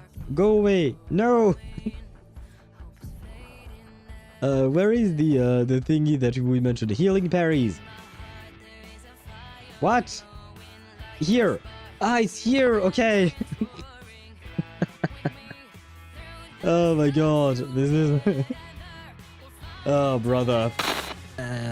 I would have preferred a male version of the thickness, if that makes any sense. This should be it, right? You're not going to make me go all the way to hard pity, right? We're already quite late, Columbina, right? You know that. And you're supposed to be nice. You're a cute potato and all of that. Come on, Bina. We believe in you. Please come home to us. Yes. Okay, good. Now all we have to do is win the 50-50. Come on. Ah, we believe. We believe. We believe in the power of the moon. Where is the moon? Show me the moon. I don't know if this is good luck or not. Well, the bell, please bring me luck, and please bring me the moon! I said, the moon! God damn it. I said, the moon! The moon is here!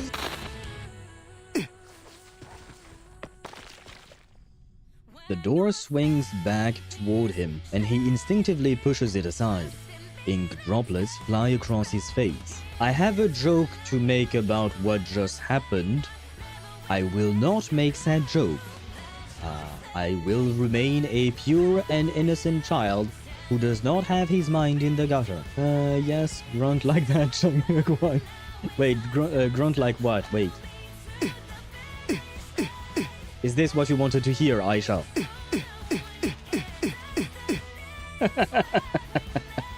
There you go. This guy is probably going to kick my ass a bunch of times, and I'm not entirely sure how I'm supposed to play. How do I? Okay, that's okay. I guess I can't really attack directly. Also, there is a door nearby. I will look for it once we lose. Finesse and precision. Ready to evade. Too early. Yep. Yeah. Yeah, I don't think we, yeah. No. No. No, no, I'm good. I'm good, thanks. Yeah. Yeah, well, we're gonna go that way. Okay. There is no need to go talk to this person. Okay, this place is weird, man. By the way, she has a sweet ass. But other than that, do you want a good dynamo comp? Build the Chip, I don't mean to sound rude. I try not to curse too much on my stream, but shut the fuck up. With your best girl, Ezra. Yeah, poor Chip. I'm so mean to him. But we're back and switching scenes to Genshin. There you go. I believe that's good, and I need my chat back. There we go. Wait, Zenny, who are you bonking with the emote? GG Zandik, I would assume, illiterate heretic of Irminsul. Well, hopefully we can bonk him once this quest is over. But I also checked on the wiki, and we're not making good progress, not gonna lie. We're gonna need to accelerate things a bit. I'd like to address the question you raised at the beginning. I can offer a brief explanation, although it will sound rather cruel. I don't reach this conclusion gladly, but Irminsul predates the heavenly principles. It existed long ago, when the dragons of Natlan were at the height of their power. So even when the people of Sumeru became ill because of pollution, it was not a critical issue from the perspective of Irminsul itself.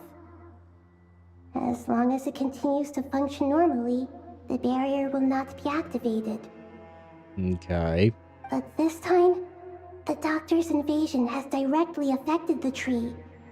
That is what caused the barrier to deploy. The heavenly principles established a rule that when Irminsul is plunged into grave danger, a portion of power will be reserved to isolate Sumeru. Okay. So that basically, if Irminsul were to perish, only Sumeru would perish with it and not the rest of the world or something like that? Although, given how intricately connected Irminsul is to the rest of the world, I do wonder how exactly the rest of the world will be affected.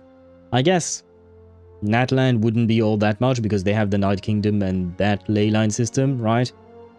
But what about, I don't know, Fontaine? What about Lieve? What about Mondstadt, etc.? Wait, when did you switch to Dendro, or is it just cutscene specific? Do you mean... What do you mean? Oh, do you mean my Traveler? My Traveler is always Dendro. That's the path I've chosen, the element I have chosen.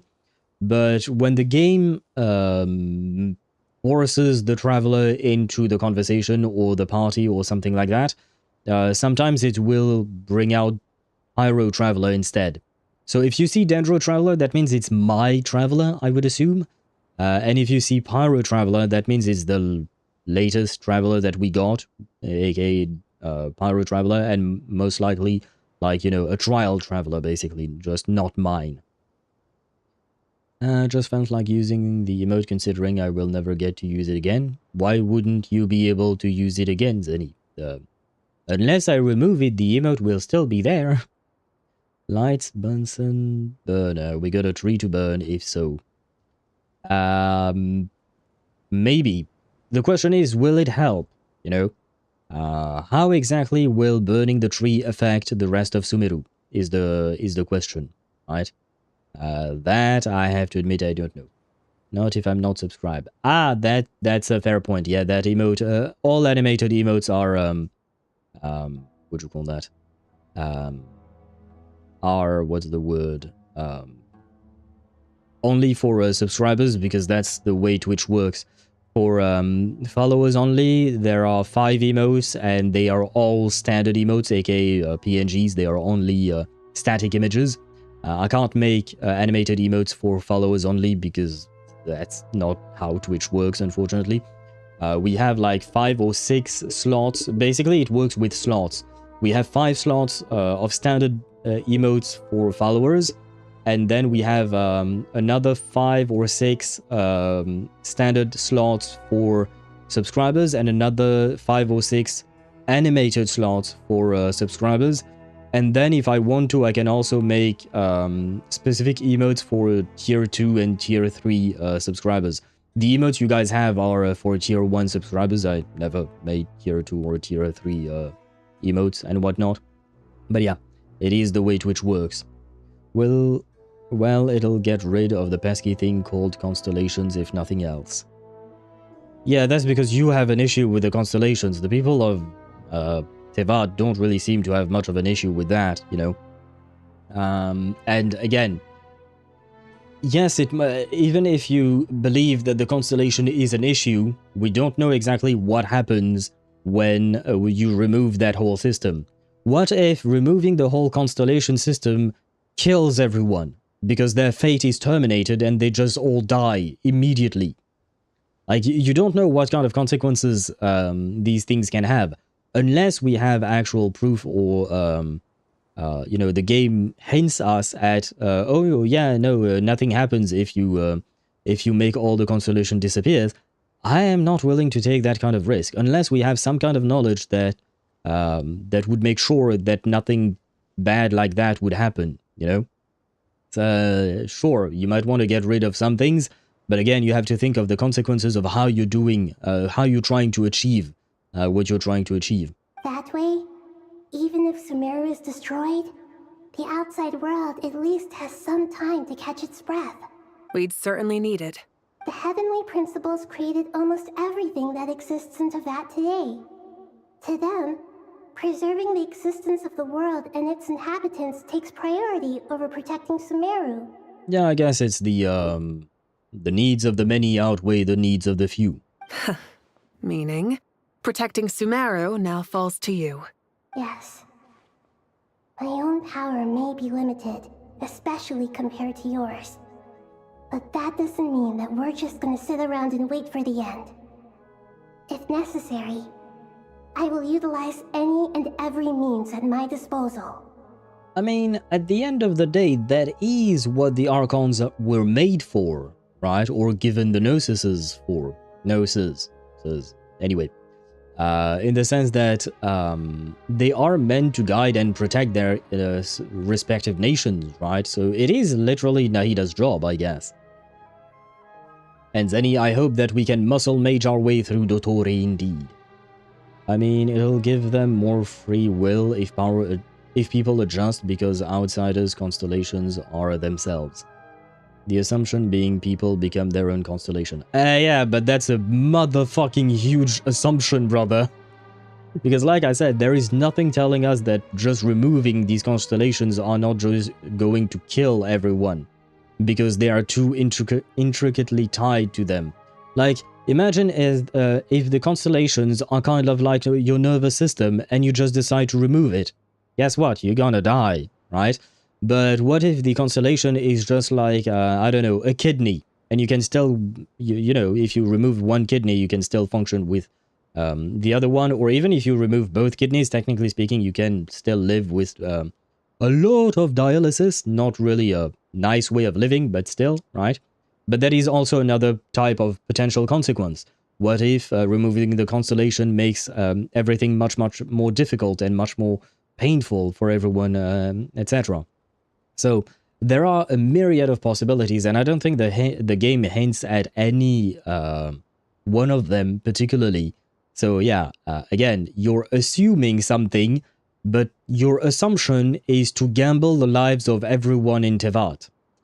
For me, that's not really a gamble that is worth it, I will say. Nicole of the Hexen Circle didn't say exactly what this meeting was about, but after hearing everything you've said so far, I think I can guess where this is going. That's right. Nahida and I discussed it at length. We both know how presumptuous this is, but... Do you want her to give you her gnosis? You need the pyronosis, don't you? Yep. I mean, it's the only one we have access to. Yes, you guessed correctly. Every single other gnosis is in the hands of the Tsaritsa or the Fatui, but by extension the Tsaritsa, right? And we're not exactly friends with her. Well, we've never even met the girl. Originally, I only intended to borrow it, but the situation is far graver than I foresaw. So instead, what I ask of you is to please give the pyronosis to Sumeru. Okay, so that's kind of a big difference. Borrowing it and returning it later versus giving it, which would mean that it would stay in Sumeru forever. Well, shit, maybe Nahida shouldn't have given her own gnosis to Dottore back then. Well. The kidney analogy might be bad. Constellation might be closer to being under adrenaline all the time, if we want to think about it in a positive light, because outsiders aren't as affected by Teyvat. That is also bad, not saying it ain't. I don't really see what the... Yeah, not gonna lie, I did not understand your particular analogy with adrenaline. That I don't see how... Yeah, no. Because that analogy of the kidney one is just a, what do you call that? A hypothesis. It's one of a myriad of possibilities. I'm not saying that one, the kidney one is, what do you call that? Is the true one. It could be any of them. Well, Dottore had something Nahida wanted. She could have predicted he would outsmart. She couldn't have predicted he would outsmart Nahida. She could have considered it. Being outsmarted is something anyone can consider. Having a freer fate, not being limited to a certain role. Yeah, but again, you're assuming that that being limited to a certain role is a horrible thing, which in my opinion is not exactly. I do admit that freedom would be better. I do agree with that. But, like, it's not like the people of Teyvat have been living under completely horrible circumstances or anything like that. Trying to remove the whole constellation system when it's not really harming the immense majority of people, and having that removal potentially kill everyone or do other very, very terrible thing. Yeah, I don't think anyone, like, if you put it to a voting system, like, if you put it to a vote, I don't think the majority of people would vote for that. I think the people would just stay with the comfort of what the constellation is, because right now, the alternative is not a freer fate. The alternative is unknown. That's the big part here, because you're assuming that destroying the constellation system would give them more freedom. But you have no idea if that's true or not. So again, it's a huge gamble, and most people wouldn't want to gamble that. That is huge. Now Mawika and Natlan are weak, but the Tsaritsa need it too. Well, I'm guessing maybe the Tsaritsa might find a way to steal it from Nahida afterwards, but then that would weaken Sumeru and could cause could create more problems there. Well. Eyes nail. Can the shades send the nails, or does it have to be Fanes? Because Fanes do be sleeping, right? Can anyone, not anyone, but can the shades? Because the shades, at least we know they're active, supposedly. Unknown, yeah. So I don't know if it would actually send a nail, or maybe there is an automatic system. As soon as the system recognizes some kind of threat to the world, it sends a nail. There is that possibility too. Why do you sound so nervous? There's no need to be shy. Surely a gnosis is pretty important to a god. Yeah, but out of all the gods, I feel like Mawika doesn't really give a shit about it. I mean, it is a big deal, but given how Mawika is always constantly trying to help and save people and whatnot, I feel like for her it's not that big of a choice. Like, there isn't much of a choice. It's like, if this can help and save your people, yeah, I'm willing to give it. I feel like that's the type of character Mawika is. I guess, but it's not as if losing it would suddenly render us powerless. But I'm sure you don't need me to tell you that. With all the nations you've traveled to, and all the gods you've met, you must have realized that by now. As far as I'm concerned, a gnosis is basically an elemental energy enhancer. But I don't usually use it. You know me. I like to think I'm pretty strong without it. Yeah, there is that fact as well, right? At the end of the day, the gnosis do be enhancing their elemental energy and whatnot. But these gods are already powerful as fuck, right? True that the shades are even more powerful, Fanes is even more powerful, blah blah blah. But compared to like 99.99% of the population that exists within Teyvat, these Archons are really strong as fuck to begin with, even without the gnosis. Usually that is actually how they got the gnosis, it's because they were the strongest amongst their own kind. So yeah, I guess for them the gnosis is more of a bonus, right? More than anything else.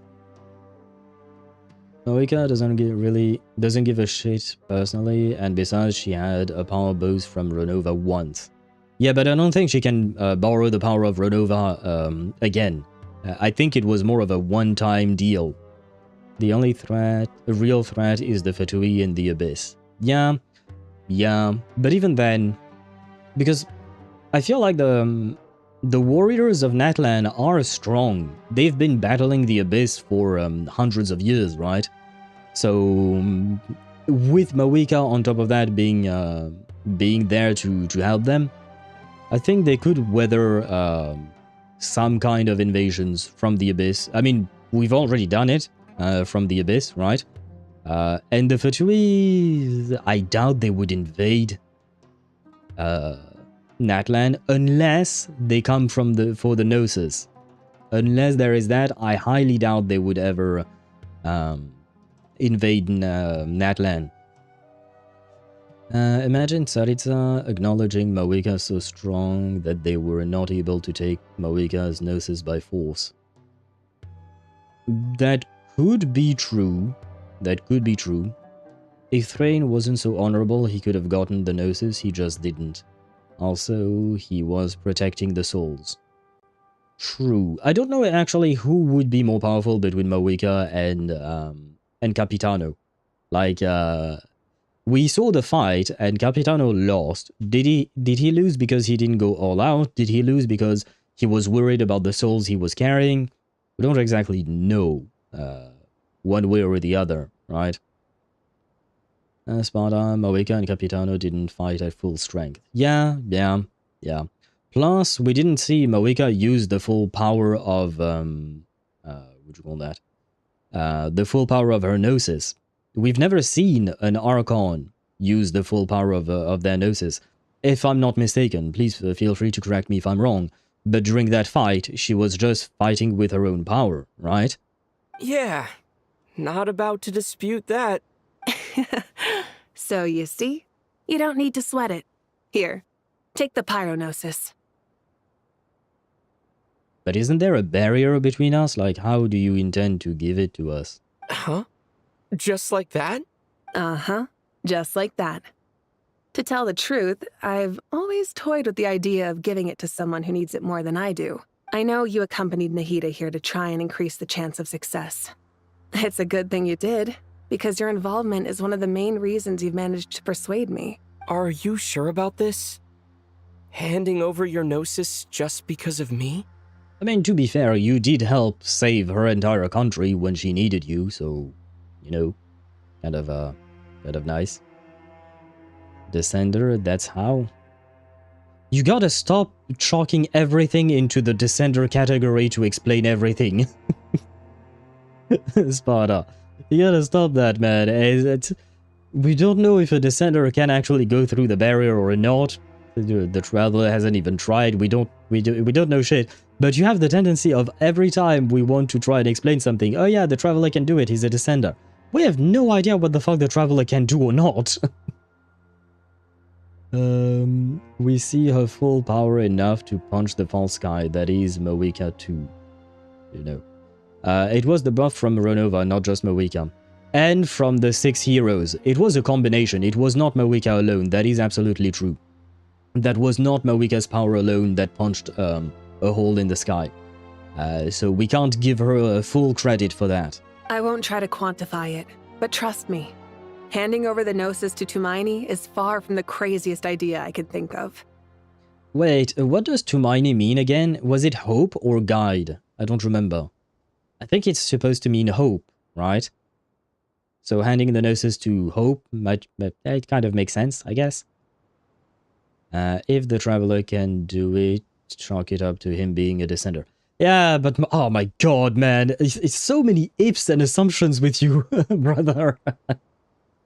Yeah, if he can do it, but can he? We don't even know that yet. And yes, I suppose at the end of the day, if he can do something extraordinary that no one else can do, we can indeed chalk it up to him being a Descender. But we don't even know if he can. Besides, even if you hadn't come here personally, I think I still would have agreed to Nahida's request. Irminsul doesn't just affect Sumeru. It impacts all of Teyvat. Well, except Natlan. I know all too well how difficult it can be to protect the things you care about. So logically, morally, or however you want to cut it, helping you is the right thing to do. Yeah, I figured Moeka would see it that way. It makes sense. You don't need to tell me the specifics of your plan. Where the Gnosis is involved, the tighter the secrecy, the higher your chances of success. Moeka, my heartfelt thanks go to you and the people of Natlan. Don't mention it. I need more Archon interactions, just like this one, Moeka and Nahida. Zhongli and Venti is funny, but I wish they were more serious, you know what I mean? I want Neuvillette and Zhongli. I know Neuvillette is not an Archon, but you know what I mean, right? I want to see an interaction between the two of them. Or wait, I want Neuvillette and the Raiden. I feel like that would be interesting as well. But anyway, I want them all together, you know? Wonder how many powers Ronova gave? I think just the one. And it's not like a power, it is raw power, I think, that she gave. It's not like a specific power, it's just more... like she doped Moeka, basically, as far as I understand.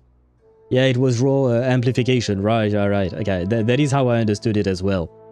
Basically, she gave Nahida drugs, so she could be stronger. That's about it. I need to rip apart Big Dong's contract already. Yeah, I don't think we can do that. Otherwise, Sparta, you will suffer the wrath of the Rock. We all know what happens if you don't respect a contract. But now, for the hard part. How do I actually give it to you? Aha! The Irminsul barrier is right in the way. It is what I asked. I have an idea. Aha, will he be able to do it? He is able to do it. So you were right indeed, Sparta. And we can probably chalk it up to him being a descender indeed. Told you so, yes, but I am unwilling to confirm such hypothesis and speak the way you do as if it were fact until we actually have the facts. That's the main difference. Because again, you speak as if things were facts before they actually happen. And sometimes you'll be right, sometimes you won't. And the problem is, for me, that to me that's not a very scientific process to just assume that your interpretation is correct. Formulating a hypothesis is one thing, and then you can confront it to reality, but formulating your hypothesis as a conclusion, to me, is skipping way too many steps. And being right does not erase all of what I just said. Just as I thought. Incredible. What did you do? He placed one foot next to the other, in front of the other, and he walked. Just made a lucky guess. This seems to happen quite a lot. Things that apply to everyone else don't seem to apply to me. I figured the same might be true here. To be fair, you are an alien. Irminsul usually produces effects based on the records it holds. Oh. Since the Traveler is a descender, Irminsul contains no records of him, and thus has no way to impede him. Interesting way of explaining it. Okay. See, that to me is a better explanation than just saying he's a descender. The fact that, you know, they add that little one line, Irminsul contains no record of him, makes sense, and that's why it can't impede and whatnot, you know? That to me is a good explanation than just say, oh yeah, he can do everything he can because he's a descender and whatnot. Like having some kind of actual tangible way of explaining it is, in my opinion, a good thing. I mean, Irminsul can't see us, so we can do whatever the fuck we want. In regards to Irminsul, sure. In regards to the rest of the world, maybe. Because again, I'm waiting to see things happen before I'm willing to say things as facts. So far, nothing has impeded the Traveler, it is true, and the things that have affected others have not been affecting him. So far. Could there be an exception? We don't know. So I'd rather be on the cautious side and see where things lead us. Is that right? You really are full of surprises. Catch. Oh wow, she just threw the Paranosis. Whoa! Like it was nothing. Girl really doesn't care about that chess piece, does she? Irminsul usually is adapting to everything we've done to in a descender fashion, like trying to course correct. What are you referring to exactly, in terms of like what we've done, and it trying to course correct? What is your point of reference there? Thank you, Mawika. Thank you for trusting us with something so important. All right. No need to get so formal. It's not like we're strangers. I'll buy you a drink. Or 10. To thank you. Besides, there's still one problem. You might be able to pass through the barrier, but I don't know about the Gnosis. Oh. Any other surprises for us, Traveler? That is a good point. I didn't think of that. Let me try something. Maybe because he carries it, whatever prevents Irminsul from affecting him means that it won't affect the Gnosis as well? Like maybe because Irminsul can't see us, and now we have the Gnosis, Irminsul can't see the Gnosis as well, or something like that. I have the Pyrognosis in my hand. It feels strangely ordinary, not particularly heavy, and yet this tiny thing symbolizes the mighty authority of a god. Don't forget it's a corpse. Just saying. Don't forget it's a corpse, brother. It might even be the corpse of your cousin. I think hard about my memories of Pyro. My memories of journeying through Natlan. All those important experiences I've had. How is that relevant now? By the way, I'm gonna grab a screenshot. Thank you very much for the hero pose. And look, Geodude is here. Geodude is here, yay. And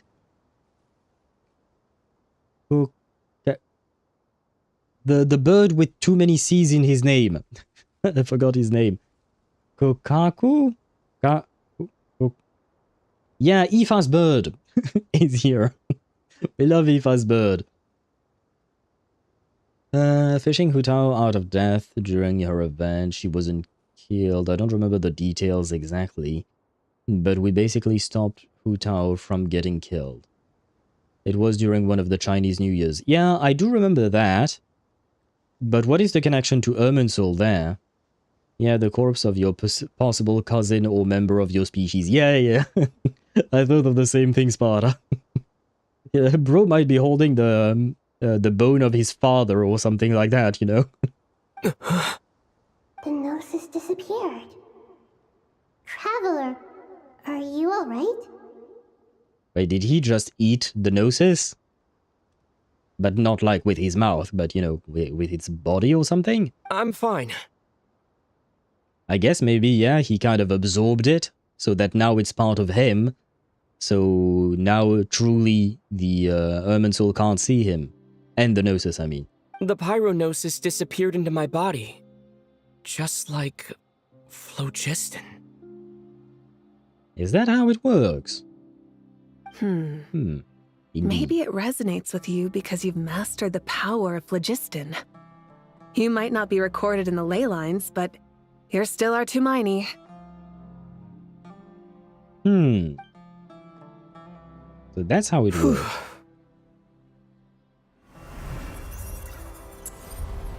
Well, I guess that worked out. Somehow we redirected or do something to the karma that was supposed to have killed Hu Tao. And you mean that karma was recorded within Irminsul and we kind of rewrote it in a way in order to say, well, it rewrote itself when we saved her? Is that what you mean? Or it's a light realm item, same thing the traveler is made of. It doesn't seem to be their explanation, although if I recall correctly, phlogiston... Wait, you might be right, because if I recall correctly, phlogiston is closer to the light realm than the elemental system, like on an evolutionary scale. Like we had light realm, then phlogiston, then the elemental system. Is that not the case? And the traveler equated the feeling as if he was absorbing phlogiston or something like that. What if we are Ensalada from the future? Wait, which one is Ensalada again? Oh, the third descender. So you mean we are carrying our own corpse?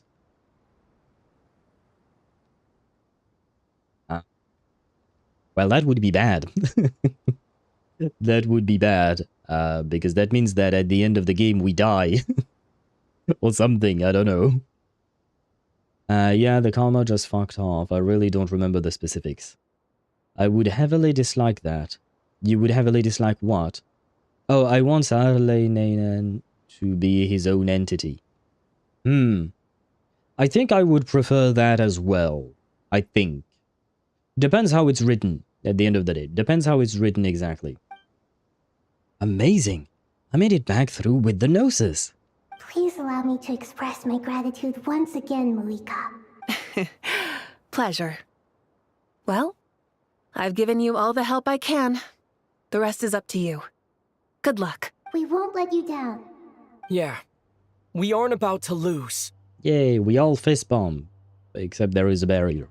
I do wish Mawika could enter the place, you know, and help more. Not just because, you know, having another Archon would be helpful, but just because, again, like I said, I very much want more Archon interaction. But oh well, it is what it is. At least we got them talking to each other, I mean. Past entity is not the same as present entity, like Rover. Rover is still the same person. The only difference between past Rover and new Rover and present Rover is that he erased his memory. But it is the same person. Our dream fulfilled? Yeah. Well, fulfilled not exactly, but it's getting there, I guess. It's getting there. Like I said, I really hope, like, I want to see more interactions. Maybe Columbina could join us, Nouvellette as well, you know, stuff like that, because, I don't know, I find it cool, personally. To be used sparingly, Traveler, to be fair. Paimon, how are you feeling? Well, I just ate a Gnosis. I don't know if it's better than a burger. Paimon's a teensy bit nervous, but only a teeny tiny bit. Seems like she's gotten way braver over the last few years, huh? Of course. After all the adventures you've had with the Traveler, I'm sure you've gained a lot of experience and grown as a person. I mean, we fought a dragon together, we fought an ancient sea god twice, we fought the Raiden herself, we fought Il Dottore. Well, we didn't fight him directly, we fought Wanderer, I suppose. We fought... Well, I guess there wasn't any kind of big bad that we fought in Fontaine, huh? We fought the Abyss in Natlan. We fought for real Dottore and Rerir in Nod-Krai. Like, Paimon's been through a lot accompanying us. I still wouldn't like that, especially given he straight up, according to the hymns, fell head over heels for Anastasia. The Traveler honestly feels asexual. Fuck, I'll say it. Spada_4 on Twitch says, the narwhal, you forgot about the giant whale. Oh, right, I forgot about that, yeah. Well, yeah, I was busier thinking of, you know, Fursolorus deal and whatnot, but yeah. I forgot the big fish. We did fight a big fish. To be fair, we fought the big fish mostly thanks to Nouvellette regaining his own powers, right? I think, if I recall correctly. But still, we did fight the big fish indeed. But yes, no, my comment about what you said earlier, the Traveler being asexual, honestly, I do agree, except for one thing. The minor correction is that the Traveler is a, well, I guess the word would be a ciscon, right? If you take the Japanese term, right? We have brocons, lolicons, which those ones we don't talk about. But we talk about, yeah, he would be a ciscon, right? Because bro can only think of his sister. Fucking hell. What? Tell me I'm wrong. That's just me. Tell me I'm wrong. Because what I see is that you're not saying that I'm wrong. Just that I'm mean, or fucking hell, because you were surprised or something. But you didn't say I was wrong. So yeah. Point is, bro do be a ciscon. So, well, you're not wrong, it's just mean. I can't, it's not my fault if bro only talks about his sister. He's surrounded by beautiful men and women, and all he can talk about is his sister. Like, seriously. He's surrounded by a harem of everything and anything under the sunlight, and all he can talk about is his sister. So, you know, at some point, there are some hypotheses to be hypothesized. You know what I mean. But yeah, no. But in a more serious manner, I do agree the Traveler does feel asexual. He doesn't really feel like he's built for romance or anything, or at the very least they haven't shown us anything to make us think that. It hit me, but Ensalada is not dead, he's sealed. I suppose you're correct. Well, I mean, we don't exactly know for a fact because magic and all that, but I would assume being carved up into 7 pieces to make the Gnosis would require you to die. I would assume. Okay, to be fair, if Fanes is anything similar to Aether, Fanes also into, well, himself. Because the shades are him, just women. True. True. Well, we always say that self-love is important. Maybe he took it too far. But it is true that self-love is important, right? You have to take care of yourself first and foremost. And it is important to love yourself in order to be able to love others. Ro took the advice a bit too far. Okay, it happens. And he divided himself into 4 women. Hot women. Took self-love literally. Yeah, I mean, you know, maybe Thanes was depressed because he couldn't find a partner in life, a girlfriend or a boyfriend, so he created 4 for himself. He created his own harem. You know, could be that. Defeated and sealed in 7 pieces. I'm not convinced. I mean, he could be kind of like Exodia, right? The dude from Yu-Gi-Oh! He was divided into 5 pieces. Why not? I feel like the way it's been described, especially the fact that especially the fact that Neuvillette specifically said that the gnosis were made of a descender's remains. You only talk about remains when you're talking about a corpse, aka a dead person, not a defeated person. Otherwise, he could have just said it was made of his body. That, to me, feels a tiny bit more neutral. Whereas when you say remains, for me, it does feel like the person is indeed dead. Sounds like a very powerful or immortal entity. Deidara, do you mean Exodia? Yes, Exodia was an extremely powerful entity in the world of Yu-Gi-Oh! And for the card game specifically, basically, there were 5 cards of him. Like you had the head, the torso, and each limb or something like that. I don't remember the whole details. No, I know Exodia. Ah, so who were you talking about then? Like Sukuna? Potentially yes, maybe. But even then, I don't know how they describe Sukuna's fingers exactly. It's a good question. I'm waiting for Anastasia to grab the Gnosis. I need to see what she's going to do with it, because the hypothesis is still that she's trying to revive Sarleinen. Yes, but can it even be done? Or is it the desperate plea of a woman who can't grieve the loss of her lover? You know what I mean? So how does that work? If it can be done, that means that Deidara is right, and Sarleinen was only defeated and not killed. Although, when you say revive, that does imply death, doesn't it? You don't revive a person that's still alive. You would unseal him, I guess. That would be the more proper word, if he's not dead. But again, that's a lot of assumptions that we can't really answer for now.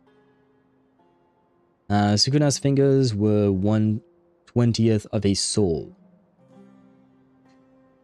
So wait, that means 1 finger per fragment, right? So does that mean that, like, at some point, Yuji, right? Yuji Itadori, that's the name of the main character, right? Yuji has to eat fingers, but at some point he's also going to have to eat toes? Okay, well. 20 fingers. Full Sukuna, yes. Okay. But some of them fingers are toes, or does he just have two pairs of hands? Well, 10 fingers and 10 toes. Okay. Huh. I hope Yuji is into feet, or something like that. I mean, he didn't seem to mind all that much eating them fingers in the first place, so well. Getting sealed in multiple fragments is a form of death. Yeah, I guess that's a matter of perspective, right? That's a matter of perspective. We'll see what the game tells us in the future, right? I'm doing alright. What about you, Nahida?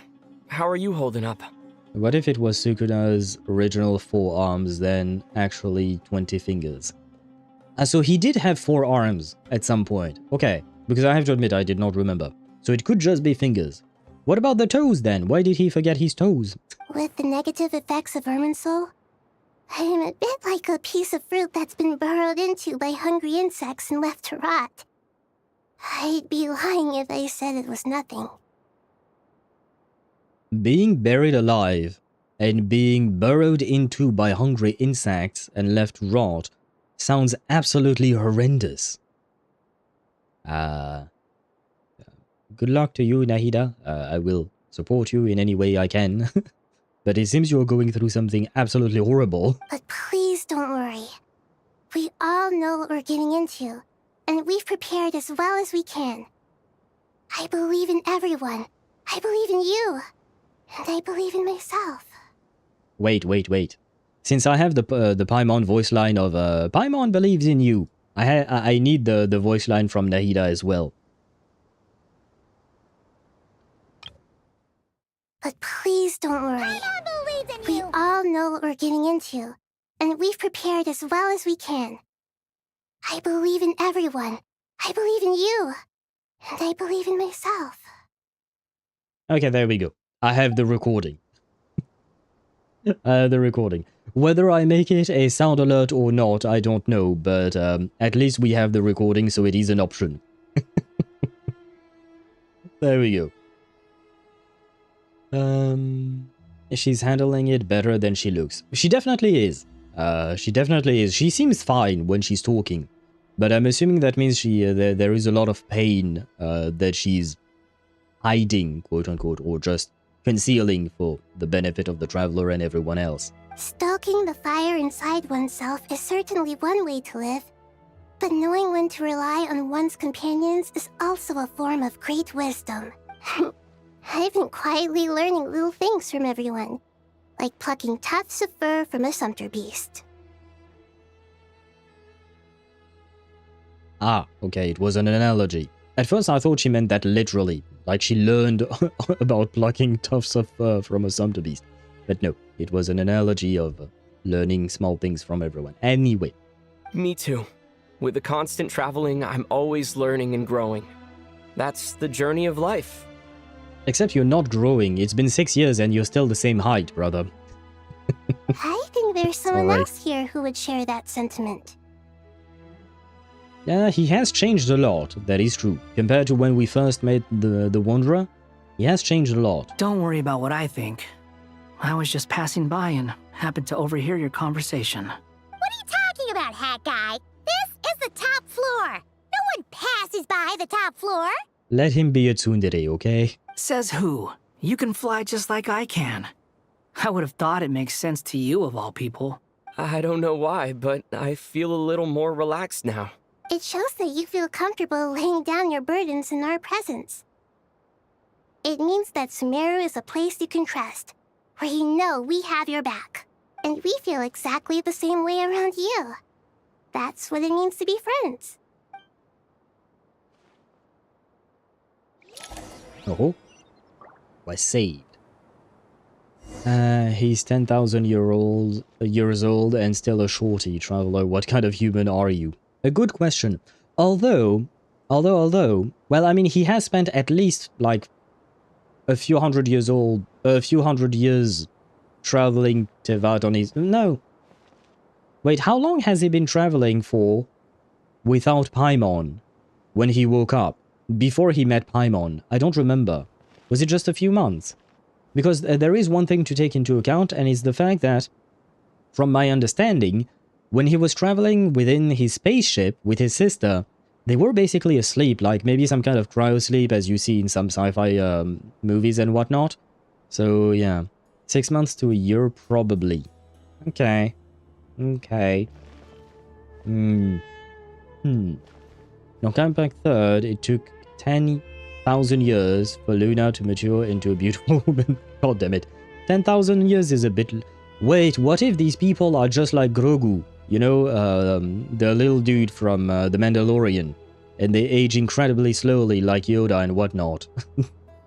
It could be that. Huh. And hello, Mite. Welcome to the stream. I hope you're doing well. If you don't mind, can you review my Arlecchino?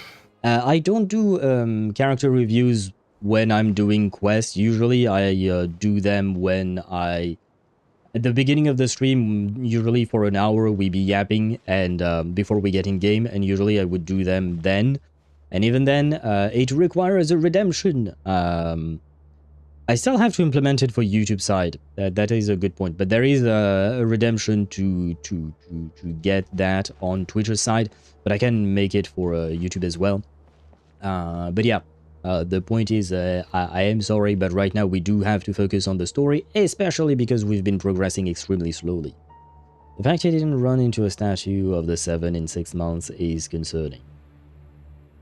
That is true, Sparta. It does beg the question, like, where on earth was he?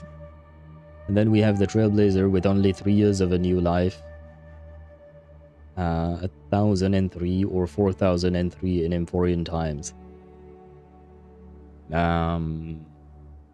Yeah, but he was already grown up when Kafka plucked him out of whatever the fuck that was. Feel free to mingle if you'd like some time to catch up with people. Just remember to get a good night's sleep when you're done. Tomorrow is a very important day. Uh-huh. Oh boy. Well, let us mingle indeed.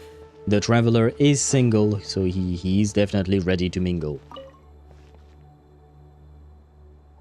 Ah, it's finally done.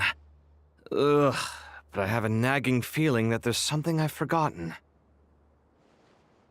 Oh, there you are. Everything wrapped up on your end? Okay, fair enough. That was a pointless question. We were working in tandem, after all. You must really be exhausted. Well, it's been a busy day for both of us. When work ends, you clock out. No looking back. Hey, he would, what do you call that? He would get along well with Zani. Well, even though she do be doing overtime. A lot. And she's being Batman during the night. Yeah, never mind. Yeah, we're definitely due a break. Probably a little late to start drinking now, though. I'll stick with water. Here, this one's for you. Thanks. You want a bite to eat? I can grab us something. Or wait, I think there's a stove nearby. Let me take a look. Is Kaveh asking Al-Haytham on a date? No, it's not. Are you nervous? A little, yeah. Unlike you, it seems. How are you not feeling at all nervous? Because everything that happens next is beyond my individual control. I don't worry about things I cannot influence. That is a good way of seeing life. I mean, at least it makes it less worrisome, right? What do you mean, cannot influence? You're the one who came up with half of the strategies we ended up using. There's only so much I can do. I was only doing my duty. Was it like this last time, too? You mean with Azar and his accomplices? Azar? Yes and no. The situation back then was easier to control, but we weren't as prepared as we are this time. So the enemy is stronger, but so are we. I still vividly remember the way you interrogated me in the library after the fact. Where were you when Sumeru needed you most? If your memory is so vivid, you might also recall that it was you who came looking for an argument. You're often the one who initiates these things, you know. I came for a conversation! I didn't know it was gonna turn into an argument! Anyway, at least I showed up this time. So, what do you think? They're bickering again, aren't they? Oh, brother. He might have some residual personality as her time as Elio's right-hand man. Eh? Oh, you mean the Trailblazer. Okay, right, because Deidara mentioned the Trailblazer before. My headcanon are those 1 to 4,000 years of happiness with Cyrene. Yeah, I don't think that happened, but sure, headcanon be nice. 4 more days until IC's relic drops. Yes, indeed, it will happen next Monday. Are we close to fighting Dottore? My answer is maybe. Do you like yaoi? Lol, horny bot. You know what? Wait. The bot is not exempt from the law, and the law says if you're horny, you get bonked. It is the first time that the bot has been bonked, huh? Well, I mean, the bot is allowed to like yaoi if it wants to, you know? I don't know if we are close to fighting Dottore, though, to be honest. I will probably try to power through it and try to finish this quest today. So I may become quieter as the hour goes by, because in an hour it will be midnight, pumpkin time, blah blah blah. But we'll try to finish this quest today. What do I think? I think we're certainly better off for it. It's good having me around to help out, huh? Absolutely. As a citizen of Sumeru, you displayed a remarkable sense of responsibility in the face of disaster. Unless you guys tell me that it will take us like 4 hours to complete the quest, then we might do it tomorrow. Certainly feels that way. I just shudder to think how the world would have ended up if we hadn't gotten control of the situation. So, do you think this is what impending disaster looks like? The sky is so clear, and there isn't a whiff of decay or destruction in the air. It's hard to imagine that the fall of humanity could happen on an ordinary day like this. I mean, why not? Awful things happen all the time. Sometimes people can stop them, and sometimes they can't. What you and I have done is increase our chances of stopping this one. Lofty ideals may provide no defense at all against nihilism, but perhaps little decisions can. Oh, nothing. It's nothing. I hope everything works out tomorrow. It will. So do I. As long as we stick to the plan, our chances of success are good. It's really strange. You're my junior, yet you always seem to act more like an upperclassman than I do. I think it's mostly a matter of temperament. He's not wrong, to be honest. Walked right into that one, didn't I? Yeah, you kind of did, brother. You kind of did. We might get to the good part soon. Okay, we'll try to get to it then. Can I talk to them again, just in case? And is there anyone else? I don't think there is. It's really... I think it's... Okay. Okay, same dialogue as before. Let me check the rest of the place. No, I don't think there is anyone. I think everyone else is downstairs, probably. Do you, Sarini, as Al does? My answer is I don't know. I think the bot didn't know because I believe there is a missing word in your sentence there. Did you perhaps mean do you love Sarini as much as Al does or something like that? Wait, and yeah, where to next? We'll go through them one by one, I guess. We'll go to the upper level.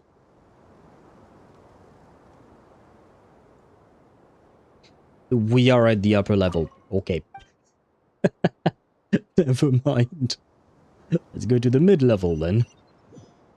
Let's, yeah. Aha! We do have some people to talk to.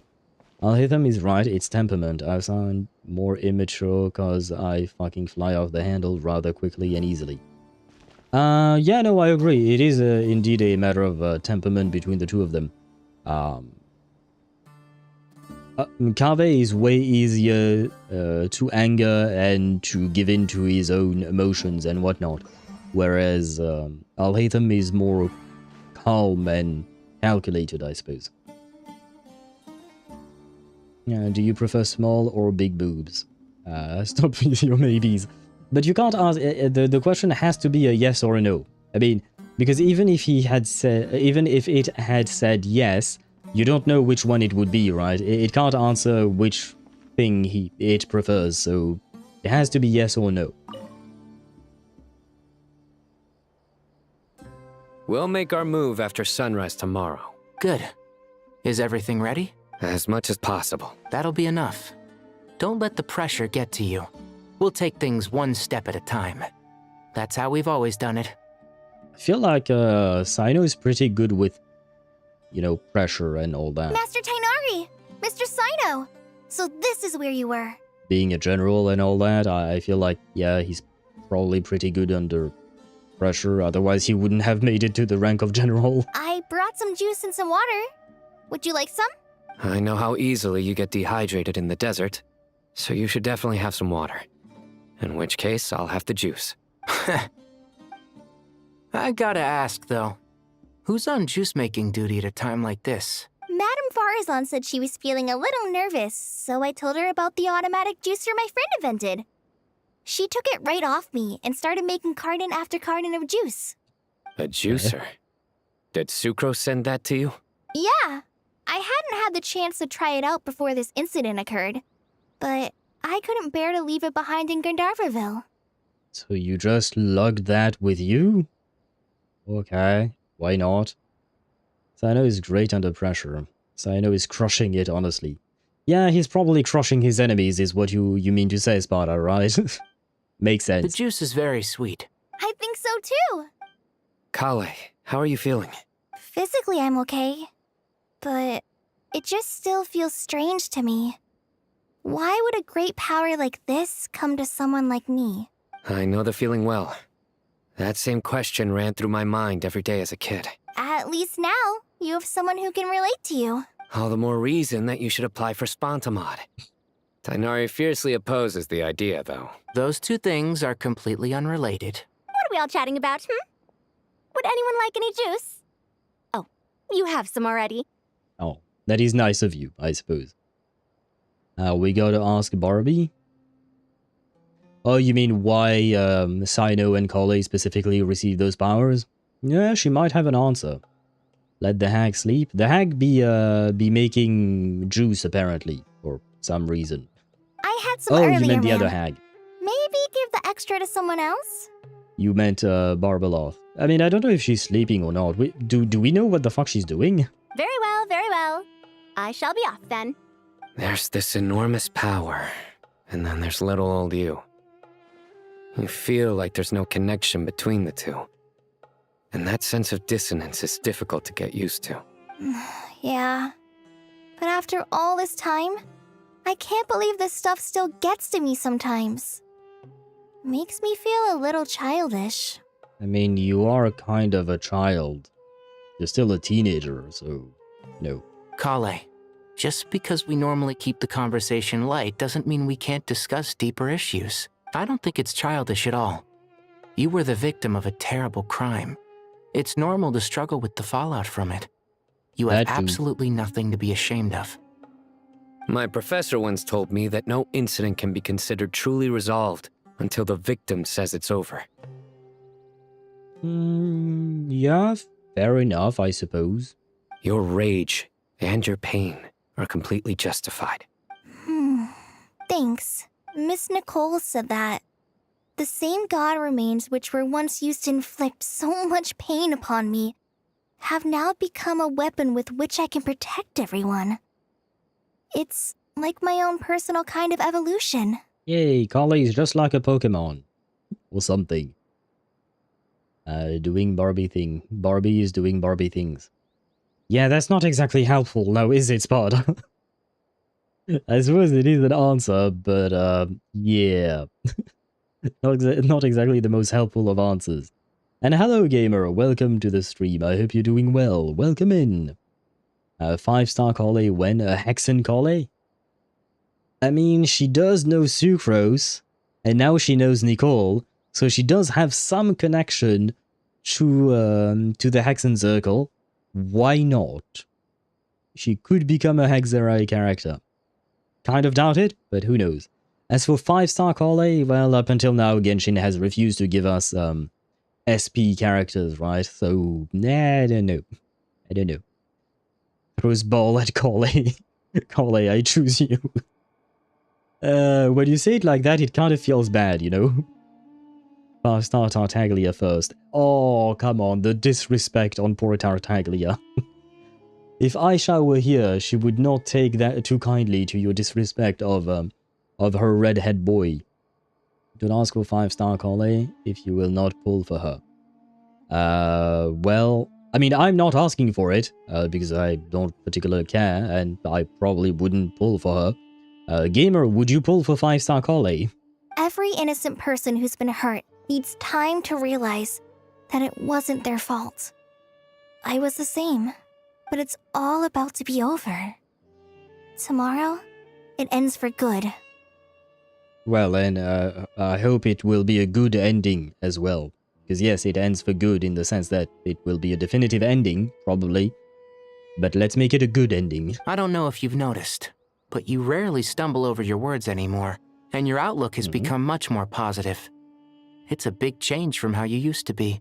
That is true. And since this isn't over, you can settle the matter on your own terms. It's time you seized back control. I believe in you. Oh, fuck me, I'm gonna have to record that line as well. That way we have all the I believe in something, right? Come on, let's do it. And since this isn't over, you can settle the matter on your own terms. It's time you seized back control. I believe in you. There we go. Now I have a clean recording of of Sino as well.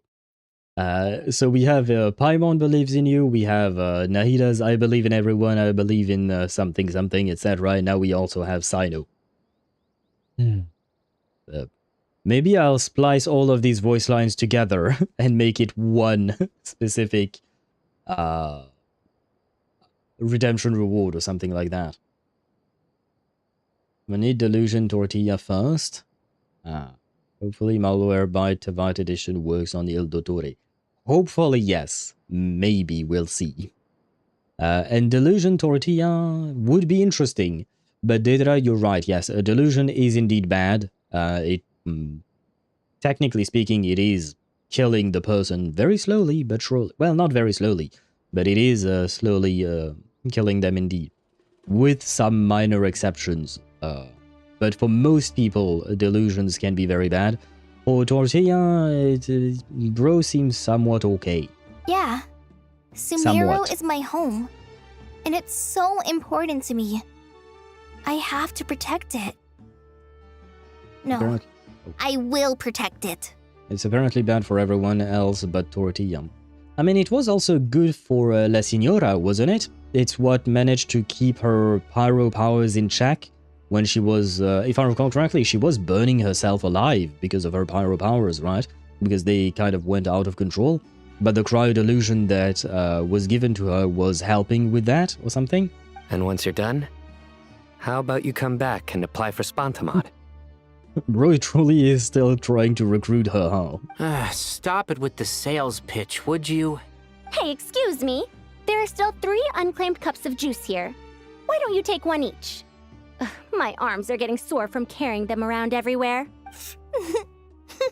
Madame Farazan, why are you... Here, let me take them off your hands. Thank you, Madame Farazan. Drink up and enjoy my handiwork. I think I'm going to make something else now instead. Please, try to relax, Madame Farazan. Your nerves are starting to get the better of you. I know. Kinda cute that Kole would be giving lessons to Faruzan, you know? I guess these markers mean that I just have to go downstairs, right? Yeah, okay, no, there is nothing else here. Very well. I believe we were in the middle floors, so let's go for the lower ones. Okay, La Signora was you die slowly or you die extremely quickly. So she's dying regardless. But it was somewhat helpful to her, right? It was a very unique and specific scenario in her case, to be fair. Did I miss some people? Because I see some dots over there. Well, let's talk to Nefer and wife. Oh, finally, we talk to wife. Hello, wife. And hello, Green Yelan.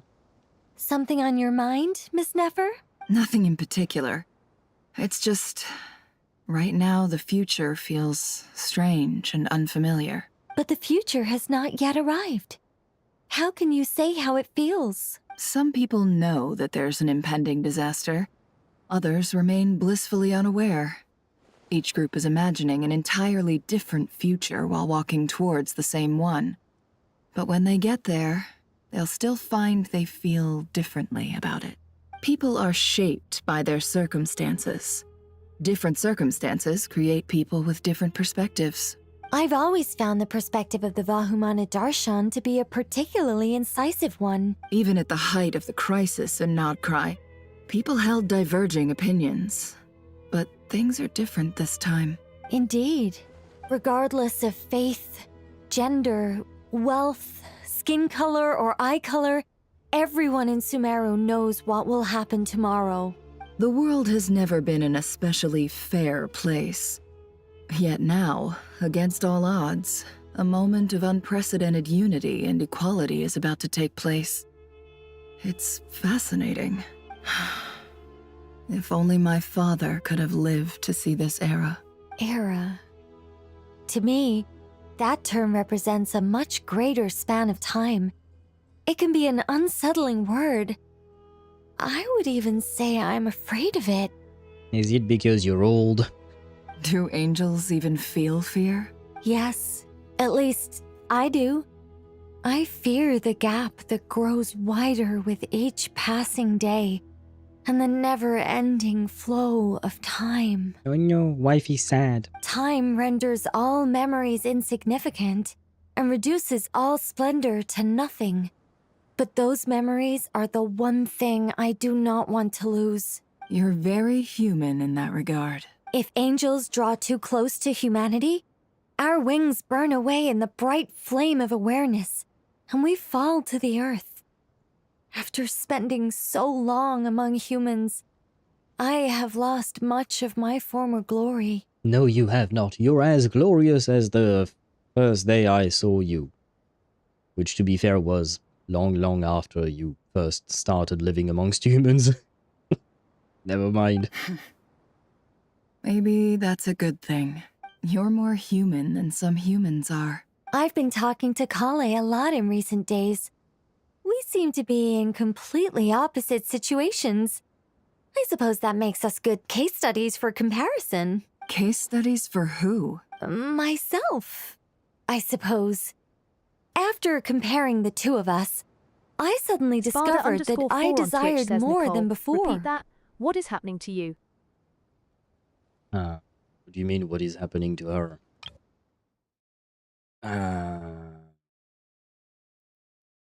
Nothing much. I mean, she's apparently losing her former glory. I'm assuming maybe that means that she's kind of losing part of her powers by being too close to humans or something like that. But I don't think like she's dying or anything like that. If that's what you're maybe hinting at or something. It was a case of dying from being literally burned alive or cancer. He's still dying. I would say that it was more like dying from cancer and then using chemo to alleviate the symptoms of the cancer. But the chemo itself was too strong and was also killing her, but at least it was alleviating the cancer that would have killed her faster or something like that. Fucking hell, so she's still cursed by the same thing that Koitar and the rebels got hit with?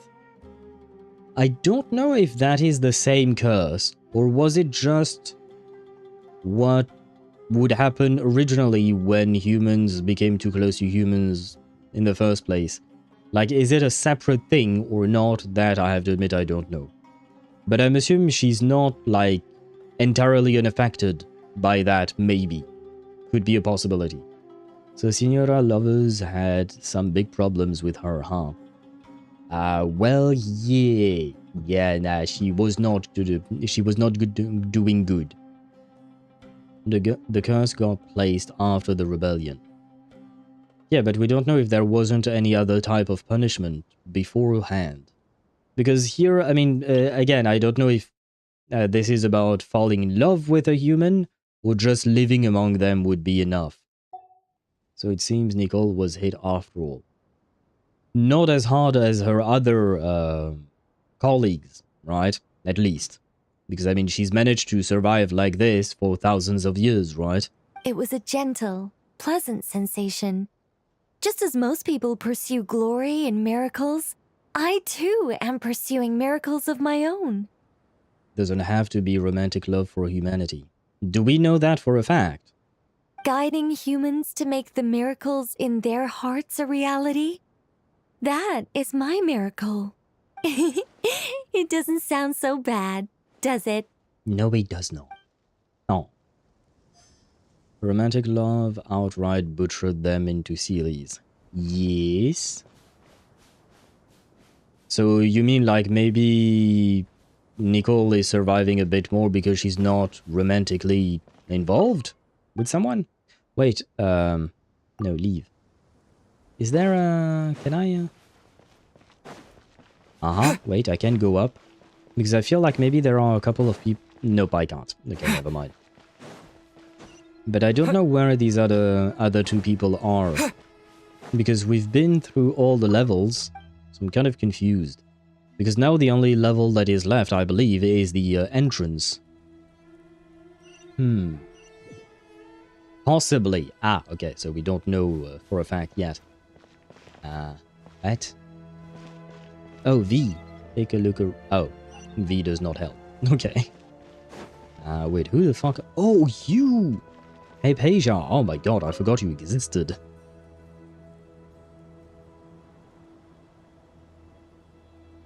Look at the time. I should head back. I'm so sorry. I was in a hurry and didn't look where I was going. Are you all right? Of all the people to bump into. I'm fine. Wait. You're... Have we met? Not exactly. I think we may have crossed paths by the house of Dana before. Well, that maybe, but there is a bit more between the two of you than just that. Oh. You're Hat Guy! From Vahumana, right? You recognize me? The clue's in the name. Mr. Hat Guy. Yeah, she's not wrong about that. Not the angels were punished by Koitar choosing rebellion. It's like your sister attacks father and you get punished too. I guess that is one way of seeing it. Why not? But also, her also sealing her mouth probably helped too. Koitar led the rebellion Daedra. Koitar and Soitor Voinen led it.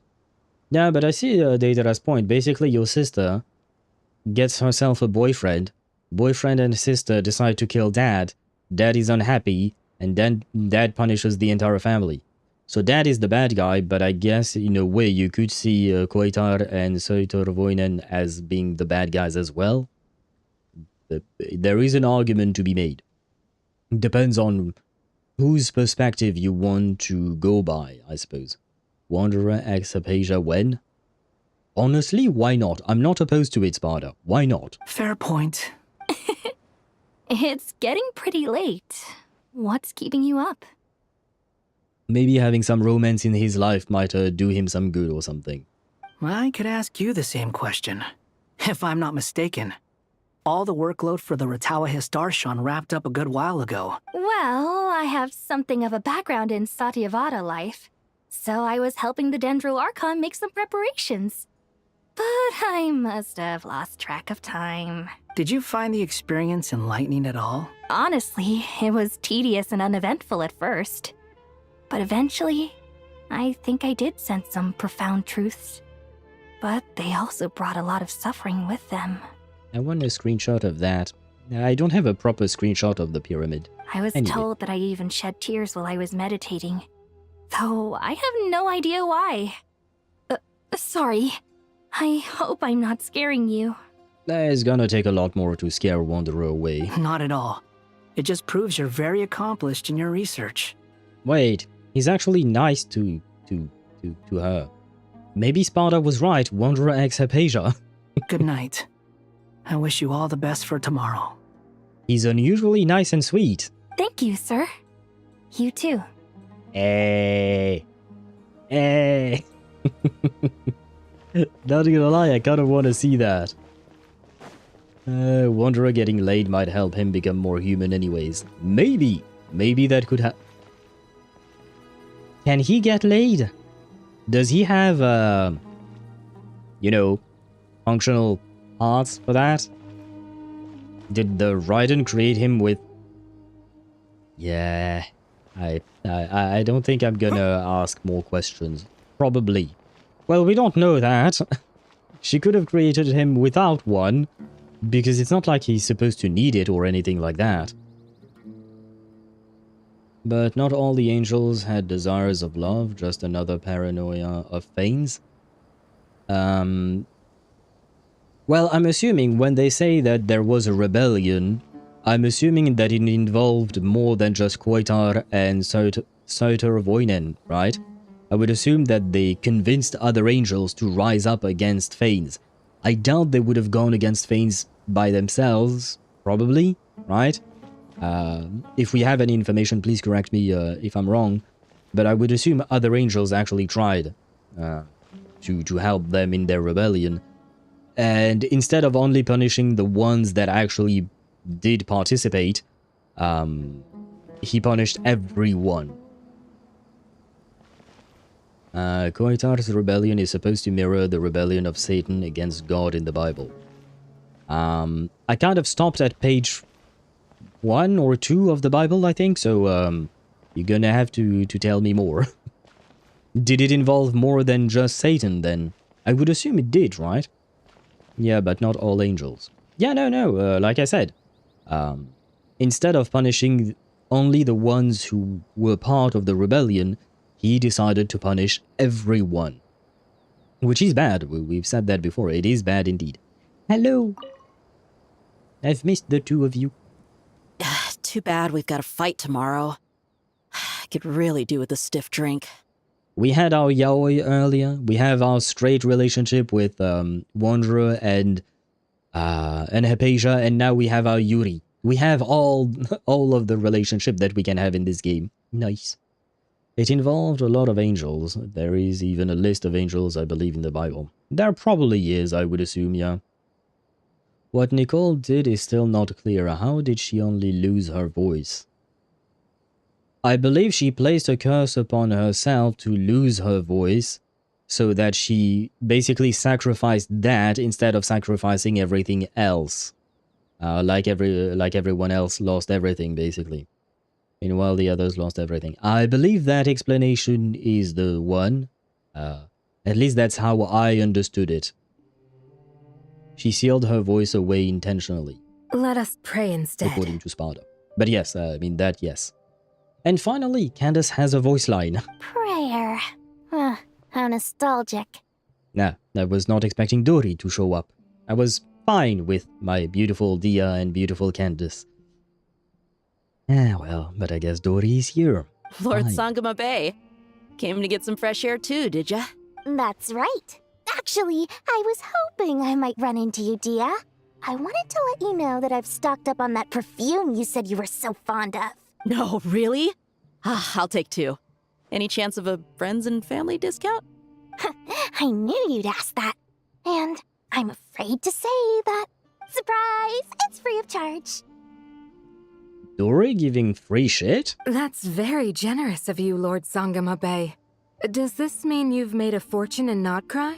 Nope. Turns out it's not that easy to turn a profit there. I even ran some assorted losses. But anyway, that has nothing to do with why I wanted to give you and Dia a small gift. Remember that merchant caravan you two rescued in the desert last month?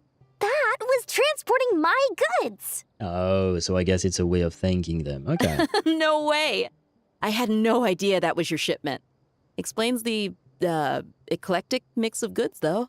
Lord Sangama Bay's investment in the desert and generous stockpiling of goods has helped many people over the years. The shelters you funded especially have made life a little easier for the children and the elderly. Did they change Candace's voice? I believe there might have been something along those lines, right? Maybe? I don't remember which character got their voice actor changed or not, but I think maybe Candace's voice actress might have been one of them, or am I wrong? Transforming into a Seelie is losing more than a voice. Yes. It seems like a stopgap to the Sealification. Yes, we don't know the exact details of how one is related to the other, but that is the explanation we got. She sealed her voice, that means she didn't turn into a Seelie. Why is that exactly the case? We don't know. We can say sealing her voice is sealing her wisdom. What about power? Thanes can't read minds? I don't know. I don't think we have the answers to those questions. Satan, Abaddon, Beelzebub, etc. Those guys were the rebelling angels. But if you can't tell who Koitari is supposed to be, she's literally a morning star. That's Lucifer. Oh, you're right, I did not draw the parallel, but earlier they did call her that, right? I believe. Wait, how did you know about that? Oh, I see. Nefer told you, didn't she? Ugh, that pesky lady. Aren't intel brokers at least supposed to charge for divulging people's secrets? She and Candace go way back. It's normal for close friends to share things you wouldn't tell to everyone else. Sure, but why did they have to be things about me? That's how Nefer shows that she cares. She wishes for all of us to know what a generous person you truly are. It must be hard trying to make a living far away from home. Just because we can tell what kind of person you are doesn't mean everyone else can.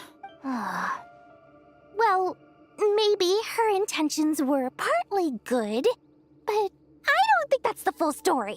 I'm sure she enjoyed knowing how much it would annoy me. I'm telling you, Nefer's got a mean streak. I feel like maybe. Maybe that too. Dawnstar, that's another name for Morningstar. Yeah, I do remember that from the DC comics, and there was that TV show about Lucifer. Though it's very, very different from the Bible, obviously. But they did plug some information into that TV show and the comics itself.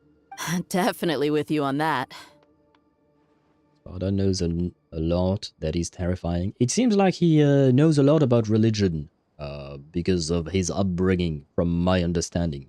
But again, feel free to correct me, Sparta. You know your life better than I do. Yes, there you go. I grew up in a religious household, Deidara. There you go. That would probably explain it. But it is interesting knowledge, I will say that much. Does praying help you stay calm? Defending one's home is a just cause. My heart is filled with a mix of anger and hope. Anger.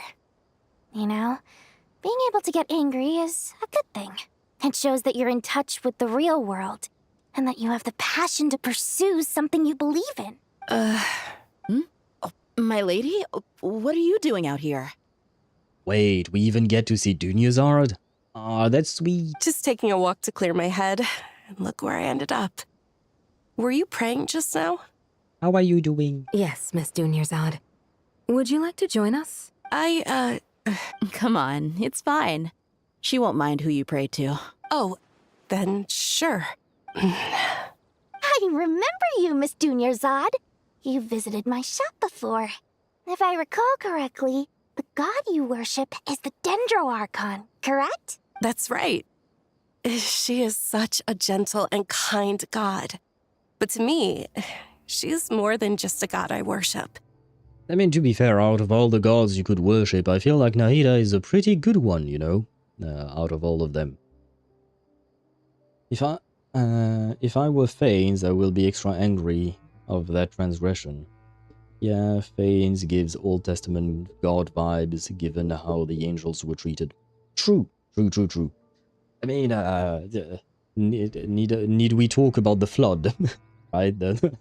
Bro was angry and decided to flood the entire planet and kill everyone. So yeah, kind of the same deal with Fanes, right? Bro is angry, he punishes an entire species to become mindless things, more or less, right? Wait, Al, how the fuck do you know M? I don't know M. Me? You? Well, you've been on my stream for a long time, so I do know you. But I'm not sure what you mean. Could you rephrase the question, perhaps? Nicole technically called stupid in Fane's face doing that move. I'm not sure I understood what you meant, Deidara. That M was supposed to have been a question mark. How the fuck do you know? How the fuck do I know what, specifically? What was the question again? I see her more as a friend. And so do many others. She's not some almighty god who reigns on high, but a genuine friend. Agreed. She's a wise teacher and a good friend. The flood stuff and like Old Testament? Oh, just curiosity, basically. I did grow up in a religious household, but not very Christian, more Buddhist, as I've mentioned before. But no, it's just curiosity. I like to learn about things. Last I checked, you aren't religious? I'm not. I'm absolutely not religious, but I do enjoy learning about these things. Just because I don't believe in something doesn't mean I can't learn from it. You know what I mean? So I am just curious. I watch a lot of shit, read things online, articles and whatnot, out of just curiosity to see how our civilization has evolved, how we developed, I guess, how various civilizations and various societies developed with various beliefs and stuff like that. I do enjoy just learning shit, basically. So I kind of know a lot. Wait, no. I know a little about everything, but I'm not an expert in any kind of specific subject. More of a jack of all trades, master of none type of deal, basically. But I just enjoy learning about all things. Mostly science. I suppose science is my main shtick, I guess. But religions, history, geography, why not? Even some economy, politics, law, etc. I just enjoy learning about many and all things. Engineering, well, I guess that falls under sciences in general, right? In my defense, I keep forgetting you have brains. I'm used to being surrounded by idiots. Well, yes, I do have some form of brains, I suppose. I spoke with several people during the evacuation. Everyone's aware that tomorrow's battle is one that ordinary people can join too. A battle to fight for our friends and our homeland. Oh, it makes me glad. I can finally do something for those who protected me. You've grown so much since we first met. She has indeed. Oh, a compliment? Ooh, more please. Thank you. Okay, I want to ship Dia with Candace, but I do like the ship between Dia and Dunyarzad. Can we have a throuple, you know? Can we have a throuple between Candace, Dia, and Dunyarzad? As long as they're happy, of course. I don't know if Candace likes Dunyarzad all that much. Probably. She's probably fine with her, right?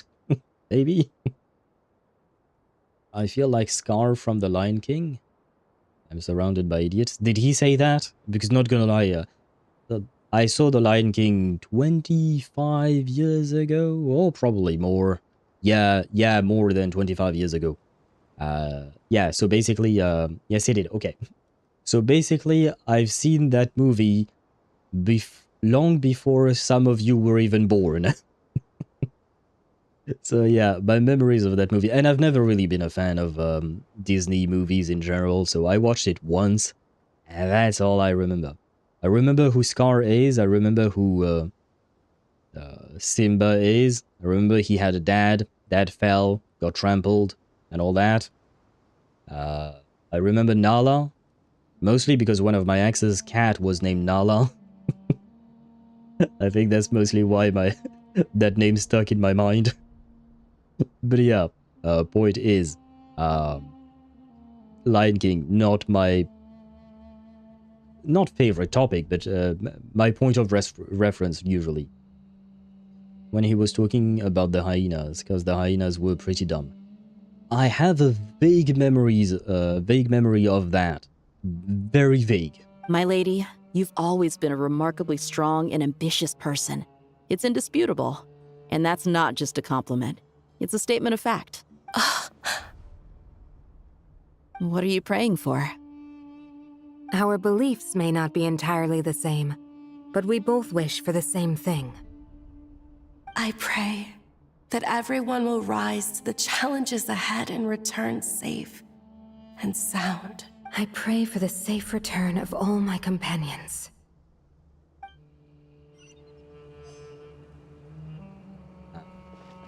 Do we have anyone else to talk to? I hope I talked to everyone then. Did we miss anyone, do you think?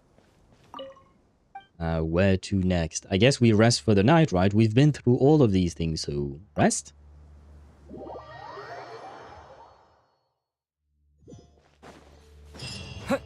Oh, quest complete. Time to go! Let's meet the others at the mausoleum of King Deshret. Let me check, but I believe we only have one quest left, right? A long-ass one, but still. Just let me check to make sure. Where is the Genshin wiki? Wiki. There. Where are we? Truth amongst the pages. Yeah. Oh, wait, no, we have two. Oh, no. Oh, but they seem relatively short. Yeah, I think we can still do this. We're gonna end after midnight, so I am going to be more quiet, but we should be able to finish this. I'm not cultured as you guys, my only interest was space things, and I believe there is life out there.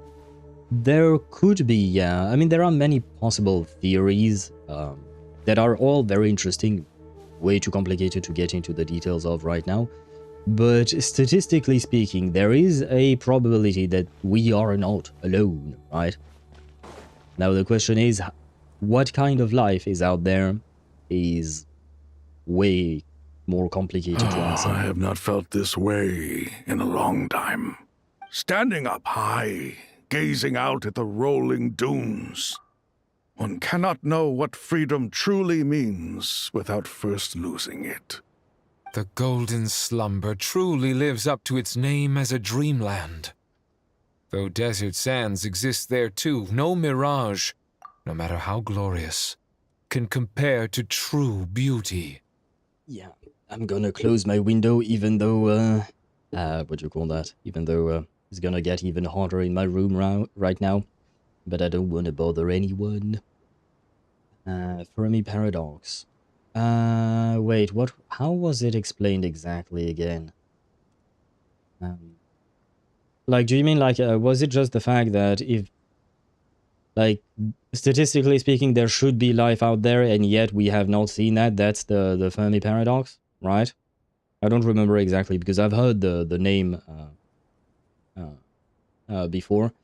But is it the one? Because like in terms of when we're talking about life in space, there is the theory that maybe no life is able to achieve like space flight because they destroy itself before that.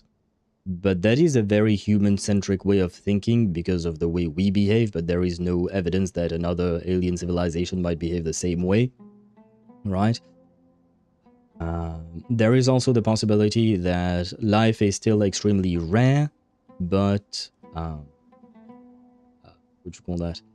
And we might be amongst the first, basically. We might be amongst the first ones, and because of that, even us, we haven't reached spaceflight well, we have reached spaceflight capabilities, but we haven't reached interstellar travel or whatnot.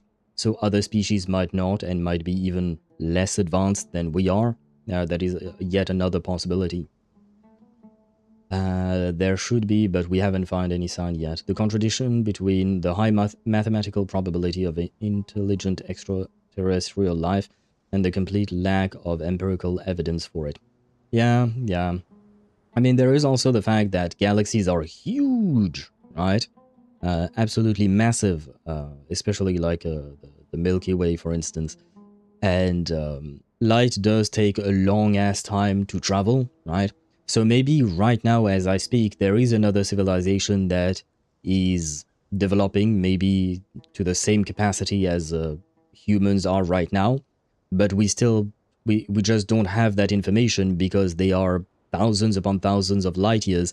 And we won't have that information until thousands upon thousands of light years, thousands upon thousands of years, until that light actually reaches us and we maybe see something that would tell us something like that. So there are many potential explanations for the Fermi paradox, but because we have not found any evidence, none of these explanations, what do you call that, can be corroborated in any way, right? Well, the one I subscribe to is the Dark Forest hypothesis.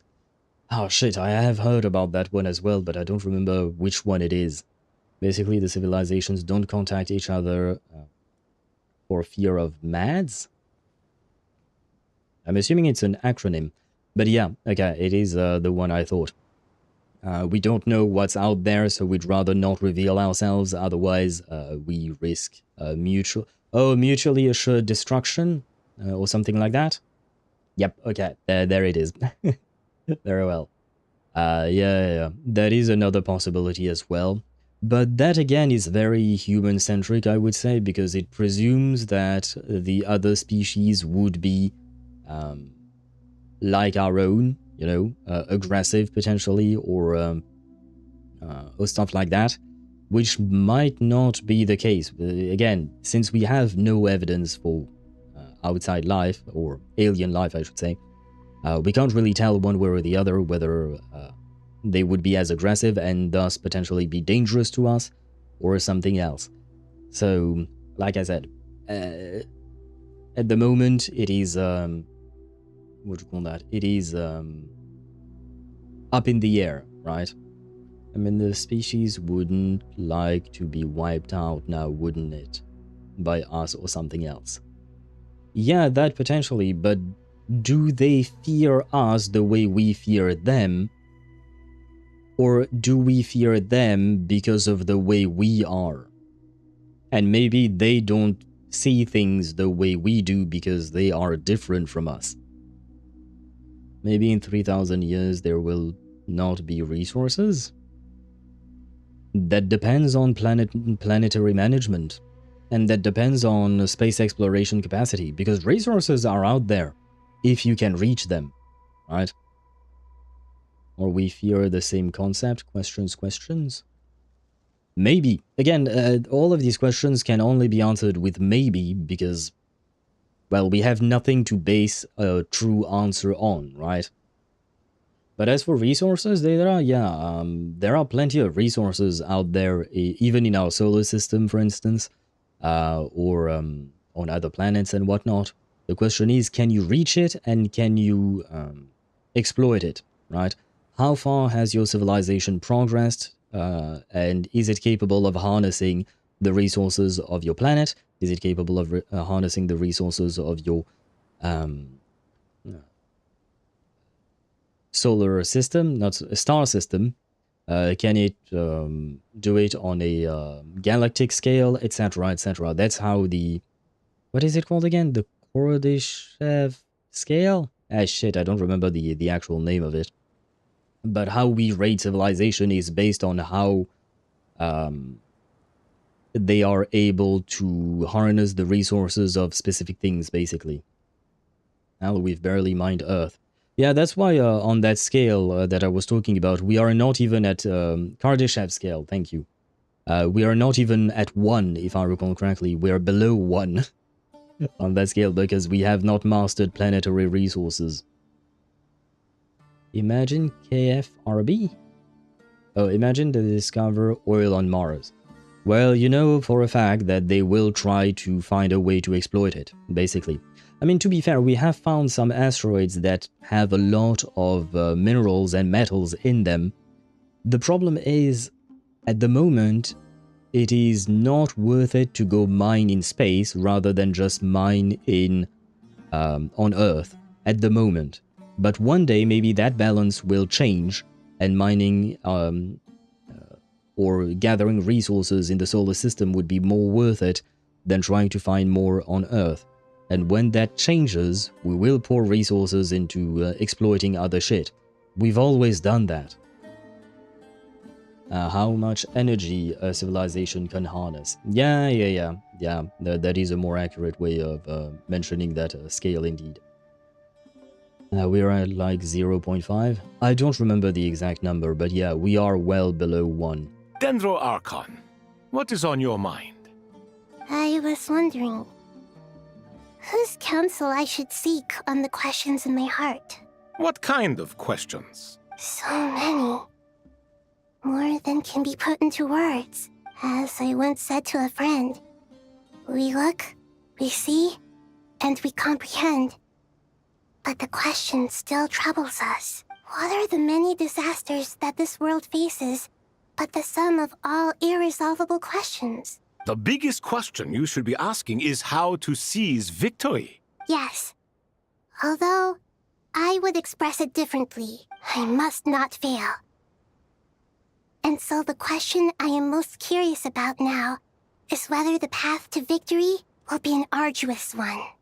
Usually that's how it is. What we declare to be a young sapling, we may, in fact, find to be a towering tree, if we would only cast aside our ignorance and look beyond the veil of time to see her true form.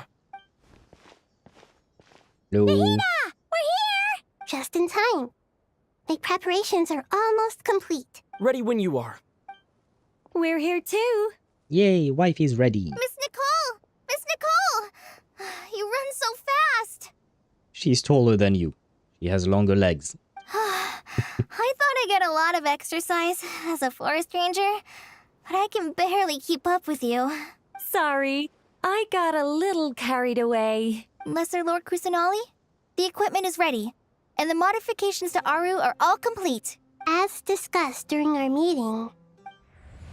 Accessing Irminsul via the Akasha is no longer feasible at this stage. There are other options, it's just... they're a little more extreme, and more technologically demanding to implement. Maybe you should take it from here. The architecture and functionality of the Akasha terminals overlap considerably with Aru. There is reasonable evidence to suggest that one was developed based on the other, or that they both utilize technology of the same origin. As long as the transplant and merge operation succeeds, Aru should theoretically work on a scale greater than the Akasha and approximately equal to Irminsul. It will become the largest active computing device in all of Teyvat. Oh, I didn't think it was that big. You know what I mean? A system this powerful is capable of a lot of different things. In the past, the Akasha was primarily used for one-way information transmission, but I suspect it could also serve as a central bridging hub. Are we trying to replace Irminsul with this new contraption we just built? She got them legs. She do be having legs, that is true. Our dear wife. We're trying to make Irminsul. Yeah, same difference, we are replacing it, right? Because in order to replace it, we do need to make another one.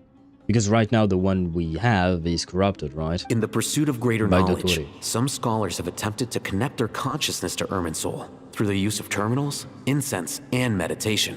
Correct. In academic language, scholars who reach that stage are said to have entered Satyavata life.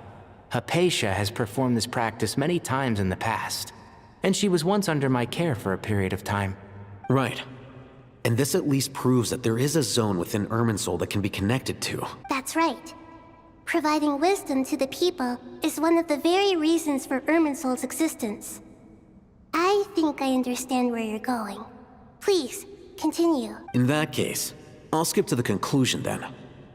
We need to further modify Aru, merge it with the Akasha, manufacture terminals, and distribute them to every single person we can reach. Or maybe you were trying to make a backup until we manage to install Malwarebytes into into Irminsul, wipe Dottore, and then we no longer need the backup. But then why would Nahida think that she needs the Pyranosis forever? Every person? Even the desert folk? Yes, everyone. I've already calculated the amount of raw materials we need. So you mean we're going to get new Akasha terminals? Yes, but this time the people of Sumeru won't be using them to acquire knowledge, just to connect to Irminsul. That's the key. When we evacuated the city, we brought all the important assets from the House of Dana, in case we ended up needing them. Fortunately, this included the Akasha system's main terminal. We've checked all the relevant records, and one thing is certain. Nothing like this has ever been done on this scale before, so... Everyone in Sumeru is part of the plan. Whoever controls the people controls the situation. Since this function of Irminsul was introduced, it has only ever been made available to scholars, who don't constitute a particularly large group of people. But by expanding the scale to include all the people of Sumeru, all the individual connections will stack up to create a significant load on the system. Under normal circumstances, Irminsul would be able to cope with the additional load. But with it already being under strain from other activities, its remaining capacity is limited. Thus, it might be possible to shut it down completely by overloading it. Wait, so this is just like a DDoS attack, right? You overwhelm Irminsul with way too many requests until it just shuts down because it's unable to process everything. Is that what we're doing? I think that, as far as yeah, literally a DDoS attack, yeah. That is what I was thinking. Okay. Makes sense. Okay, it is not as I thought previously about, you know, replacing, what'd you call that? Replacing, Irminsul and whatnot, but okay. Okay, why not? Makes sense. We're just trying to shut down, and so we don't have a power on and power off button on the tree, so we are forcing the shutdown. But to put it into very simple words, that is more or less what we're trying to do, right? We're using a DDoS attack to force its shutdown, and then we'll probably try to restart it. We're trying to crash Irminsul. Yeah. Okay, that plan makes sense, honestly. Why not? If Irminsul truly behaved like a computer, do be making sense. If we manage to transcend our human weakness, we can reach the stars. For me, the main human weakness that prevents us from reaching the stars is human greed, more or less. Because we could pour resources into investigating the stars more and whatnot, but because profit is more important than discovery and science, it is what comes first, more or less. So until we can get rid of greedy people, yeah, it's gonna take a long-ass time for us to keep discovering shit. No, it's the flesh. Oh, wait, let's see.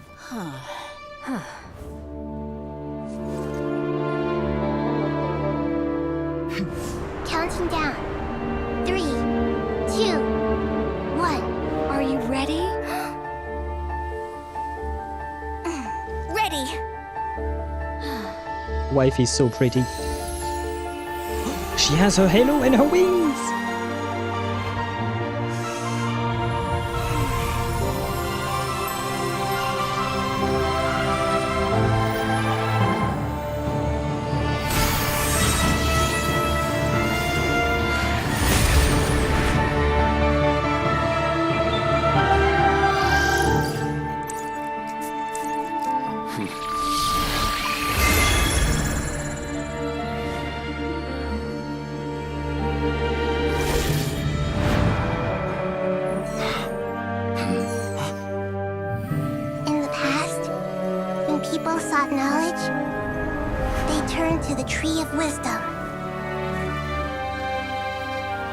Oh, I forgot Nilum even existed. Today, we use it to save Sumeru and the whole world. These boughs that nurtured learning must not become tools for destroying the world.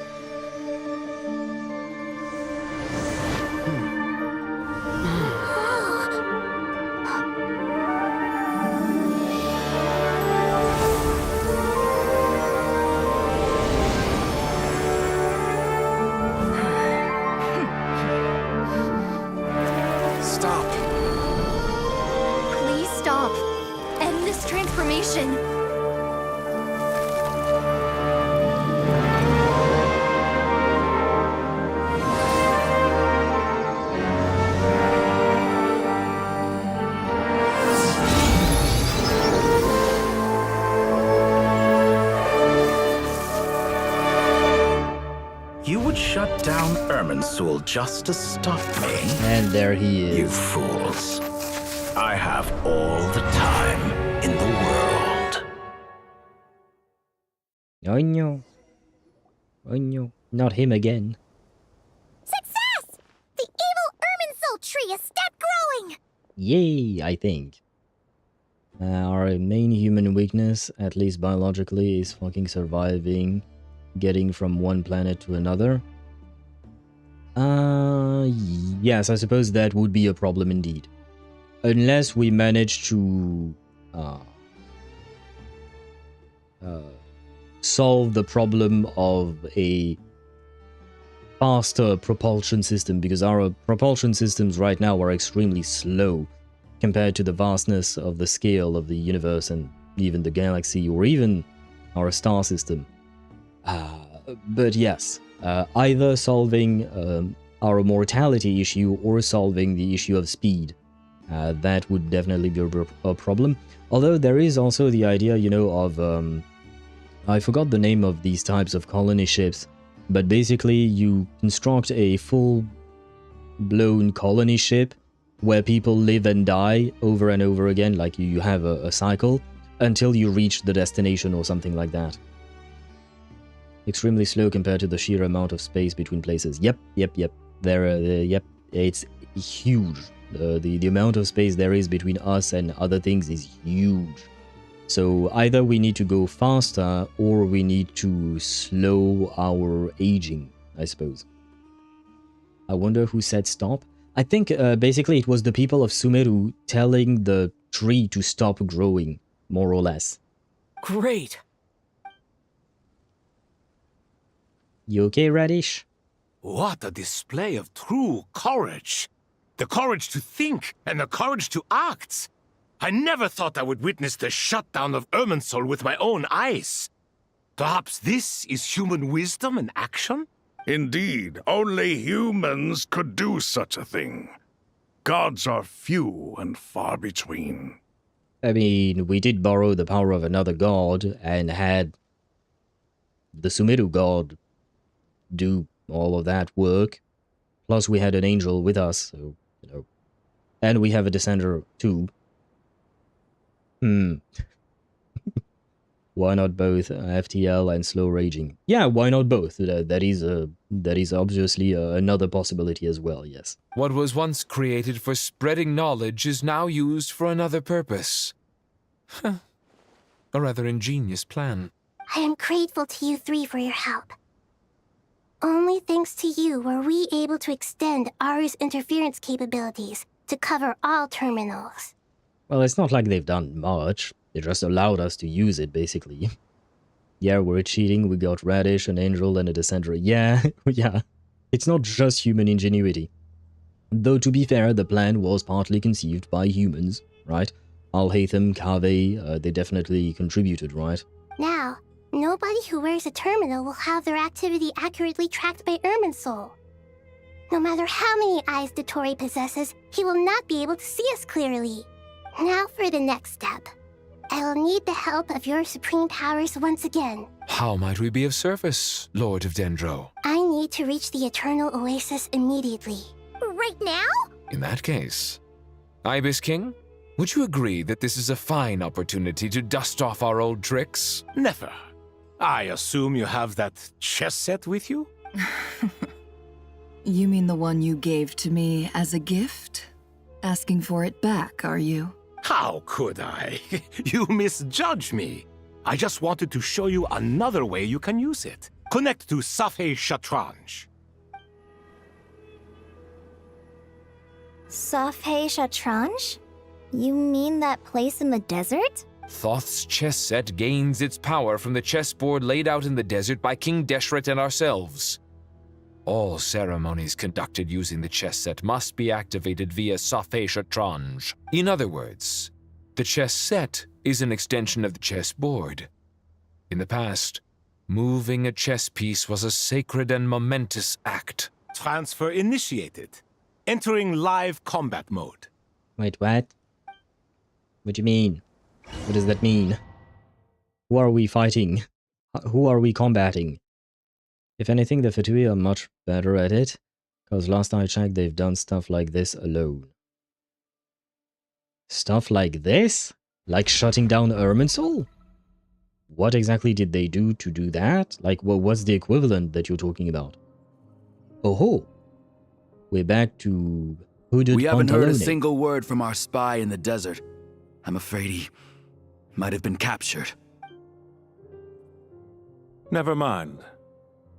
But we spent years turning him. And a lot of Mora. Nothing comes for free in this world, but the loss is not without its purpose. For a small price, we have wasted a precious amount of the limited time they have. Quite a bargain, if you ask me.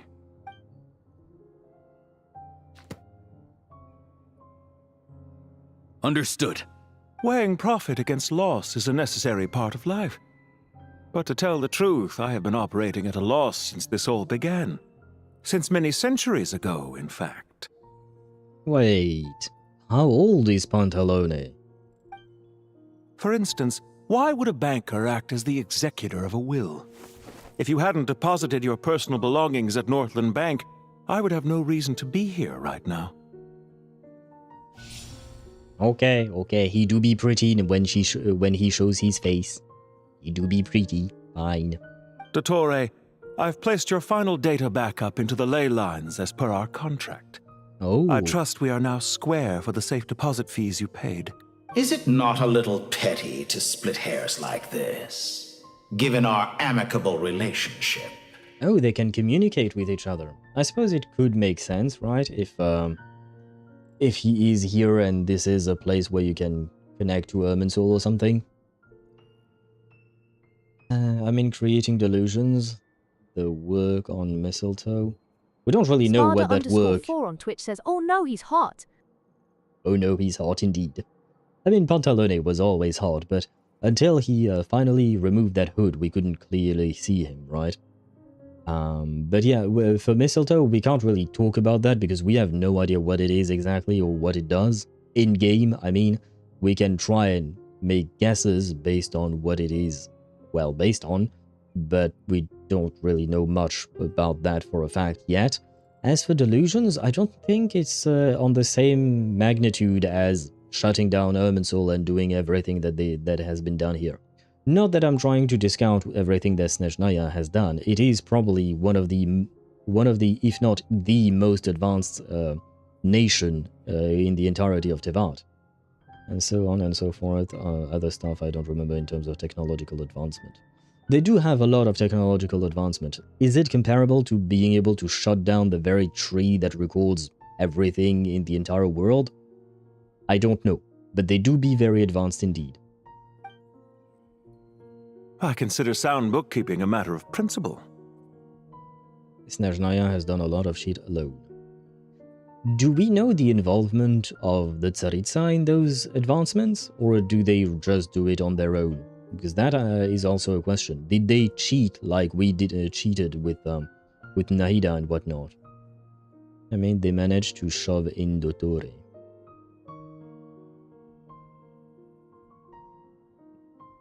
Well, I mean, I'm assuming that was a Dottore feat, right? Well, that was kind of half of his work. I would say more than half. I would assume that he just told Regreta or Pantalone how to do it, probably, right? And Pantalone just executed the plan. Do not forget that you only live to see this day thanks to me. In fact, every day of your life since you met me, you've been living on borrowed time. Oh, so he should be dead. Okay. Why, that's hardly a fair assessment. I will concede that my survival was perhaps at your whim, but I became a harbinger on my own merits. Okay, wait, this drip is not the same as when he was just wearing his hood, right? That coat is not the same at all. That's a beautiful coat. Managing money is not like other professions. Mine is not a role I could have acquired based on your recommendation alone, and certainly not one I could have lasted so long in without genuine ability. The information stored in the ley lines is quite comprehensive. Rest assured, I have not forgotten how strong your pride is. Well, I presume you have no sense of fragmentation while talking with me. How could anything possibly go wrong with such strict measures in place? The remainder of your soul was split in two, with one half sent to Nod-Krai and the other stored in the most secure vault of the Northland Bank. Ah, so even if we defeat him here, he won't be dead. He screams Electro? True. He do be purple. Though I must say, your disdain for the other segments is quite amusing. Zandik is you, and you are Zandik. Zandik created the segments, yet you, a segment yourself, reject him.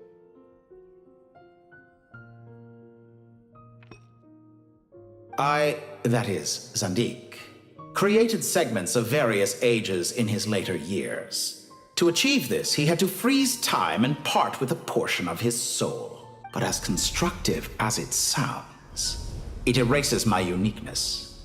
If each segment is equally me, then by the same token, none of them are truly me. A soul living forever in the past inevitably holds different views than he did in his later years. The same thing that completes me also restricts me. You too might ask yourself which stage of your life you want to be preserved at. The day your business failed? Or the day you were framed by a gang and sold off to a medical lab as a test subject? Oh. So Pantalone was a test subject of the Torre? Well, that would explain why he turned out the way he did. We needn't dredge up the past. I guess that also means that Kale could have ended up the way he did. This undesirable plan was eventually scrapped. Lesser Lord Kusanali was quite right. I needed an opportunity to eliminate myself. And after that, I concluded that there was no more effective plan than directly splitting the soul. Once the soul is transferred out, you will find that creating a physical body is far simpler than creating a puppet.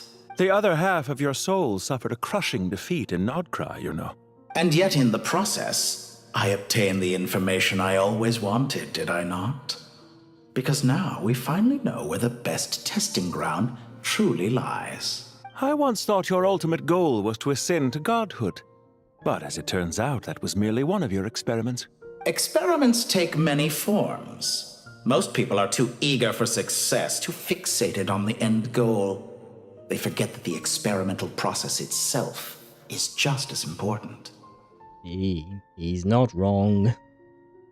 Electro are silly boys. Are you silly, Pantalone?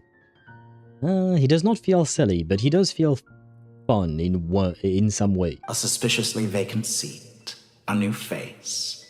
I trust you can put two and two together. The reason it doesn't exist is because someone tampered with the record. What can I say?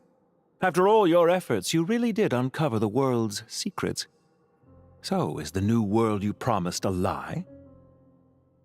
No, it never was. I am glad to be able to control Irminsul from within.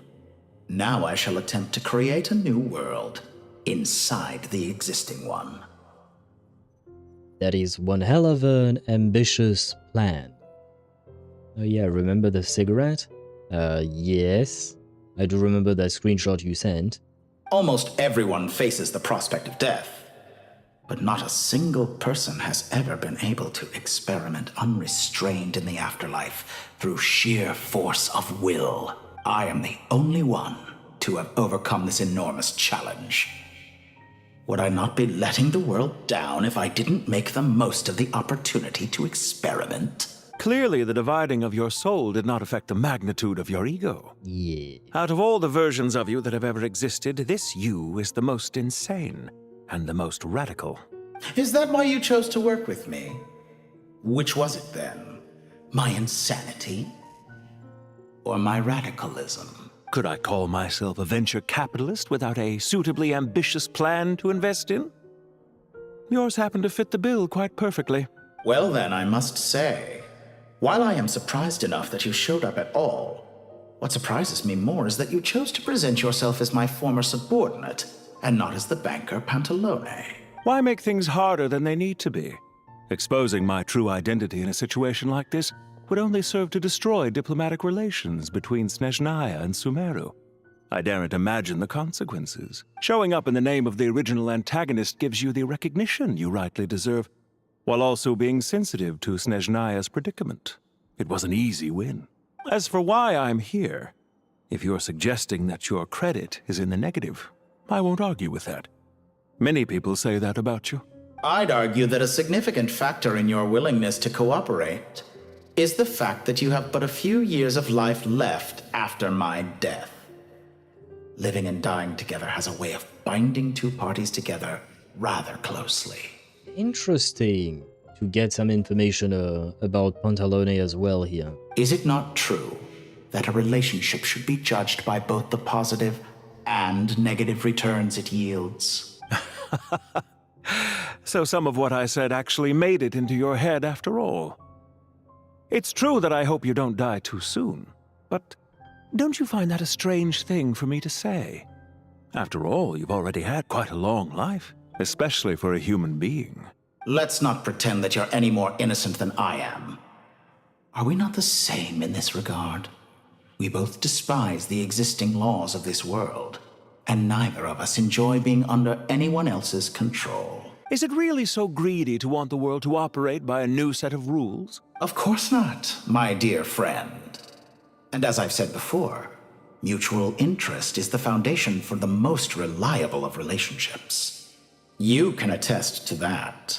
They do be talking a lot about relationships. Do I sense yaoi here? I just hope there never comes a day when I have to work too hard to prove that. Regrader, sir.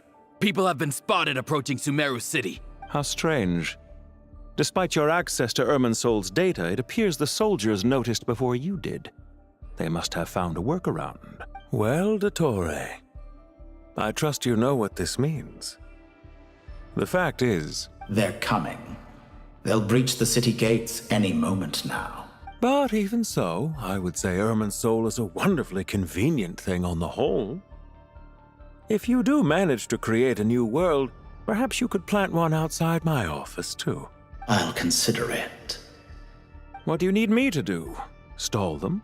The experiment will take time. Stall them for as long as possible. Very well. But you're really asking for the moon here. Well, he already tried that. Have you heard this story?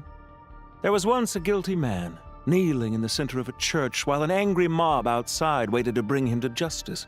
He pleaded with the gods, begging them to grant him one final request, the chance to finish confessing his sins before he was sentenced. Many suns and moons passed, seasons changed, and still his confession continued, as if he intended to speak until the end of time.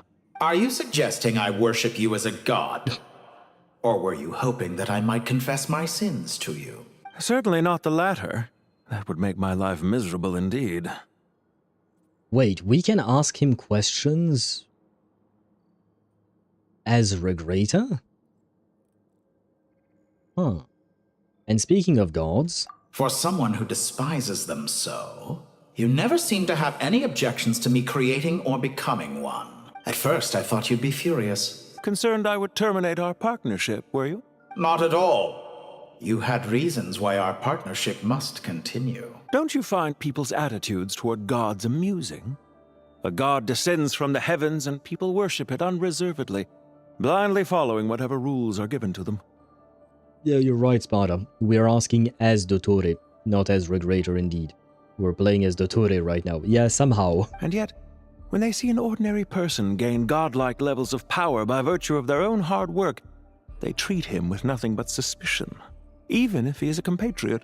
Is that supposed to be a compliment? No. I was just thinking. I pity the man who would call you a compatriot. There's no need to be so self-critical. Also, about your recent situation. I know it's a little late in the day to be asking this, but how have you been keeping? I'm flattered that you would take the time out of your busy schedule to consider my well-being, Doctor. The part of your soul that went to Nod-Krai caused quite a stir, sending our organization back to the drawing board on numerous fronts. It was quite a headache for everyone involved. Dear me, I must have caused you no end of trouble. You certainly did. I had the rare honor of being summoned before the Tsaritsa with Pulcinella to answer for myself.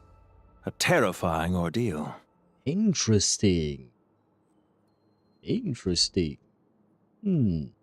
Pantalone, what an asshole. I feel like both of them are assholes to each other, to be fair. Don't worry, I pulled through. At most, it's a public relations nightmare. I made sure of that. Now I'm curious. How did you explain yourself? Oh, it was quite simple. I just pinned the blame on someone who wasn't there to defend himself. Okay. You do be an asshole, Sparta. You do be right. I could hardly be expected to defy the demands of someone as insistent as the Second Harbinger, now could I? How you slander me. You know full well that I am perfectly amenable to reason. There's no question that you are partly to blame for the ruin of my reputation over the years. Now then, about your plans for the future. So he just deflected onto Dottore? I mean, to be fair to him, I feel like anyone would have done the same, right? Do you have anything lined up for when this is all over? It's all too easy to blame the person who can't defend themselves, right? The person who's not there. Always blame the absent. What a dick. A smart dick. Hard to say. Field work always takes quite a toll on me, as you know. Once I'm back at Snezhnaya, I'll start with a well-earned cigarette. Ah, there it is, the line. I see. Interesting that they would make Pantalone a smoker. We don't really see smokers all that much in these games, do we? Huh. Well, Regulator, this one is for you. Why are you so eager to ruin your lungs after I went to the trouble of replacing them for you? Well, I guess you can get them replaced again. If you have an issue with it, feel free to try to stop me. Now then. What's on your mind? The limits of humanity. It's a pity. Despite running countless calculations, I find there is simply no way to reduce any further the amount of one's soul required to sustain an individual. It's rare to hear you admit to being unable to achieve something. I beg to differ. For instance, as I've told you before, the original me was prone to motion sickness and couldn't make long train rides. What an interesting bit of trivia. Ah, yes, of course. One of the reasons you often sent yourself out on errands. What are you thinking about now? A new experiment. In the event that my soul was depleted, say we extracted my data from someone else's memories, yours for instance, and then combined it with your intact soul as the base material, what would we create? Would it be like a baby between you and Pantalone? Such a scenario would be impossible. Oh? As long as your current soul survives, there will be no need to create a new individual. Don't forget, you were the one who approved of the present situation wherein only one Dottore remains. And if you ceased to exist, who would be capable of performing this experiment? Unless he has already set things up in place, so that it would happen automatically once he passes away or something. He's talking about Zandik Prime here. Yeah. Since the day I met you, you've always excelled at talking your way out of a quandary. Well, I guess see ya. Isn't it a little too early to be saying goodbye? Not that I wish to keep you from your business, of course. I appreciate that little tidbit of animation there. Very well. Let's leave the conversation there for now. It ain't much, but it is nice that they are adding more animations to the characters when they speak.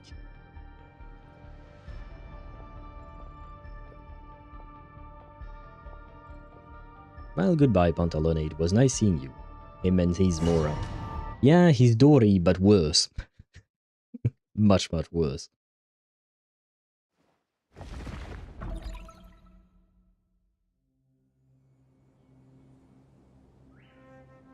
The power of King Deshret's 7 pillars is truly remarkable. With just a chessboard, you can move an entire unit across the material plane. Yeah, sets us up for a much easier fight. Really makes my day. The last time we stormed the city, it involved a lot more running around. True, and it also involved us getting into prison. I wonder how many people can say they stormed a city twice in their lifetime. That is a good point. I was just thinking that. I've definitely had more than my fair share of unusual experiences in my life. This is my first time here, actually. We never usually leave Gandharvaville. Wait, she never had a voice, did she? Right? She's the girl who was trapped in a bubble in a world quest, if I recall correctly, isn't she? Rana. Rana is a forest ranger of the Sumeru rainforest who became playmates with Aranara as a child. Later, while saving the children of Vimara village, Rana was overtaken by the Withering and fell into a coma. To help her, you traveled to Vanarana, where you ultimately obtained the Bija, the fruit Aranara brought into being by sacrificing her memories, and saved Rana. Upon awakening, Rana received the god's gaze and was granted a vision and set out on a new journey alongside Arana. Yeah, there you go. Yep, and got a vision after being saved by the Aranara. Yeah, I do remember that quest. It was a nice quest. Dottore is already impossible to become playable. Now Pantalone become playable. Dottore is already almost impossible. Yeah, I'm not holding out my breath on Dottore. Pantalone, on the other hand, it could still be possible. I hope this will be my last time. Does everyone have to chime in? Can't we just fight? Girl is not one for talks. What an amusing comment, my dear lady. Yet humans often alleviate tension via small talk, do they not? Whoa! Why is Candace's shield talking? Because the image on her shield is one of me. And I, of course, can appear wherever I wish to. Okay, that last part I didn't know about, but I suppose the first part does make sense. I mean, it's literally on the shield, right? Huh. Well, la-dee-da. Isn't that fancy? Could I get in on this? You wish for your gauntlet to speak? Why, certainly. Ahem. I think you'll find that it is I whose image is carved hereupon. Thanks. Definitely feel stronger now. It is kind of nice to see these kinds of little details being added to these characters. You're welcome, my lady. I am glad to lend you my power. Sino, what's the situation? There are troops stationed at every entrance. As we expected. A frontal assault will suffice. Everyone, stick to the plan. We'll take the main entrance. You head for the House of Dana's side door. Move out. Autobots, roll out. So they literally have talking armor. Yes, they do, and what the fuck is this team again? Well, I'll play with my favorite one out of the bunch. But, I have to question the teams that they are giving me. Out of my way! Oh wow, hello. Take this! Watch out! Get lost! Whew. Oh. Thank you, Jet. You gotta be more careful. If you're not ready to put your life on the line, you can't be certain of defeating your opponent. She's right. Keep your wits about you, Rana. Oh. Hi! Too easy! You asked for it.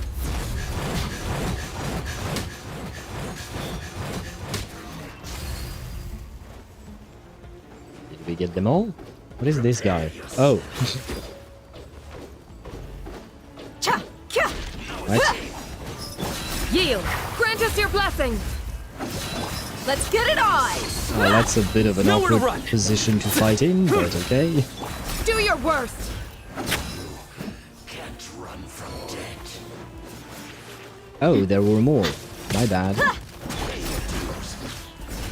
We shall prevail! Hi! Buckle up! Ha! Judgment is upon you.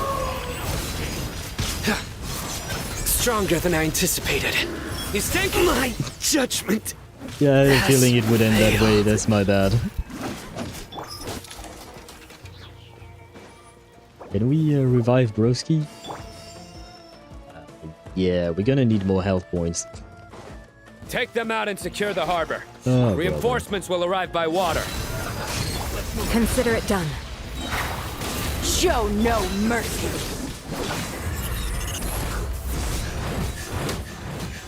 Oh, it's the hot water lady. Come back, hot water lady. There you go. Winter shall eventually come. Wait, oh, I'm going down. Yeah. Yeah! Looks like we're in for it. Look alive! Do your worst! Grant us your blessing!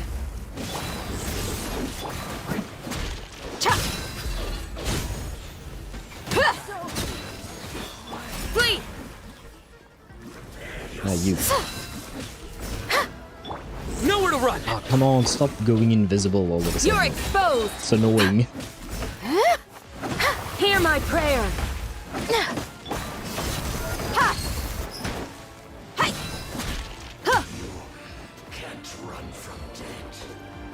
Oh, there are way more. Very well. Do your work! Ouch. You asked for it! It's gonna take a while, guys. Buckle up! Hi! Yield! We shall prevail! Surrender! Wait, I need heals. No, yes, I think I got it. It's better, not by much. Waterway secured. Oh, do you mean the talking armor? Well, I don't know if they can do more than just talk. Brothers! Sisters! Perfect. Just in time. Welcome. Once we've linked up, we'll continue the advance. The team has arrived at the north entrance, as planned. Good. Press on. The team, I mean. Oh yeah, no, it is better than the one we previously had. That is absolutely true. Not by much. Okay, I see what you mean. 8 more health, please. Okay. This is not my dia, by the way, is it? No, it's a trial dia. Okay, it is as I thought. Too bad, I do have a C2 dia. Would have been helpful.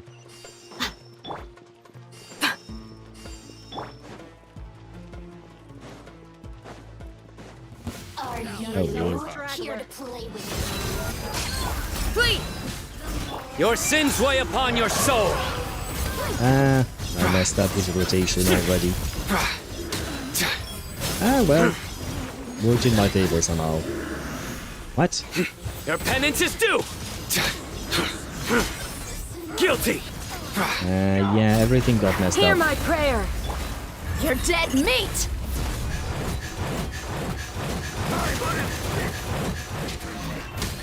Look alive! Yield! Nowhere to run! Through me, Keep making the same served. goddamn mistake with him. Now I no longer have his burst. Well, ain't that lovely?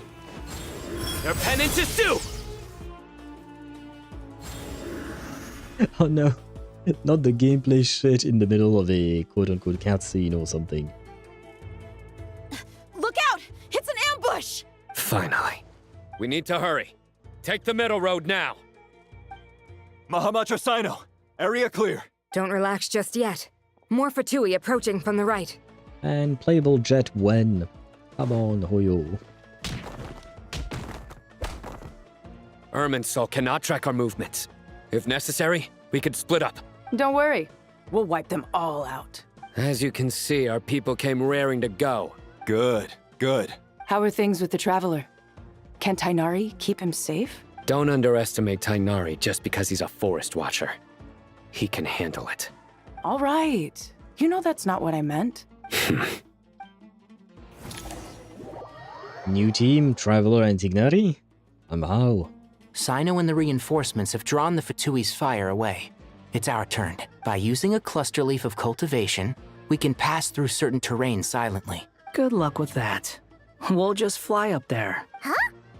Oh, yeah. Paimon forgot she could fly. Girl, you do that 100% of the time. Ready? Ready.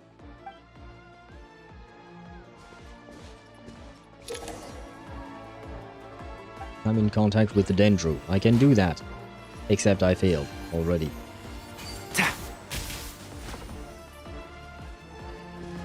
I was a bit too eager. My arrow was launched too fast. And no, this is not a commentary on anything other than arrows. Wait, where was I? Oh.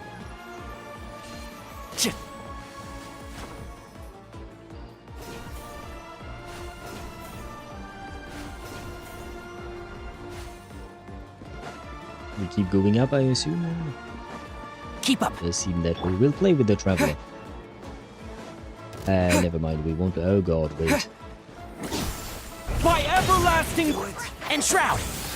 I lost. Behold! Yeah! Ja! Ha! Ja! I guess they all died. Well, sad. Well, that was a bit of a waste. The traveler can handle himself, thank you. True. But I suppose Janette might have been more worried about Tignari because she doesn't know him, aka she doesn't trust him, maybe? Well, trust. In the sense that she doesn't know how his combat capabilities are, or something like that. Fatui soldiers up ahead.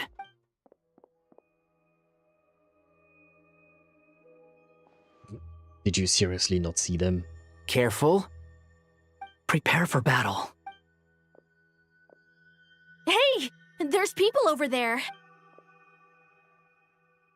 You have some nerve showing your faces here in the center of Sumeru City. Oh, he's there.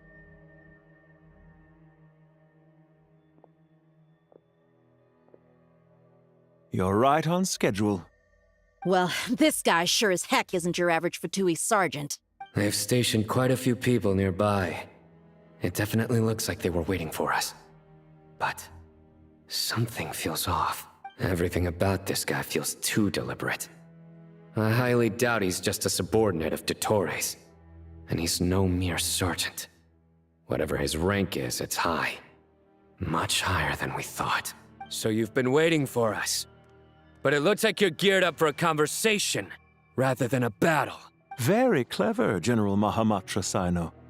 I know you're the one in charge of this siege, and I look forward to making a deal with you. A siege? Sumeru City belongs to us!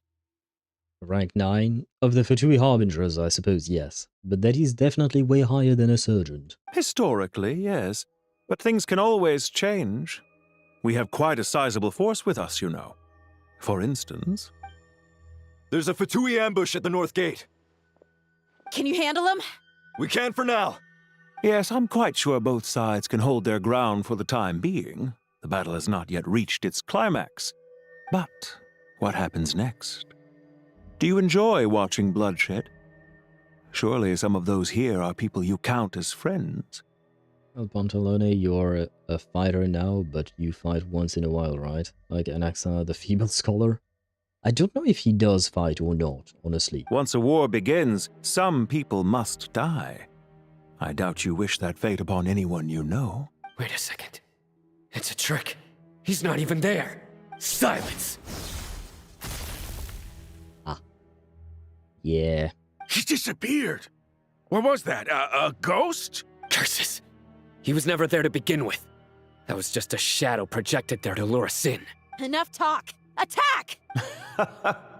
I apologize for being unable to accompany you at this crucial moment, but I am compelled to leave for reasons beyond my control.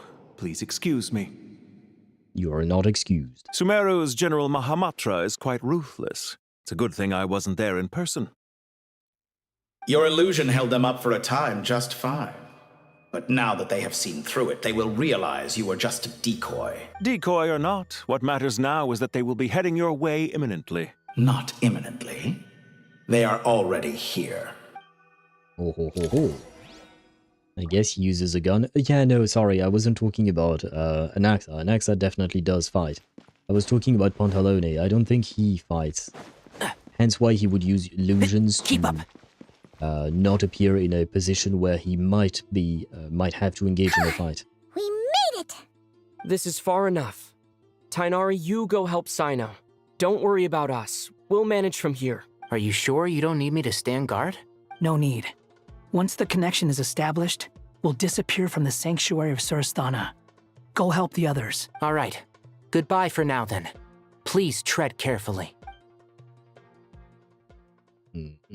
Pantalone is fighting fucking cancer because of his cigarette addiction. Now where's the interface Nahida mentioned? Come on, where's it hiding? Found it. It's over here. Yeah, bro probably doesn't have much lung capacity, right? So he's probably not that good in a physical activity. My YouTube is lagging really in this moment? It is indeed coming from your side, I believe, and not from mine, so I can't really do much. I'm sorry, Deidara. We can connect to the inside of Irminsul through the sanctuary of Surasthana's built-in security system. You should be pretty familiar with the process. Is it the same route as last time? For the most part. We don't need to adjust any of the parameters. Then I should be fine. And Paimon? Once you're both ready, we'll set off. Wait! The stakes are way higher this time, right? Maybe Paimon should stay outside and help the others. Then, you can focus on the fight without having to worry about Paimon. Huh? Why are you staring at me like that? It's nothing. I just suddenly realized how much you've grown. Hey, you've grown quite a lot yourself. Don't you two start getting into it again. Well, anyway, Paimon thinks she's pretty knowledgeable. Who's Debatable. the best guide in Teyvat again? And don't forget, Paimon's a college student now. Uh-huh. Paimon leaving more and more narrows eyes. That is true. If we say Alhaitham's not a weirdo, it's hard to explain how he came up with the idea of you applying to the academia. But for all that he counts, you're doing surprisingly well in your studies. And earlier she was talking about what if, the traveler abandons her or they get separated or something like that, didn't she? She just goes to show how important it is to have someone supporting you. And Paimon's not the only one. Let's not forget that you only became a student because of Nahida's personal recommendation. That's fair. I have learned a lot in Sumeru. Oh yeah. Did you ever come up with that ugly nickname you promised me? What? No way! We're friends now! Paimon gave up on giving you one ages ago. Anyway, isn't Hat Guy enough of a nickname for you? Fine. Suit yourself. We need to go. Paimon, if you're staying, look after yourself. Oh. Will do. Paimon's gonna link up with Tighnari and Cyno. You guys are the ones who need to be careful. She's not wrong about that. We will be. Bye for now.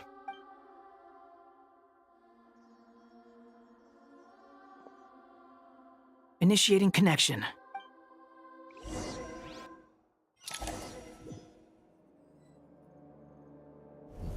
Oh. We are connecting. This is us. It is indeed. Especially the fact that it is happening more and more, right? It does feel like foreshadowing for something. Well, here we are again. Come to think of it, I still don't even know where we're going. Thanks to our terminals, it should be impossible for Irminsul to read. I can... Don't tell me. Only you need to know. That way, whatever happens to me next, it won't affect your progress. Listen to me. Your safety is just as important as mine. Don't even think about sacrificing yourself for the greater good. We came here together, and we're leaving together. All right, if you insist. I won't argue with you. Well, now's not exactly the time for an argument, to be fair.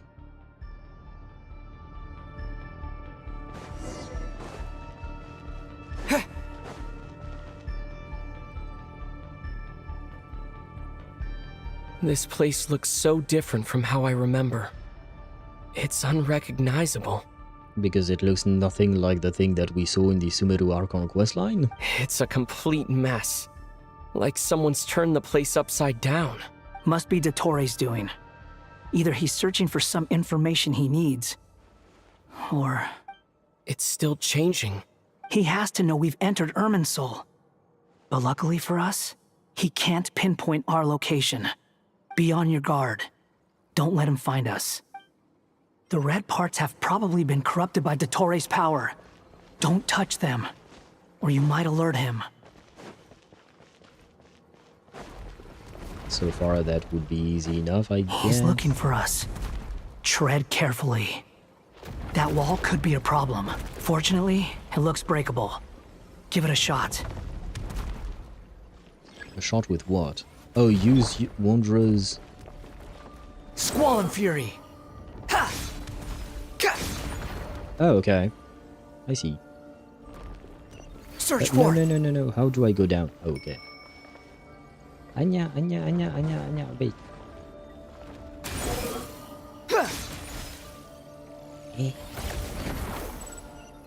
Okay, I think we're good. But yeah, there is a bit of a cooldown, unfortunately. Well, now we wait. The wind rises. I'm gonna drop down just in case. We'll wait for the cooldown and all of that. Let's try to be sneaky, you know. We can't afford any risks with the dude bro. Can I even? No, I can't. I kinda have to wait. To give Skara the benefit of the doubt, he wants to kill Dottore no matter what. Behold! True. True that it is his main goal. Are you kidding me? Are you flipping kidding me? Squall and Fury! Ah, there we go. The same old trick again? Are you kidding me? Well, I said the same thing. Let's handle it just like we did before. This cheap trick isn't gonna stop us. What? Oh no, it's a trap! Is that why he was using the same trick over and over again? To get us to lower our guard? Eh?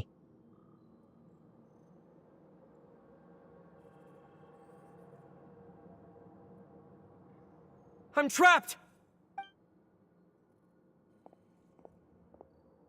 Why did he say that like that? Why won't this thing budge? Hello? Hello? Can you hear me? Wife, we can hear you, yes. Nicole, is that you? Yes, it's me. I'm monitoring your progress from inside the Eternal Oasis, and I have to say, this terminal is simply marvelous.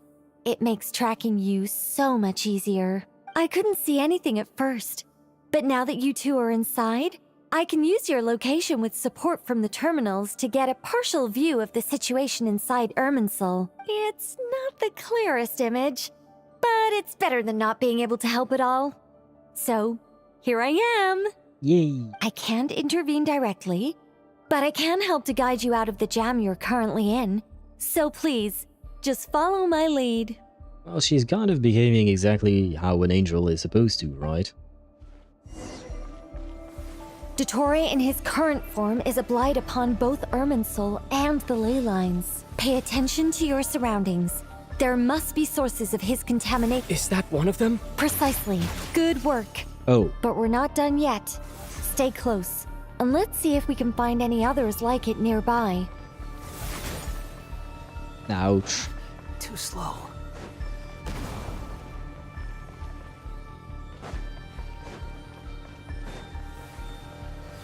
Quit following me. What do you mean? We are following her. Squall and Fury! This must be another one. Agreed. Now... Wait! Watch out! It's Dottore. I think he's found us. Yeah, it would be nice if I could run. Yep, there you go. Ha! No? Okay. The seal Just is lost broken. the guide. She Quick! does. Get out of there! Yeah, I'm trying. Wait, are you not coming? Evade the pursuit? And where exactly do you think you can run to? Ah, shit. What is that? Pursuers! That's gotta be it! Run! Don't let that thing touch you! Dodge that attack! Ouch. I don't like the fact that I have no idea where I'm going. There's more than one path. Which way do we go? To the left! Trust me! Yeah, I do trust you, wife. No worries about that. Fleeing like vermin. What a pathetic sight. Hey! Watch yourselves! Stay focused! There's a cliff ahead. Jump! More of Wait, those we have corruption QTEs sources. now? Destroy them as you did before, and open the exit as quickly as possible. What? No, stop targeting the lock. They're relentless.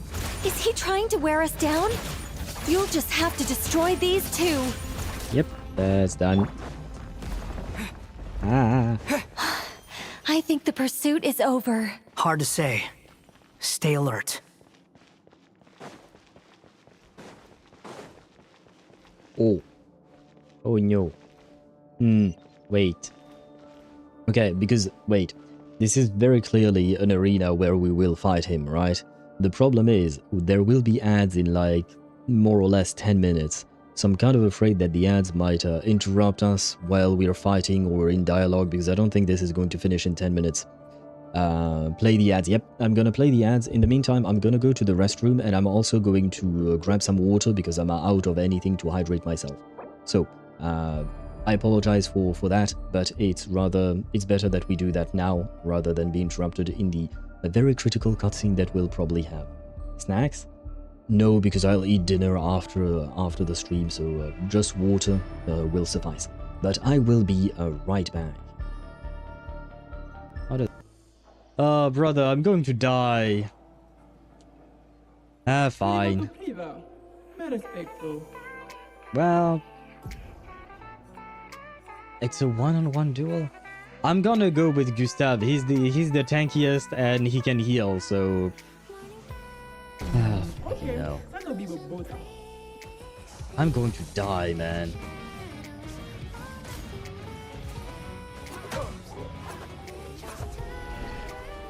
Okay. Yeah. Yeah, we're not winning that.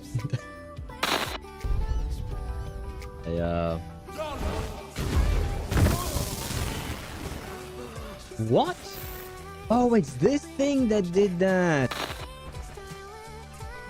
Come on, be interesting. Give me Willow, give me Hisabeth, give me Aleph. Aleph would technically be the more useful one out of the bunch. What do we get? Plant, okay, a Willow. Oh, Hisabeth! Pleasure to meet you, Miss Burton. Nice. I am happy. I am happy. Now I can play her with Moldier and Recoleta and all of that. Collect all the French with Hisabeth. That is true, Mal. You're right. Because I was really sad because I couldn't pull for Hisabeth. I needed to save for another character. So I was really sad not to have Hisabeth. But now my French collection is complete. So you will be happy on my account, Igor. So please come home to me. Pretty please, in 110 pull. That is 110 pull. It is! It is 110 pull. Okay, wait. We need to see Beast. We need to see Beast. Show me Beast. Please show me Beast. Beast, okay, come on, show me the man! It worked. Coaxing him out with his daughters worked, guys. 110 pull is all we need. But I suppose she took revenge indeed. Can you heal my wounds? Marsha, I have been wounded. You're a healer. I need healing. Please heal my wound. That was it! There you go. The 10 pull did not hurt.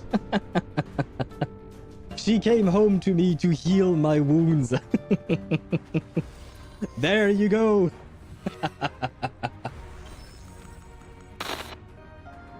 Oh no, Linné, please stay. I'll get back to work. Bye, Rover. And check your messages when you get a sec. Did you send me nudes? Sorry. I shouldn't have said that. See ya. But she's so goddamn pretty, man.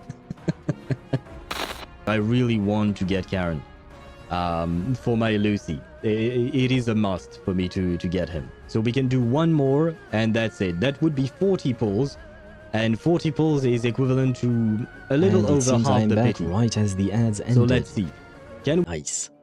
Now I will warn you, we are moving on to ASMR Owl TV. I will be speaking lower and less, because it is past midnight after all. But we can proceed and finally confront Dottore. The dumb thought I always have when a godlike entity is pursuing or you're coming closer to the final fight is why the damn god doesn't just break the floor under them. That is a good question.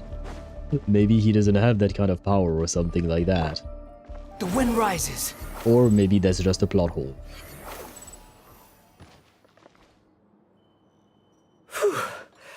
I think we've made it to relative safety. Yeah, bro just jinxed us, didn't he? Goodness. That was tough. You doing okay? I'll be fine. Don't worry. Take a short rest, and then... Nicole? Nicole! The connection's been cut. But that means... Well, as long as wifey's okay. Look at you supporting one another. How very touching.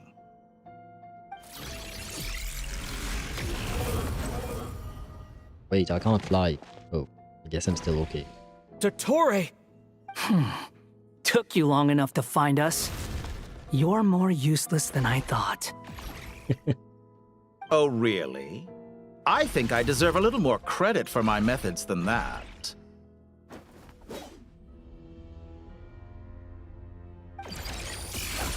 Rather than hunting you down, I chose to let you roam free. Exalted Master of the Heretical Power, Il Dottore. Wait, does that mean we have a path system now in Genshin? I guess we do, huh? Wonder if those words in domains? Those saved words on domain? I love when the god just breaks the floor and the MC still manages to reach them. It can happen sometimes indeed. Didn't this time. I guess Dottore is not as smart as we thought he was. And DJ Zandik in the house. Well, we haven't heard his music yet. I indulged your presumption that I was unable to track your movements. Played along with your clever little plan. Fleeing is for animals, but I rather enjoy watching you flee. Some things lose the will to run altogether as soon as you put them in a cage. If that's true, then why did you come looking for us? Because I wanted to observe you up close, of course. Don't misunderstand me, I'm not here for a fight. Is it so unusual that I wish to greet my old acquaintances in person? After all, it's been a while. Scaramouche. So either he managed to retain the information, or the information itself was never actually completely deleted from Irminsul, and when he entered it, he managed to get it. Or if he figured it out. Could be. Could be. Though I don't know what clues he might have followed to figure it out. His erudition, no doubt. His heretical erudition, I suppose. He remembers? No, that can't be it. It's impossible. Why are you so afraid? I have done nothing unprecedented in discovering the truth. Nor did I go to any great lengths to uncover your story. You made a bold series of moves in deciding to erase yourself, and with the power of this great chronicling device called Irminsul, you were able to achieve something quite remarkable. Once most people form an opinion about someone, it tends to imprison their mind. Yet you managed to erase every trace of your existence. A novel take on death However, indeed, my bad. This meant that you stood out to me all the more when I saw you in Nod-Krai. I didn't even have to go looking for you. Just the sight of you was enough for me to intuit the truth. Well, that kind of sounds like magic, honestly. I wish he actually gave us some clues that he found or something. For someone in my position, connecting the dots was a trivial affair. It would have been more surprising if I hadn't managed to piece it together. You seem very pleased with yourself for figuring it out. I'm sure you'd even be more delighted to learn the full extent of your crimes. Dottore just restored the data from the bin. That could also be a possibility. And maybe he's just lying here. That would hardly be necessary. Besides, isn't there something that concerns you more right now? Something that fills you with dread? Let me put your mind at ease. I have no intention whatsoever of restoring any of the records you deleted. For one thing, it would be exceptionally difficult. But more to the point, I doubt that the prospect of losing your current life is all that frightening to you. Because in your case, the cruelest twist of fate is that you'll never again have the chance to make up for any of your mistakes. What an asshole. Dottore? Oh wait, do we actually fight now? No. All here shall bend to my will.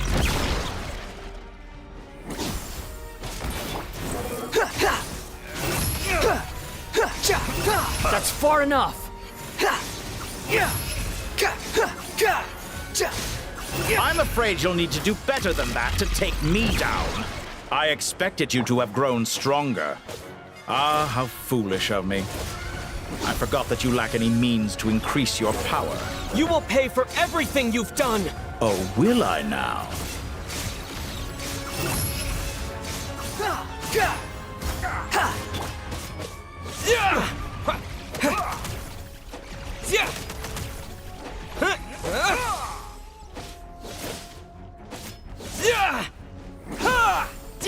Squall and Fury.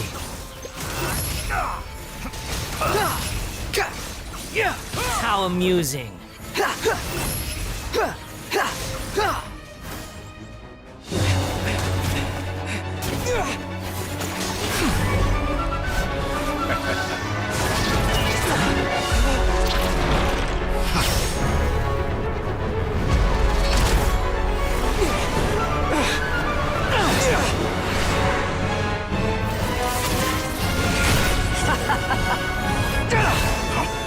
Does the prospect of death amuse you? I could ask you the same question! I'll distract Ettore. You focus on the mission. Got it!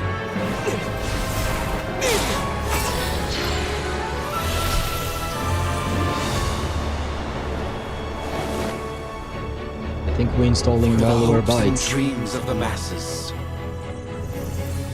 Open the secret door on this enchanting night. May wisdom's light eradicate ignorance and darkness, and hereby fulfill our ancient vow. Commence data extraction.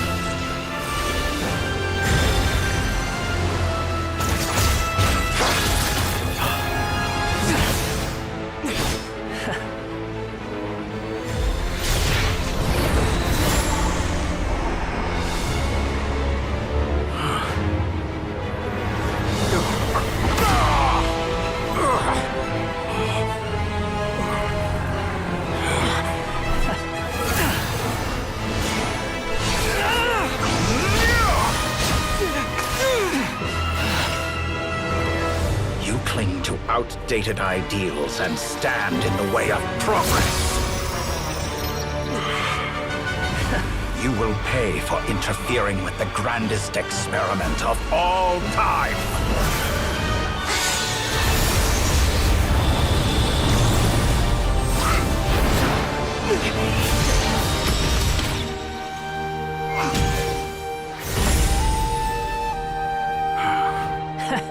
Good timing. Ettore, as clever as you are, you fail to understand wisdom. Wisdom takes many forms, but the path you have chosen eschews them all.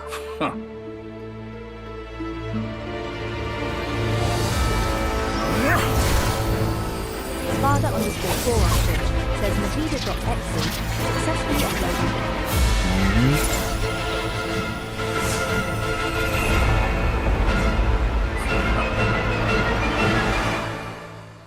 New fight. Scary fight. Okay. My strength is fading! Since you are within Irminsul, it stands to reason that any power you wield comes from it. You're extracting the information from Irminsul just to strip me of my power. I will find his weakness. What? What? Ouch. What? How? Was that not supposed... What? I admire your attempt to introduce a new variable, but it's nowhere near enough.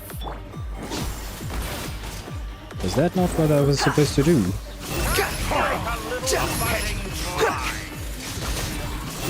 Don't know what I'm doing, but I think it's working. Cry louder! Grow. Wrong character. Blazing light! Wait, where did you go? No, come back. Behold!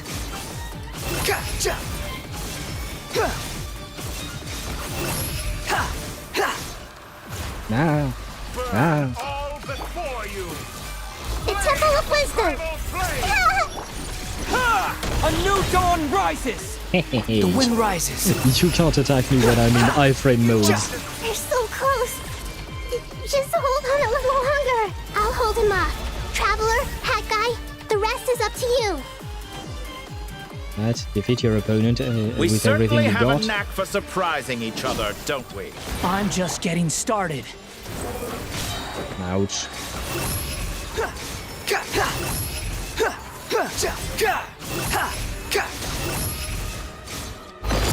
It's time.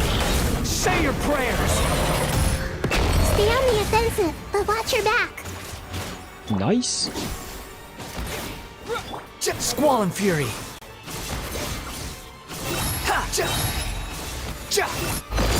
It's time. Say your prayers. Ah. No. I need my E. Let's try. Blazing light. Too slow. Ah, the Raiden does it better.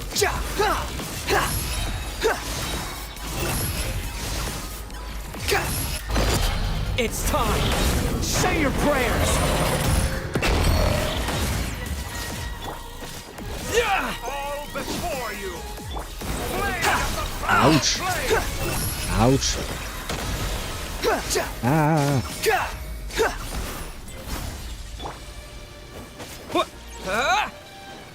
Oh, come on.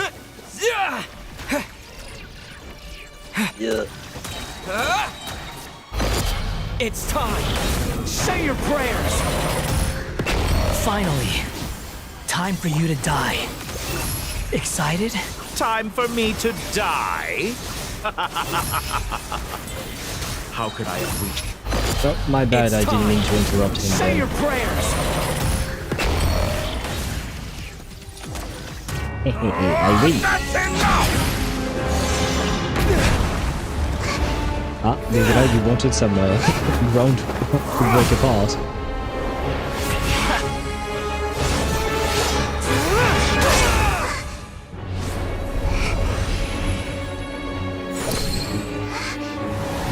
Ooh. It's all yours.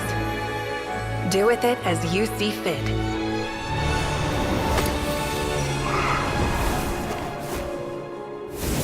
Just as you say, this world is home to some archaic things. And as you suppose, you are a formidable opponent. You have long coveted the secrets of wisdom. So now, I will demonstrate true wisdom in action. I invoke my supreme authority as the keeper of Irminsul. Commend me or condemn me. But give your verdict now!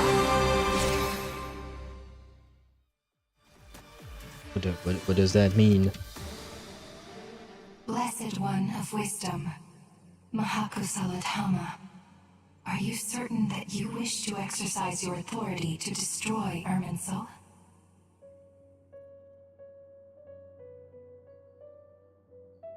They just appear, just like that?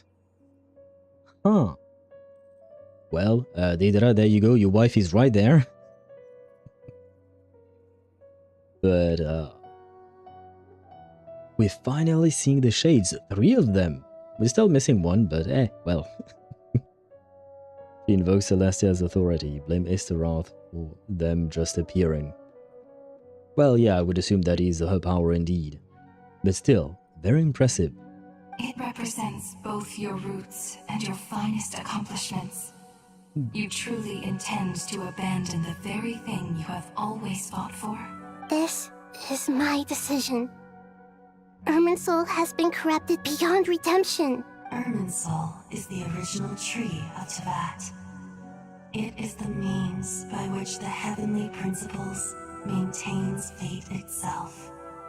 The 7 Archons should honor and revere it, for their authority was bestowed upon them by the heavenly principles. It is precisely because I honor and revere it that I fight for the humanity it exists to protect. Wisdom is knowing how to weigh the options and make the right decision. If you truly care about the fortunes of this world, then it is me you should seek to preserve. Planting a seed begins the chain of cause and effect. Since you have become a great tree yourself, why should the loss of another tree be anything to fear? Till we meet again, Lord of Dendro. I'm guessing she accepted?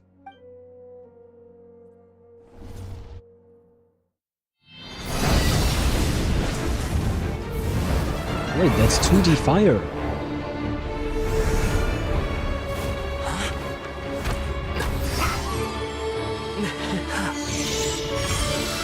The first flame. The pure, cleansing fire.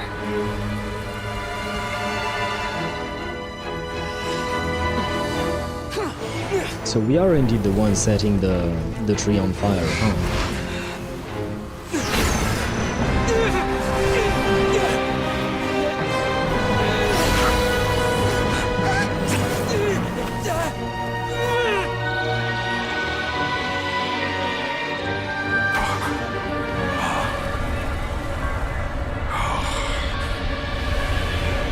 These guys.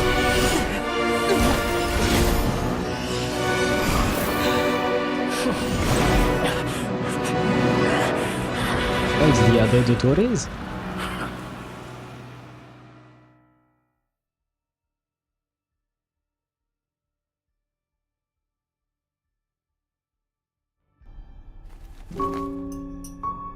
Oh, ho, ho. Shall we? Where were we? I was suggesting that you needn't perform when signing a contract.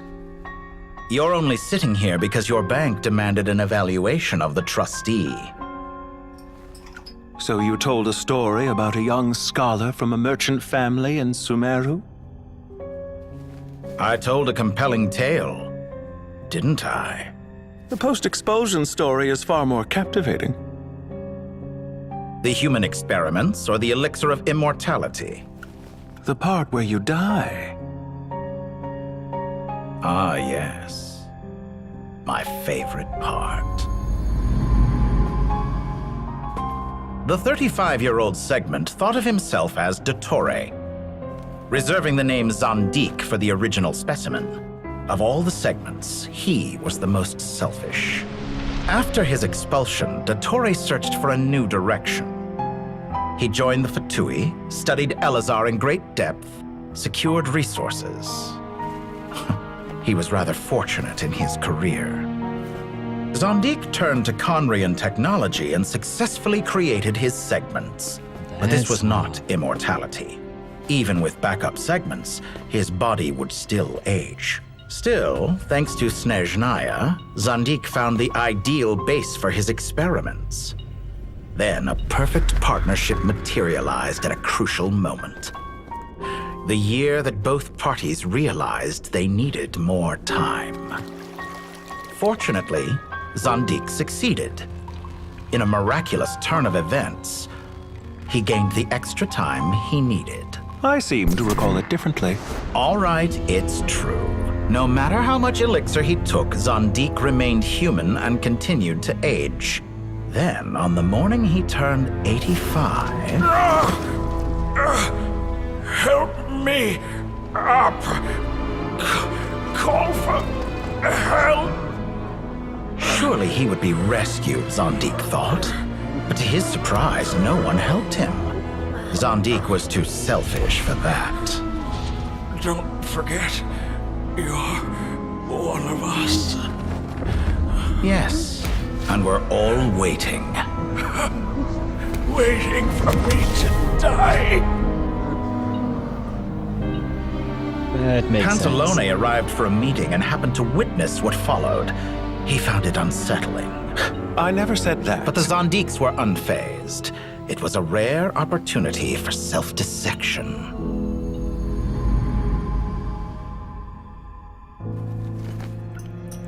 What does all that have to do with you depositing your data at Northland Bank? It has made me cherish my time in this world all the more. Fair enough. So you do have a sense of self-preservation?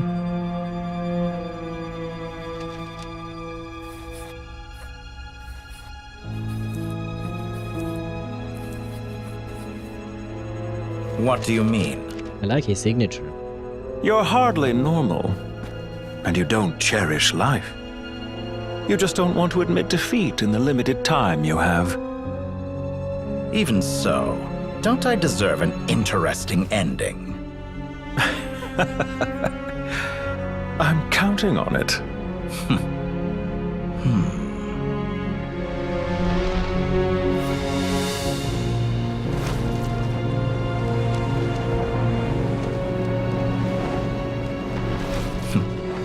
If nothing else, I expect my funeral will be a grand affair indeed.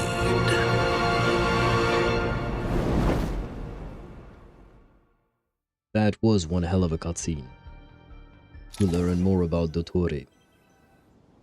What a magnificent fire. Finally, we do see the fire burning. The tree burning, sorry. My lady, magistress in every shape you take. This is Renova, not wanting to be scary. Bye-bye. Bye-bye, Dottore, though he's still not dead, technically speaking. You know? He's still not dead. Dottore, that's one way to go, finding about how you take. Yeah, honestly, everything about that did not surprise me, given what we know about his personality, you know? Your honor, relevance. Wait, what is relevant to what, gamer? The fire? Relevant to... Eh?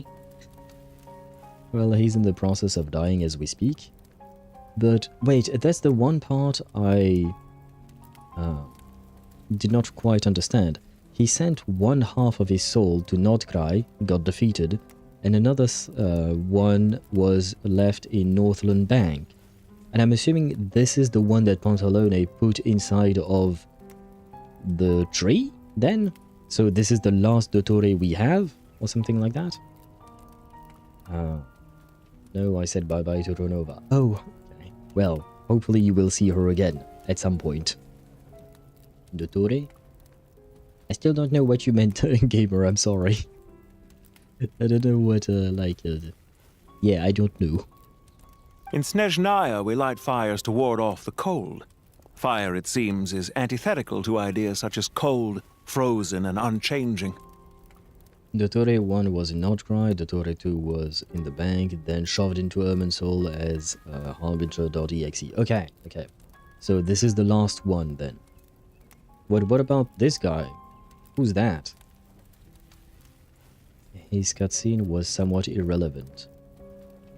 True, but I suppose it just allows us to learn more about him. I do see what you mean.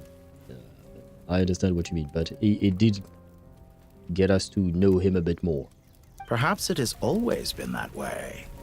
From the beginning, fire has been used to drive away wild beasts and warm the body and mind. You could say it's a form of treatment. One that cures the human heart of mortal fear. Okay, he's alive. It seems so. At least one of him is alive. And I don't know where that Dottore came from. Yeah, same. I don't want to know more about him. That is terrible. We do love to hate Dottore. I personally welcome any chance to get to know a villain better, just because it makes them more compelling. Mortal fear. Something you haven't been acquainted with in a long time, by the sounds of it. Whereas you, I'm sure, must know the feeling quite well indeed.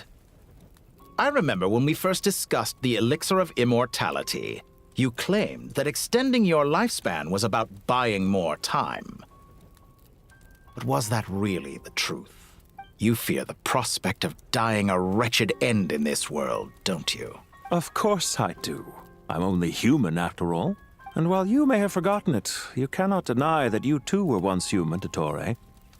I do not believe that there is no such fear in your heart. Perhaps you are right. But I abandoned it long ago and devoted myself to my experiments. I have felt no fear since. From the very beginning, I never thought you could win this game.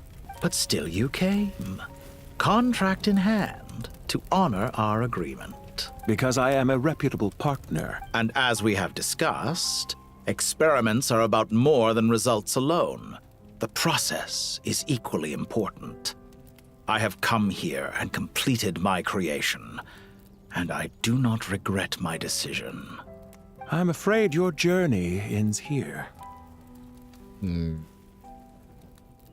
Maybe that means he's just a projection of some kind? After I die, there will be no one to make the elixir of immortality, and your remaining stock will only last a few more years. How then will you prove that you didn't perish in this incident alongside everyone else? When I feel optimistic about market environments, I never forcibly adjust them. They have their own direction. And I myself am one such environment. I have been quite particular about many things in my life. But where the manner of my death is concerned, I choose not to be. You make yourself sound so magnanimous. Oh, but I am. And I hope you will be too. It may have been a long time since anyone told you this, Dottore, but I recognize that you are a truly rare talent. Fair enough, I guess. Ha! I can see it. The experiment in blasphemy that I've been performing all this time. I shall grab a screenshot of this. It has been a long process, and I do not care about the results as much as people might imagine. If the very goal of your experiment was to explore infinite possibilities, then there was never any reason for it to end. Indeed. Yet now, the experiment has officially drawn to a close. What should I call you? Zandik? Or do you prefer Dottore? Suit yourself. Goodbye, Feofan. This time, that's what it truly is. Feofan? Huh. That is Pantalone's real name, probably, maybe. This is a gorgeous screenshot. It is. This experiment is a flawless success. Well, the one tiny flaw is that he died at the end, but I suppose it didn't matter to him. You know, how can it be irrelevant when Pantalone was drawn in 2D more handsome than ever? Yes, gamer, how could you not like the fact that Pantalone was beautiful? And it gives us more insight into the yaoi theory that I have between Dottore and Pantalone. Pantalone, the other guy, the purple guy. Not Dottore, the other one. And don't this I guy. know it. Goodbye, Zandik. What do you mean, who? Do you not like Pantalone? Or Feofan, I suppose? Or Regreta, you can also call him that. I could have carried out many more experiments, but to me, Lord of Dendro, this outcome is certainly not the worst. I believe you. But unfortunately, this is where it all ends for you. This experiment does not belong to you, nor do any of the results. Experiment. It sounds like you're trying to outdo me in my own field. Wisdom is conveying information in terms that people can clearly understand. You know exactly what I mean. Indeed. I can see no further outcomes. Ha. You have a formidable mind, and you are braver than I thought. Setting fire to the very thing your survival depends on. Your previous threat was empty, but this time, it is real. True, she did threaten him to summon the power of Celestia, or the heavenly principles, and this time she actually did. When necessary, wisdom can be as fierce as an inferno. Some of the flames that incinerate you come from within yourself. Gamer asks who for the third time. Did you have a stroke, Gamer? Are you okay? Or do you just dislike Regreta all that much? Perhaps you are right. You see what lies at the bottom of the human heart, and that is your wisdom. Here is where your journey comes to an end. All that is yet unknown belongs to those of us who will carry on living. Evil people are not hot? But what about the sentence, if evil, why hot? If evil people weren't hot, then why would we be asking that question? It seems I have unwittingly been your arch-enemy all along. But now, it's all over. No, there is a saying, if evil, why hot? Funky or not, beautiful or not, smart or not, evil is the ugly. Oh, you can't tell me you find what do you call that? You find Dottore or even Pantalone physically unattractive. I understand that once you put their personality into the mix, then yes, they do become quite ugly people. But if you just look at the trait of their faces, the build of their body or stuff like that, it is hard for me to say that they're ugly. Evil people can be beautiful, well, beautiful physically speaking. I'm not saying that they're beautiful as a person in general, you know what I mean? I do not deny your intelligence. But what you refer to as experiments, I would never describe in those terms. Now, sweet summer child, they are pixels. Would you consider the painting just to be paint, then? It is a work of art. It is a work of art, and art can be found beautiful, regardless of the subject matter. It can be sad, it can be evil, it can be good, it can be happy. Art is a form that we can define as beautiful or ugly, depending on what we want. But I highly disagree with the take that this is just pixels. Yes, technically speaking, this is just pixels, but that is not seeing the entirety of the picture. Kind of like saying that a movie is nothing more than a couple of images that were strung together. And if the meaning of the painting is something evil, then it is ugly. That is a hot take, I would say. I personally disagree with that. Even if the meaning is evil, you can find beauty in the way it was made. You don't have to agree with what the message of the painting is. I always feel a bit sad when a character dies, but be either enemy or ally. Well, I personally don't feel sad that he died. On the contrary, I feel like he needed to die. But I do really like, what do you call that? I do really like the ending that he got. A painting shoved full of arsenic, that's pretty evil, but it can look nice. Yeah, the physical appearance of it can still look nice.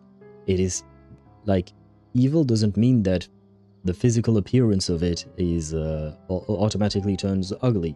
It's what you associate with the physical appearance that turns it ugly.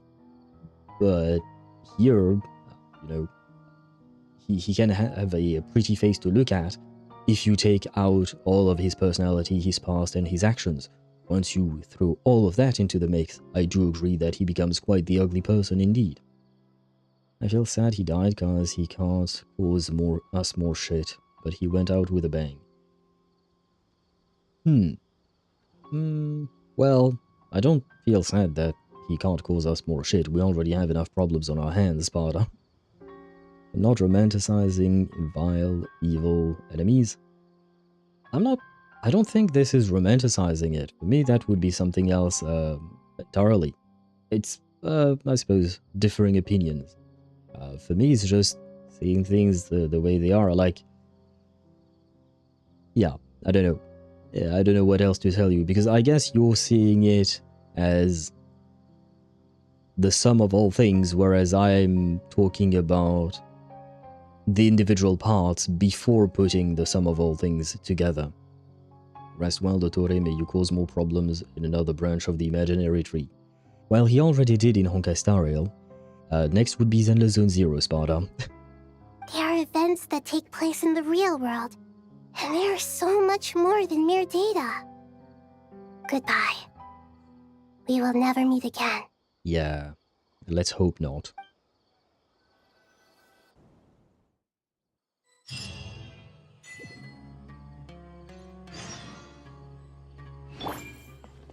Hey, I got wife back. Yay. Will that new machine be the new Irminsul? I don't know. I thought about it for a second. I thought it was that, then maybe not. Now I'm confused, or maybe there is just no more Irminsul altogether. Dottore, don't go yet. Are you a Zendar fragment? I don't think we'll ever get that answer, Deidre.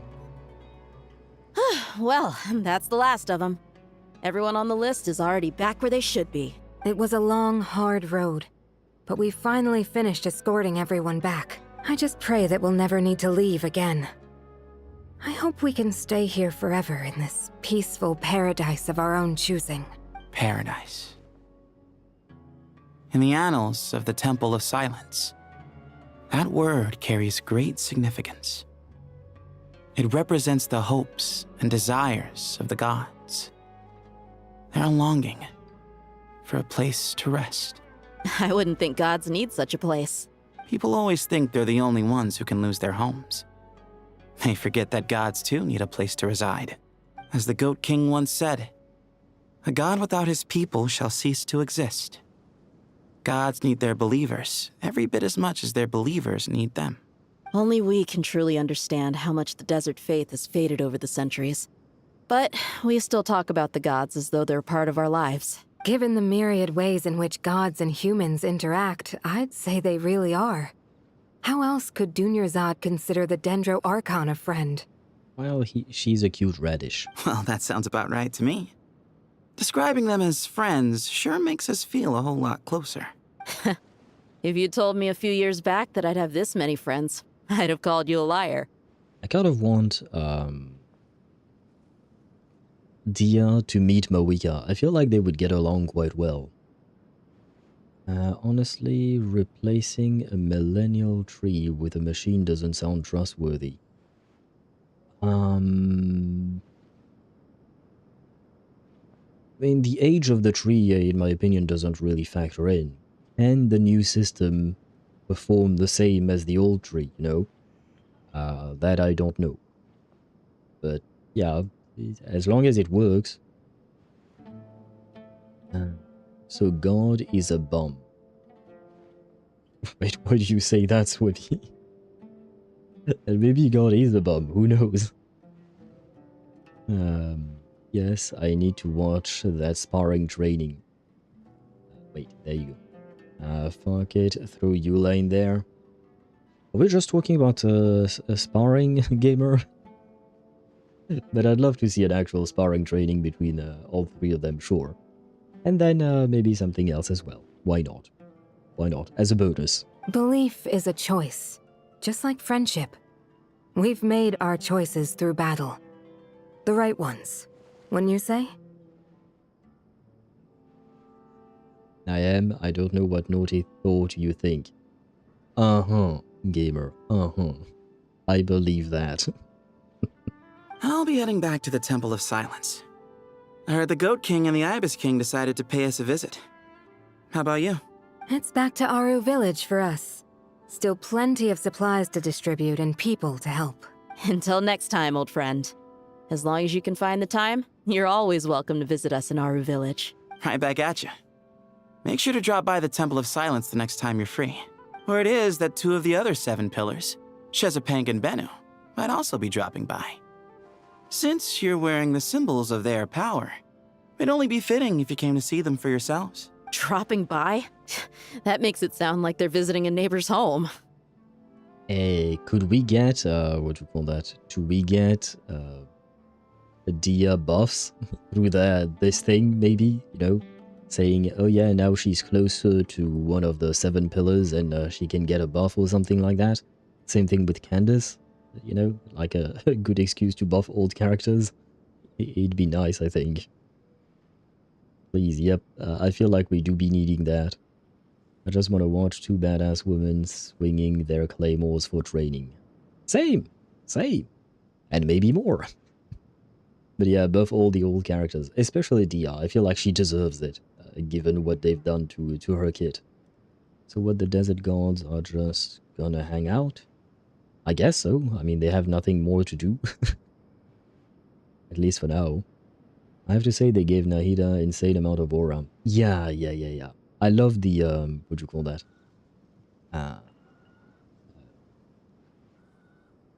The cutscenes and what, like the power she displayed and whatnot, that was really, really sweet. Okay, see, when you say and maybe more is where you lose me. That might be because you might have less of an interest in that particular kind of thing, specifically involving women, as your username suggests, maybe. I would assume, probably. Dia deserves it out of the gate here. Okay, now that something is out of the picture. I don't know what was censored there. And why did I get bonked? Well, I guess I kind of deserve to get bonked. Why not? Why not? Well, the temple was founded by Hermanubis, so I guess to them, that's exactly what it is. Zendik MSC. I don't know what that is. The MSC part afterwards. MSC? Yeah, no, I'm confused. But the battle didn't feel like world ending. I like more the Columbina one. I agree. I agree with you there, Deidara. That other battle felt more impactful, I guess. It seemed to carry more weight. But I definitely really enjoyed this quest throughout the entire quest, and the fact that we got to see the power of the Heavenly Principle just burning down a tree. I suppose it seems easy or something, but you know, still enjoyable. A different kind of battle, I suppose. Guess that's true. All right. We'll make sure to find time to stop by. Stay safe on your journey home. I will.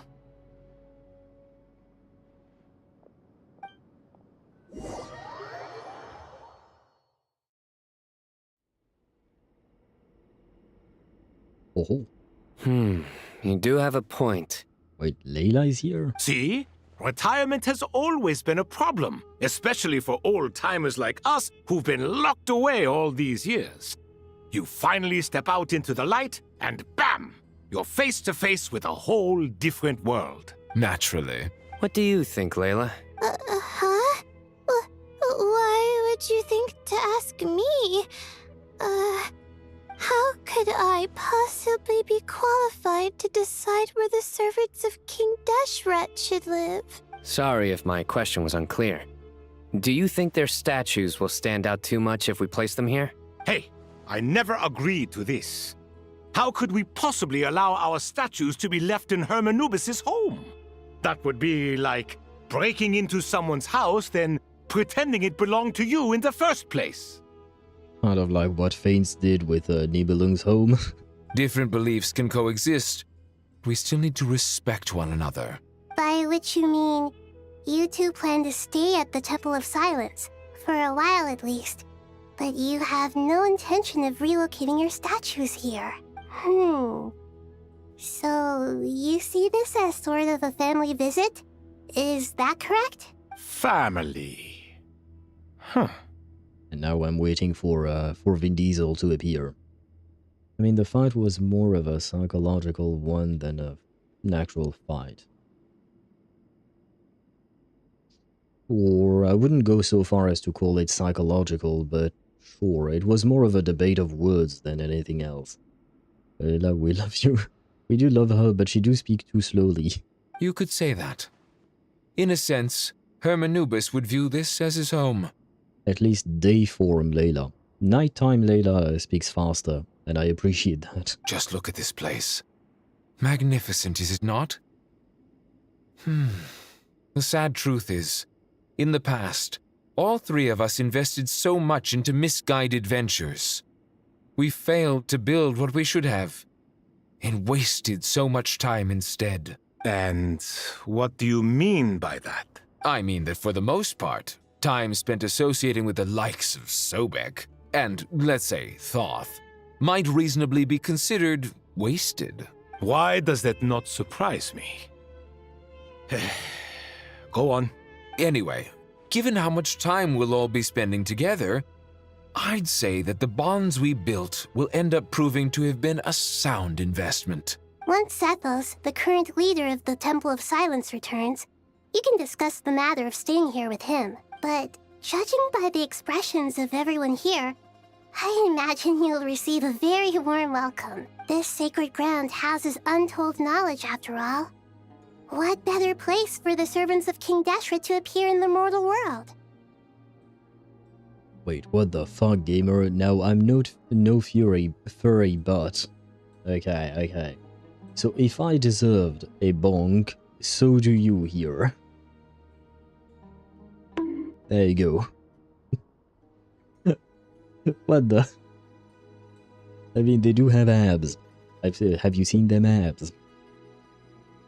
Well, the Tore wanted to see the tree burn, so what is better than pyronosis to do it? I don't know if it is specifically the pyronosis that did that. I feel like it's just through the gnosis that... what do you call that? That Nahida summoned the power of the heavenly principles, because the gnosis is what connects the archons to Celestia, right? So I don't know if the fact that it was the pyronosis actually mattered, but I suppose it is poetic in a way that pyro would indeed burn Dendro, right? Fair, evil men, ugly, furry gods. I'm not gonna say no. Wait. I feel like it's probably in cooldown, so gamer, this is for you. Bonk. Slightly gentler. The shades looking at how the Irminsul burn. Hey, how we tell this to Father? Well, let's hope Father never wakes up. How about we share a meal together first? I imagine it's been many years since you last tasted fresh food. And then they played rock, paper, scissors, and Renova lost again. Or, we do what Pantalone did, and we blame the person who's not there. So we blame Asmodee. Isn't the Tsaritsa going to lose her shit since the pyronosis blew up? Oh, that's a good point. That is a good point. I wonder what kind of kink it puts into her plans. Because that is part of her boyfriend after all.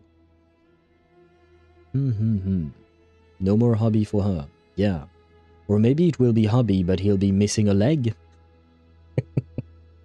I don't know how it works.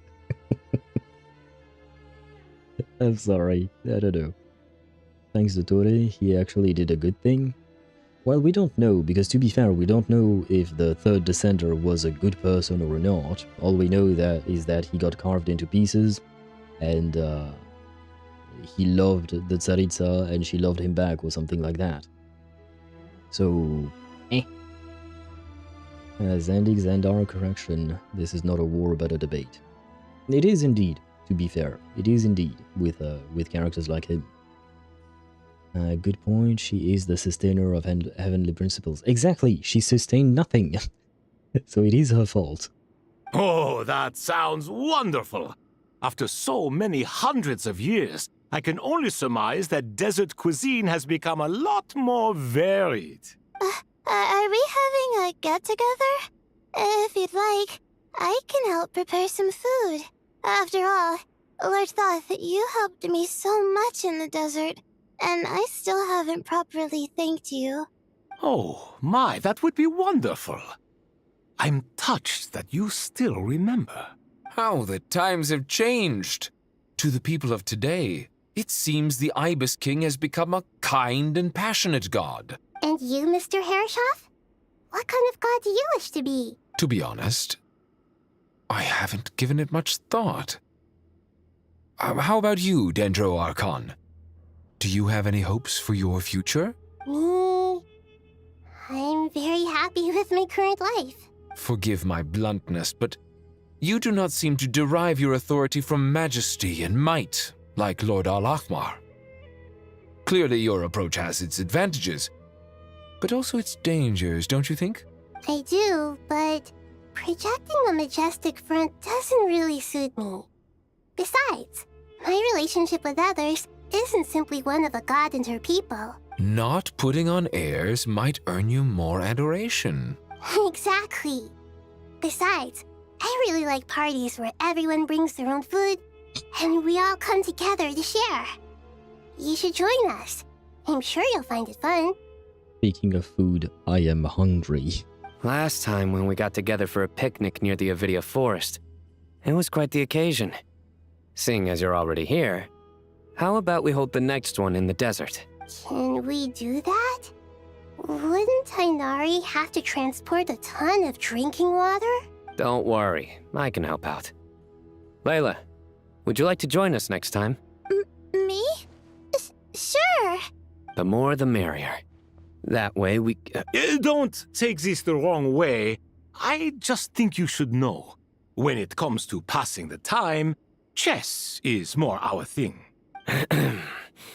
In that case, Dendro Archon, what do you say? If I were to compete against you, I can't say with certainty I'd win, but I certainly wouldn't mind giving it a shot. Where's Sobek? I'm sure he'd be good for a few rounds. Cards, cards, cards! I'll always prefer chess. I wonder what variant of chess we're talking here. Mr. Thoth, is there some sort of astrological significance to this game? Oh, I'm glad you brought that up. As long as the leader of the Temple of Silence agrees, we can search Hermanubis' place for books to teach you how to play. Why not? Why not? So I know her thesis. For fuck's sake, Layla, relax. She can't relax, you know her. Such devastation visited on Sumeru City. So many houses destroyed or damaged in the fighting. Who could have foreseen this? Girl is always stressing about her thesis, you know that. I mean, dude was head over heels for Anastasia enough that he basically picked a fight with Fanes. Yes. Whether that's a good thing, unsure. We blame Asmodee for everything that is happening to the Shades 2026. Yes, yes. Let's blame the easy path. Let's take the easy path and blame her. Does this new Irminsul counts with good defense as the old one? Oh, comes with a good defense like the old one? I don't know. Again, I don't know if there is actually a new Irminsul or not. Because I feel like the thing we built was not a new Irminsul, it was just meant as an attack. So, I don't know. It comes with a radish. I suppose that is the best defense you can have. Look at all of this. It's going to take me forever to tidy up. I suppose living below the academia doesn't always work out to your advantage. Maybe, you know, maybe your boyfriend could help. Just saying. And a dragon? I don't know if we can call a pep whenever we want. She might step in when it's absolutely necessary. I would have thought a little appreciation of my sincerity and effort in helping to clean up this mess might be in order. Oh, wait, what? Yeah, so boyfriend do be helping. Nice. Helping? Effort? This is your house! Of course you should be putting in the effort! If anything, I'm the one who's helping! Well, I mean, you are his roommate, so it is also your house, so you should definitely be doing it. So you see yourself as just a helper in this situation. I must admit, I'm rather shocked. If you're trying to say that since I live here too, I have an obligation to tidy up, fine, I suppose I do. Wait a second, stop changing the subject! Our house, exactly, Sparta, our house. Admitting a feeling, eh? We've always believed in the yaoi. We shall always believe in the yaoi. Nevertheless, in the wake of a great storm, a missing roof is a predictable inconvenience. can you stop making it seem like I care more about this house than you do? Doesn't it upset you at all to see your home in this state? I won't pretend it's ideal, but that's no reason to be upset. This is the roof over your head, your shelter from the cold. The furniture is scattered, the paintings have fallen off the walls, the windows are shattered. Don't you feel even a little disheartened? Why are you trying to make him feel bad? If he doesn't feel bad, let him be. The way I see it, these problems are easily solved. Ugh, this is precisely why I hate talking to you about sentimental things. It's like banging my head against a wall. You simply don't understand just how much work goes into making a proper home. He's not an architect? Fair. I don't think it's just about not being an architect. I feel like it's just because Al-Haytham is very detached from anything material. He does not have... Like, it's mostly about the sentimentality that he attaches to things. He doesn't do that. Kaveh is very much sentimental and more emotional. Because honestly, that is a very tempting for knowledge-hungry people. I don't speak like people. Wait, what? I'm not sure I understood what you meant, Deidara. For fuck's sake, Harvey, your anxiety is showing. Hey, he do be having some anxiety issues indeed. As always. It sounds like this is causing you a lot of anguish. You mean the house or the paintings? Why not both? I mean your sentimentality. Oh, well, yes. But I'd rather not dwell on such things right now. Well, you're the one who brought up the subject. Generally speaking, when anguish becomes the norm, people usually make an attempt to improve their situation. But there are so many people and things in life that are difficult to change. It's not like you can force them. Besides, anguish can be a source of inspiration, and I'm not sure I could break my reliance on it. I'm glad you're able to make yourself think like that. What kind of a response is that? I was stating a profound truth about the very nature of art. Suffering is the cradle of all creation. Even you can't deny that. And I wasn't trying to. I'm just happy for you. Pure and simple. Happy about what?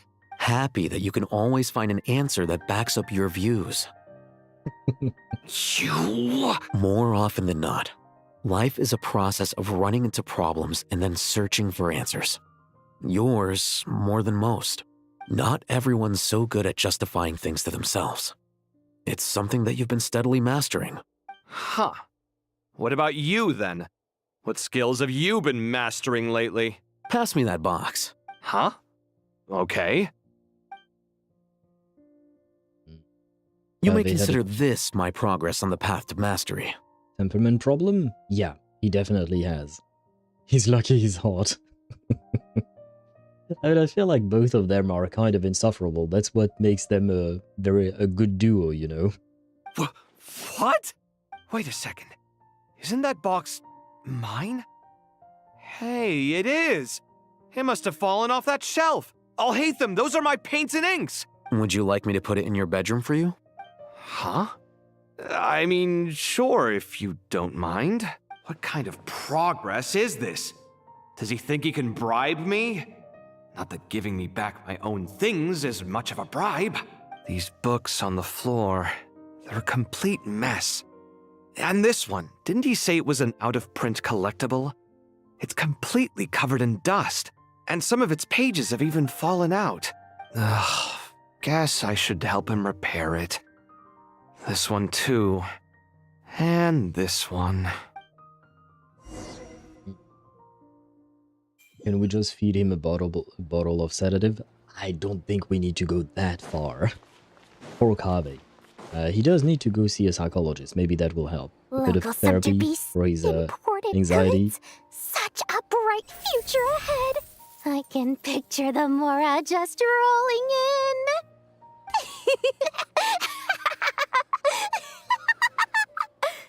You do realize you sound like a choking cow? Wow, girl, you did not need to be this mean. Holy shit. Yeah, Nefer, you certainly don't mince your words, do you? Wait, why is she thinking of Ushi? Being imposing. Can't you feel it? Are you not intimidated? No, not one bit. Oh, I'm positively shaking in my sandals. What commands do you have for me, oh mighty Lord Sangamabe? You've got a lot of nerve, Nefer. You went and told Candace and the others everything, didn't you? Seriously, do you have any idea how differently they see me now? Surely that's a good thing. I presume they're more disposed to actually like you now, maybe even view you as a friend. You traded my secret for sympathy! Thanks to you, I've lost every last shred of my mercantile majesty. How am I supposed to make anyone think I'm a big, scary investor now? The dark days of Lord Sangamabe are behind you. Why not take this chance to make a few honest friends? A new arc for Dori? Maybe? A nice view Dori got. I think you know what I know what you mean. And unfortunately, the clip function does not work on YouTube side data. I don't know exactly what you were trying to clip, though.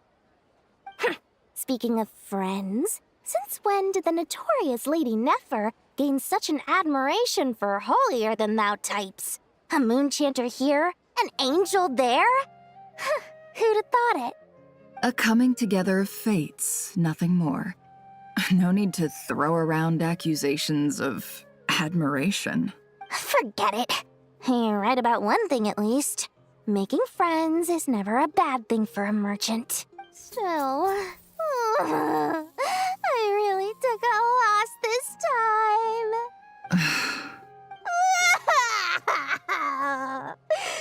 What are you looking at? I'm trying to see if you're really crying or if those are just crocodile tears. Ask Sobek. A little birdie told me that when Lord Sangama Bay makes money, the tears flow from the center of her eyes.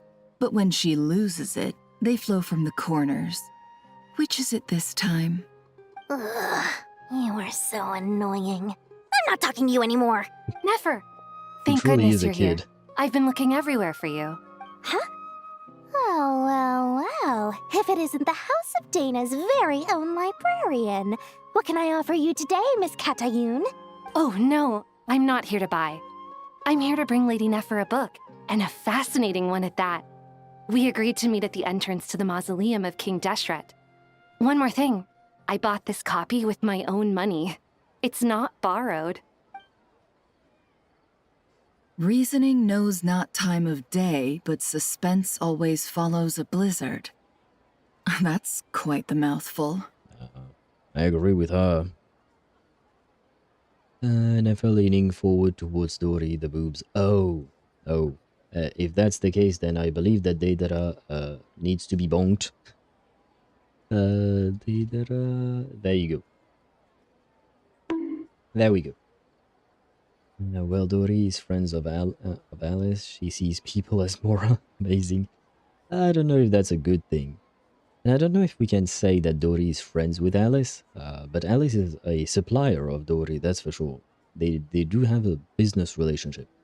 Does that extend to a friendship? I don't know. Huh? Isn't that the one that... It was all the rage for a while. People throughout the city were clamoring to get their hands on a copy. The names inside were all circled. Everyone thought it was a riddle. That's the one with Al-Haytham doing the circling and whatnot, isn't it? Don't bring up that book in my presence. I don't even want to hear its name. That thing was nothing but a scam. Surprisingly enough, I've actually heard of this book, though it doesn't seem of much consequence. So what truth lies behind it? You're from the Vahumana and you're asking me what the truth is? I'd say the actual truth was about the least important part of the whole episode. I brought you this book because it probably has the most interesting backstory of any in the House of Dana's collection, at least in recent years. As for its quality, well, you can judge that for yourself. Don't tell me it's actually any good. You may not know this, Lord Sangama Bay, but Lady Nefer has a fondness for books with... how should I put this? Mixed reviews? I wonder why that is. Not my wine, I like apple. I hope they give some important info because I'm tired too. Same. Not gonna lie, I don't really care about the book anymore. I just want to go eat dinner and go to sleep. It's almost 2 a.m. for me. No eye for good literature, huh? Perhaps she feels that bad books hide interesting secrets? But I shouldn't put words in her mouth. It's probably fair to say she prefers the conversations that books can spark over the substance of the books themselves. Suits my style as an intel broker, wouldn't you say? Very interesting, thank you. I'll return it to you once I'm done reading. And as it happens, I have something for you, too. Incense? I imagine you've already used up the incense I gave you last time. Here's some more. This batch is from Nod-Krai, so the scent won't be quite the same. Well, actually, I've been saving the incense you gave me. I couldn't bring myself to waste it without a special occasion. But I'll gladly accept this, too. And I promise I'll use it this time. Is this really important? Katayun, you haven't changed a bit. I mean, I guess we have some Yuri ideas now for Nefer, but she already has Lauma.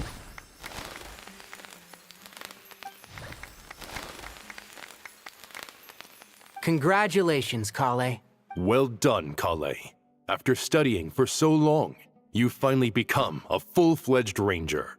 Oh, nice. Sure hasn't been easy for you, huh? This really is fantastic news. All grown up. No longer a trainee, but an official forest ranger. Oh, the next step is to secure tenure in the academia. Thanks, everyone. It's true. I'm an official forest ranger now. Congratulations indeed. 5-star Kale watch. Unsure about that. And, wait, is her friend? She doesn't stand a chance against the Moon Chanter. Yeah, I don't think she does indeed, I agree. Master Tainari, thank you for your guidance and support. I wish Mr. Sino were here so I could thank him too. Sino had a matter to attend to at the Temple of Silence. I don't imagine he'll be back for some time. But don't worry, we can celebrate together once he's finished. I'm afraid the party will have to wait. Kale still has some matters to attend to first. Kale? Is everything all right? No, it's not what you think. There's nothing wrong with my health. I just have a few things I need to deal with. I've made plans with the Traveler and Paimon to visit Mondstadt. Master Tainari and Mr. Sino will be accompanying us too. Well, that's a relief. Let's get together when everyone's back. I'm sure you'll be doing even better by then. Of course. I have a feeling you're right. I certainly hope so. What are we missing? Oh, we still need to a few days later. Phew! After all that catching up on sleep and food, Paimon's feeling full of vim and vigor again. Yeah, if only I could get some sleep and food, man. For someone who spends so much time resting, your recovery routine is surprisingly simple. Hey! Paimon's been working her butt off too, you know. She flew all over the city helping everyone out. Don't worry, I saw how hard you worked. Alright, we all know you're the most hardworking person in Teyvat. As long as you're rested and full, that's what really matters. Paimon's been looking around the place, and it seems like the city's already on the mend. But Paimon's been wondering how Nahida's doing. We should check in on her. Yes, we do.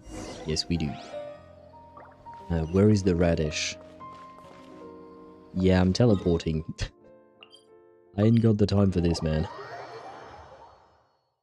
Let me see the radish then.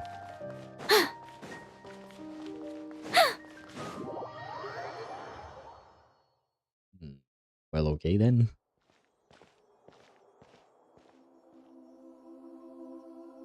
Hey, Nahida! And Hat Guy's here too! Traveler, Paimon. Hello. What's going on here? Nothing much. Nahida was just expressing concern for my physical and mental well-being.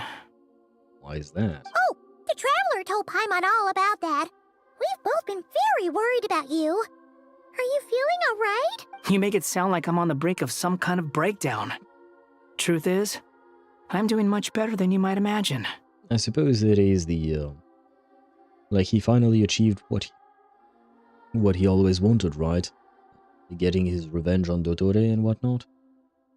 Ain't nobody got time for that. Do you mean rest? And sleep? And food? Well, I kind of need to. Nahida, give us some tasty, juicy information. Hopefully, yes. If we can just get to the bottom of Dottore's intentions, we can minimize his negative influence. That's the sort of thing I excel at. Just listen to that newfound optimism. It seems like having you enroll in the Vahumana was a truly inspired move. I can really see the positive influence. Observe, a classic Sumeru specialty. Chalking everything up to education and learning. To be honest, even I can sense the change in you. Everything Dottore said to you was a way to manipulate your mind. Fortunately, you're no longer under his sway. Which proves Can growth. someone as old as me really continue to grow? Why not? If it helps, just think of yourself as a late bloomer. It's all a matter of phrasing, and it comes down to what standards you measure yourself by. For a puppet, developing at such an age is perfectly normal.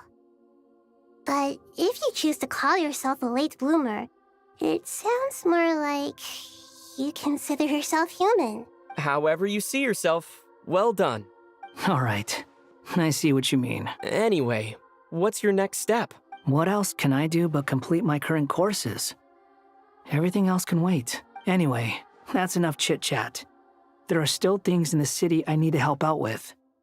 I'll be heading there now. Was Hoyo finally able to afford Zack's VA?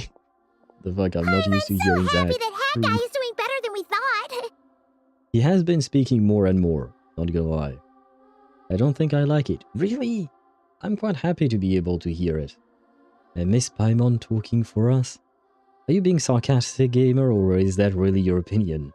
You're allowed to have that opinion. I will disagree with it, but we can disagree. But what about you, Nahida? How are you holding up?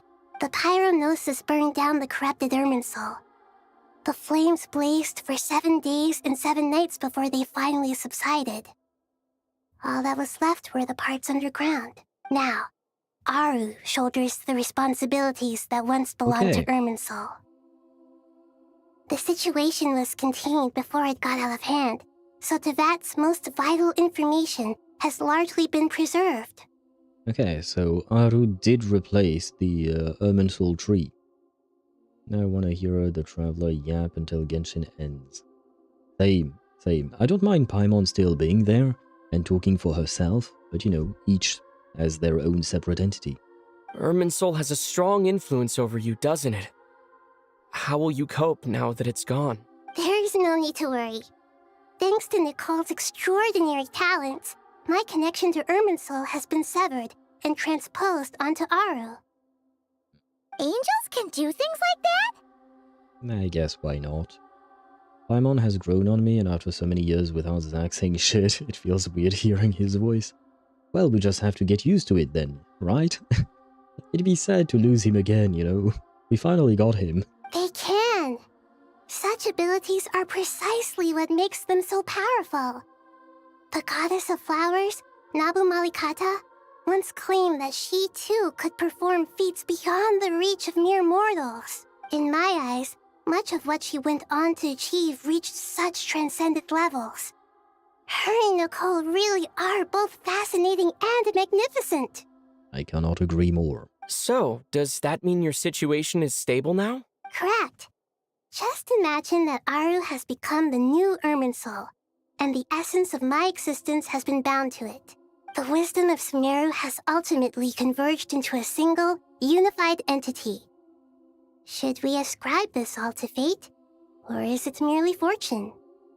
And I will say one thing, now it is something that is not under the control of, the Heavenly Principles. Aru like the village?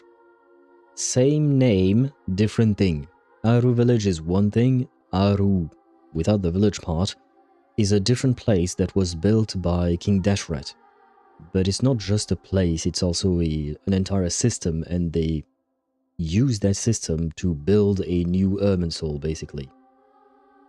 So who the fuck is Aru? It's a place, more or less, and a system. Like I said, that was built by King Deshret to try and create some kind of eternal peace. It didn't really work out, he never managed to finish it. You can call it a supercomputer indeed. Nahida has an AI boo. You can kind of see it like that, sure. She kind of replaced one with the other, because the tree, Irminsul, was also a computer. So Nahida dying is the end of the world. Maybe not. Maybe not, I'm not sure. Basically, dude built a building-sized supercomputer, and we replaced Irminsul with that. Yeah, that is an accurate assessment. Well, if you manage to come closer to Nahida. What do you mean by that, Deidara? I don't think anyone wants to kill her, as far as I know. Whatever it is, the important thing is that you're okay, Nahida. Dendro Archon, Lesser Lord Kusanali. Oh, thank goodness you're here. Greetings, Traveler and Paimon. Sir Nevis, do you have something urgent to say? Yes, there's something I need to report. We've received a message from Snezhnaya. Oh. Nefes hands a letter to Nahida. The Fatui Harbinger, the rooster, sends us his sympathies, along with all the usual pleasantries. Pulcinella? Why would he do that? His stance is that, following the unrest in Nod-Krai, Dottore was subjected to internal censure. This madness was the act of a rogue element, one who cannot be seen to represent the Zapoliarni Palace.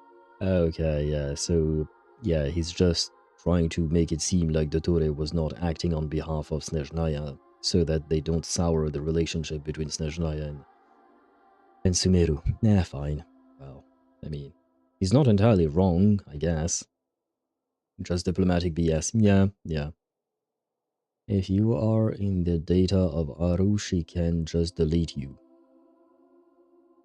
I don't think she would ever do that, but I suppose yes. But at the same time, if we won't actually delete you, it would just be something similar to what Scaramouche went through. It didn't actually delete his existence. It deleted the traces that made everyone else think that he existed, but it didn't actually delete the person. No less than can be expected. Snezhnaya paid a heavy price working to stop him. They even lost one of their own harbingers. What? Who did they lose?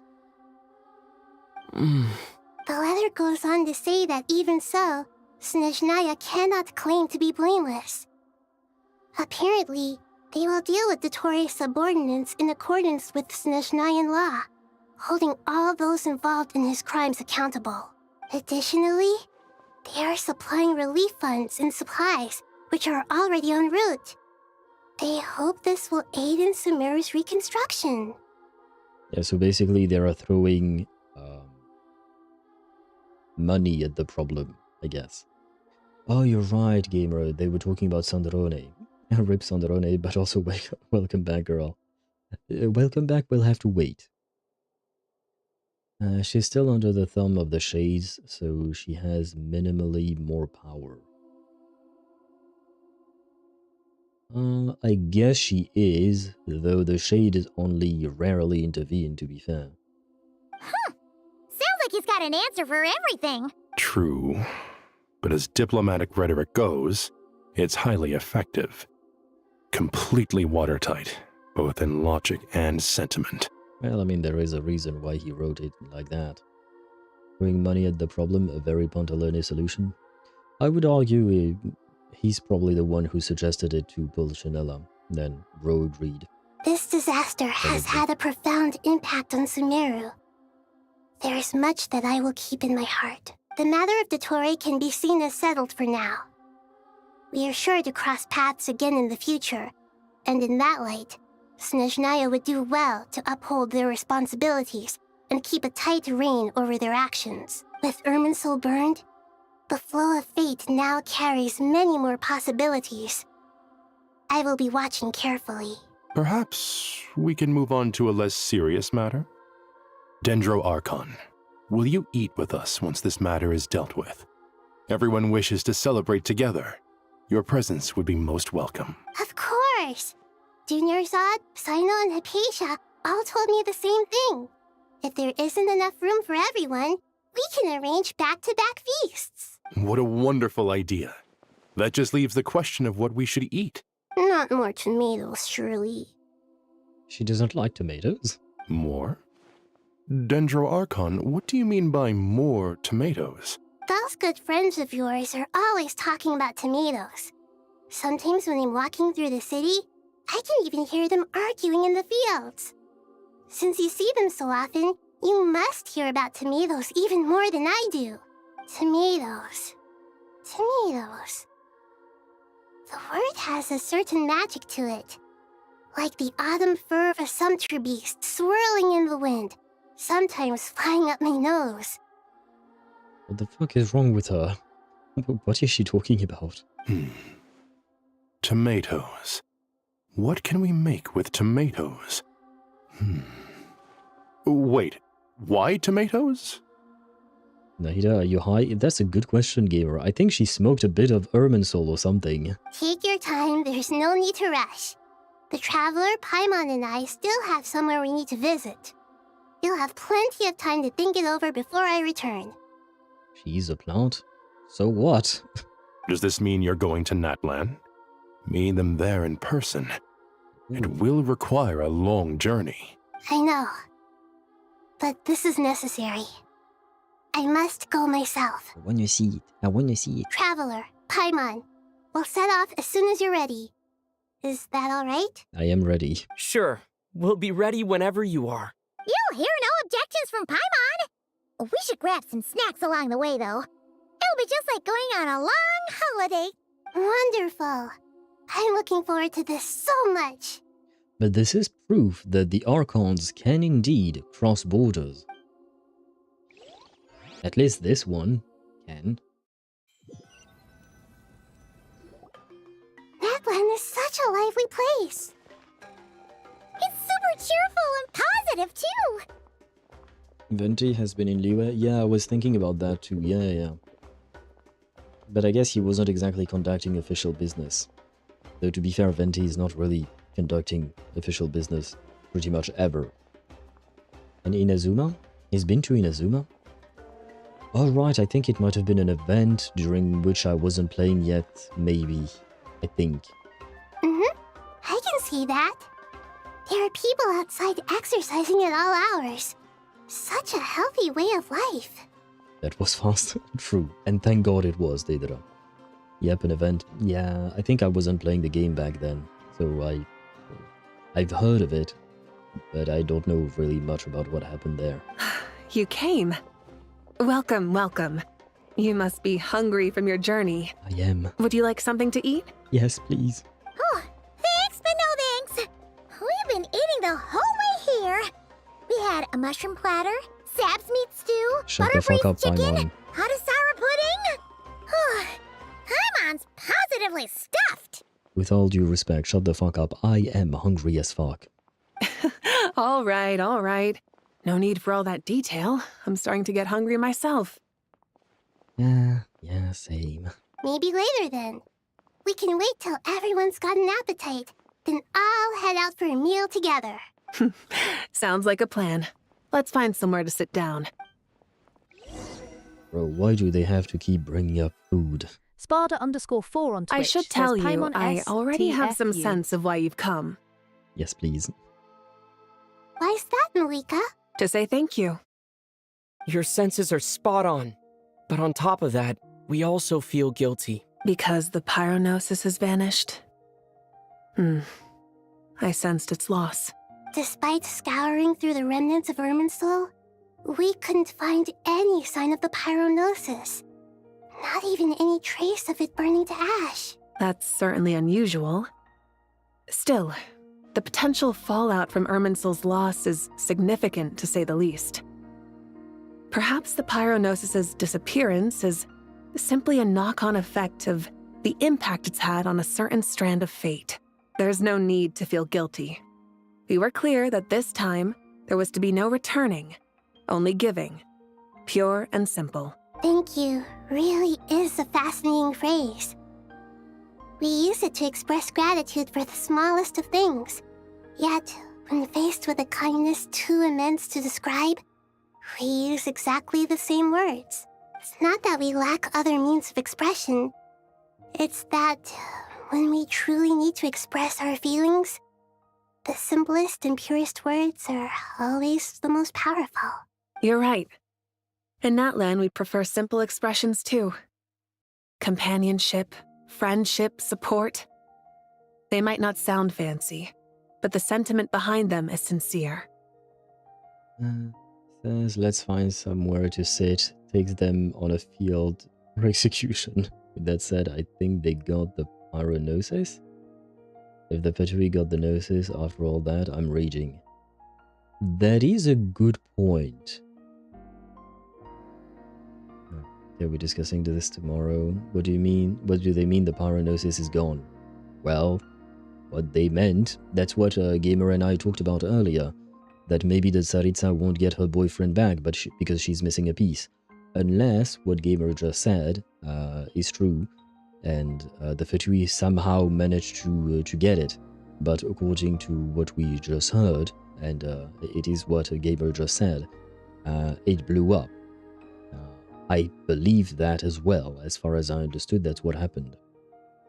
That's wonderful to hear. Sincere feelings are often a vehicle for the deepest wisdom of all. But if not even ashes from the Gnosis was found, then yeah, it is possibility that it didn't actually blow up and the Fatui somehow got their hands on it, and it was part of Dottore plan all along. Irminsul's destruction doesn't seem to have done you much harm.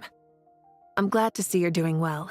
There's still a lot of work to do, but before we begin, we felt it was important to come here and speak with you. Partly to express our gratitude, but also because we felt that seeing you, in a sense, is like basking in warm sunlight. You say this because she's hot. That's a nice way of putting it. I like that. To tell you the truth, though, I'm not a fan of somber meetings. So, since there's nothing more to say, why don't we go bask in some actual sunlight? The weather's beautiful today. What a great idea! Paimon's gonna lie back and soak up some rays!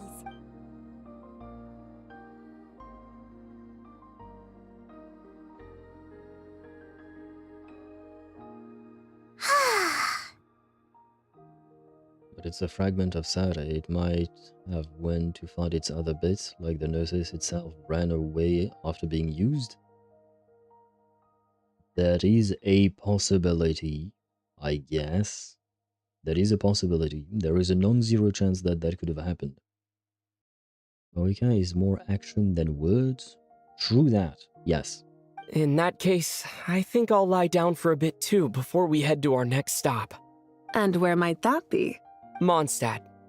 Paimon and I are gonna head back there with Kale and the gang.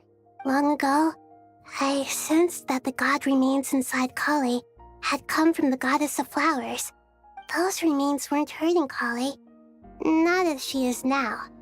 They simply exist. Besides, I could sense a deep yearning within her.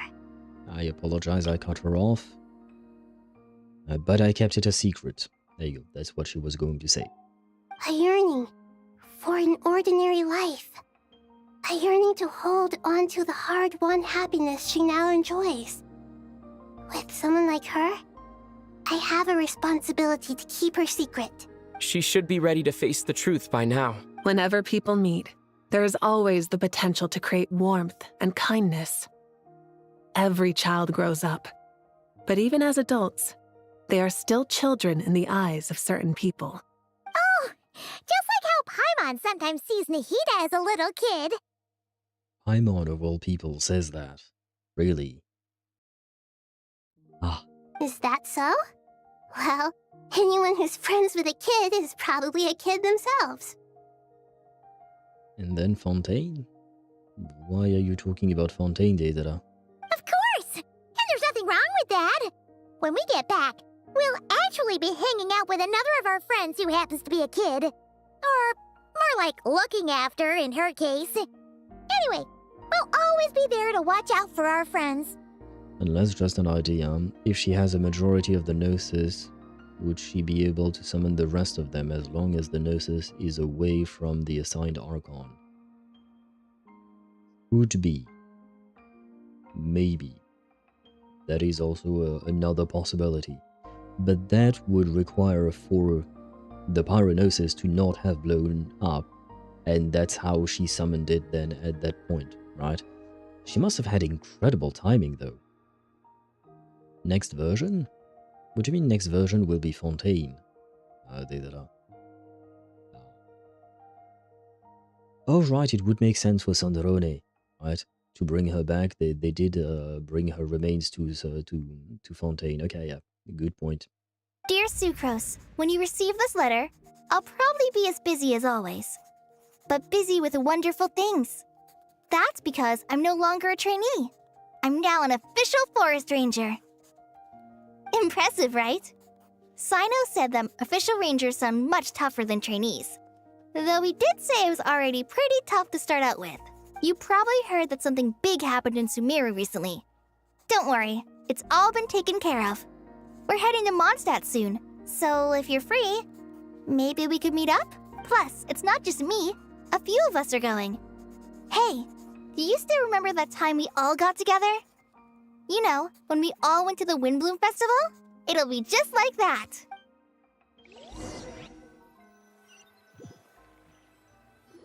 Getting fixed in the narcissism droids?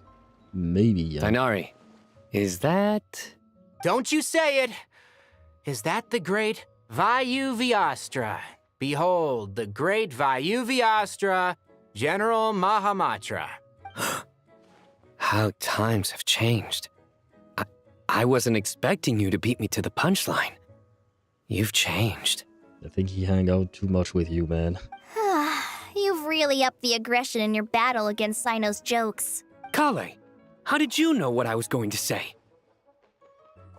For the love of... Hey! Traveler! Paimon! You're right on time! I hope we haven't kept you waiting. Kalei! Sucrose! It's been so long! How have you been? I've been well. Everything's going great. What about you? Are you still busy? Not at the moment. Oh, right! That juicer you gave us works amazing! Farzan loves it! I forgot about that. Seriously? That's wonderful. I don't suppose you drew up a detailed test report. Oh, what fruits did you use? How's the texture of the final product? Sucrose, you might want to try asking your questions one at a time. Albedo! Paimon didn't see you there! It's been a while since all of us were together like this. How about we follow the same plan as last time? Good idea, my friend. You never disappoint. So, what are your identities this time? Don't remind him. First things first. Allow me to introduce our very own official Forest Ranger Kale. The rest of us are simply her humble travel companions. This sounds like one of those mushy stories that gets people hooked on some corny, heartwarming premise. Oh, is our story not heartwarming? If I recall correctly, there was even a scene like this in King of Invocations.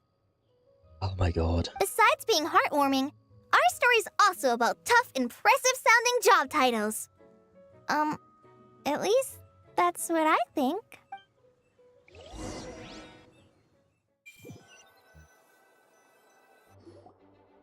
But now, oh, you, Kale, and the others meet the Knights of Favonius Half.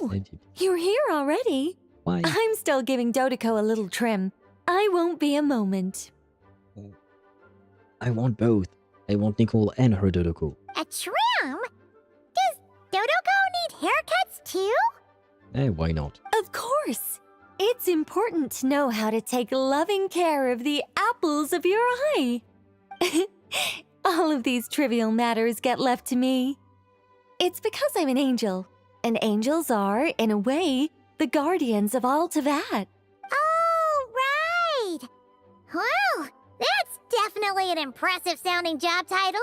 What are you writing? I'm just brainstorming some cool-sounding lines. You can have both. Thank you, Data. I wish I could. I wish there were some Dodoco plushies. Oh, write them on these card backs. Of course. Clearly, my lines are pretty amazing, wouldn't you say? Miss Nicole. Kale? You seem a little nervous. I was just wondering, who was the person you mentioned who needed their wish fulfilled? Wish? What do you mean? Miss Nicole asked if we could meet up in Mondstadt once everything was over. She said a friend of hers had a wish that needed my help to come true. Well, you never mentioned that before. All we knew was that you'd arranged to meet in Mondstadt. But we thought it had something to do with the god remains. To be fair, everything I told you was true. Anyway, my friend is waiting. Who's the friend? But the question is, which one will you hug? First will be Nicole, then it can be the Dodoco. But wife always comes first. Nari, burn those notes. I hope that Tignari can. Use some of them pyronosis flames to burn those notes. Come on, let's pay her a visit. Is it Nicole? Is it Alice? Sorry.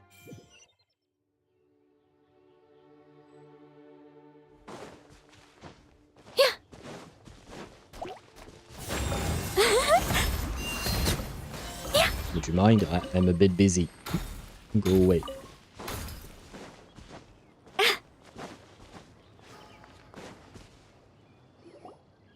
Huh? You surprised? I bet you weren't expecting to meet a woman like me beneath this beautiful tree in a faraway land. The fuck is she doing here? An oasis will spring from the place where a djinn resides. That saying falls somewhat flat here in Mondstadt, given that everywhere is already so lush and green. Lilupar, what are you doing here? I made friends with Miss Nicole. I asked her to bring me here and then invite Kale to come. Who the fuck? Lilupar is a character from a world quest in Sumeru.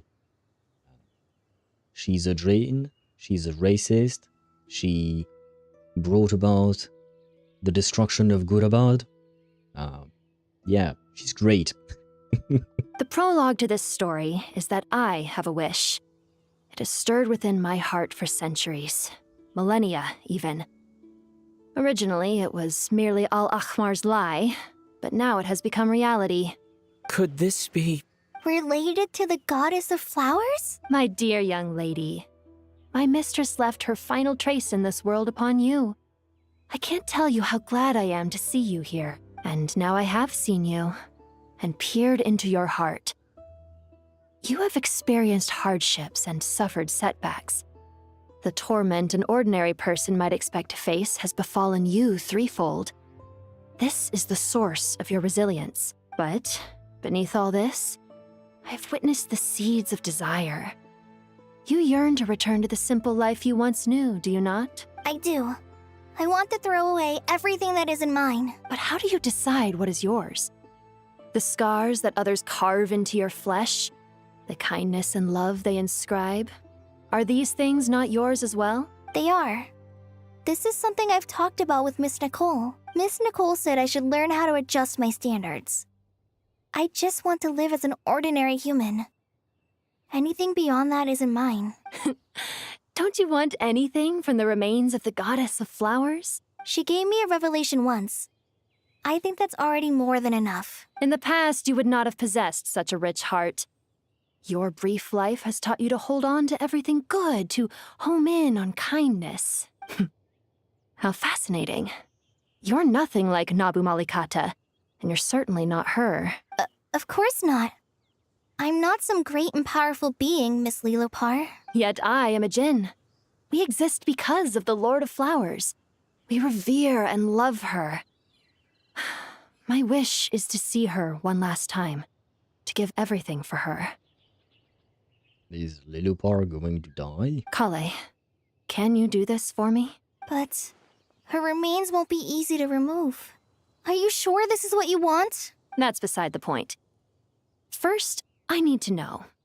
Are you willing to do something for the soul of this lonely, wandering woman? I'm willing. But look, you know nothing about me. Even if you have heard the stories about me, all you would know is that I was rightly punished for the many evil deeds I committed. Yeah, she kind of do be evil. Ah, so you do know. Your lips are quivering, your eyes trembling. And still, you're willing to do something for me.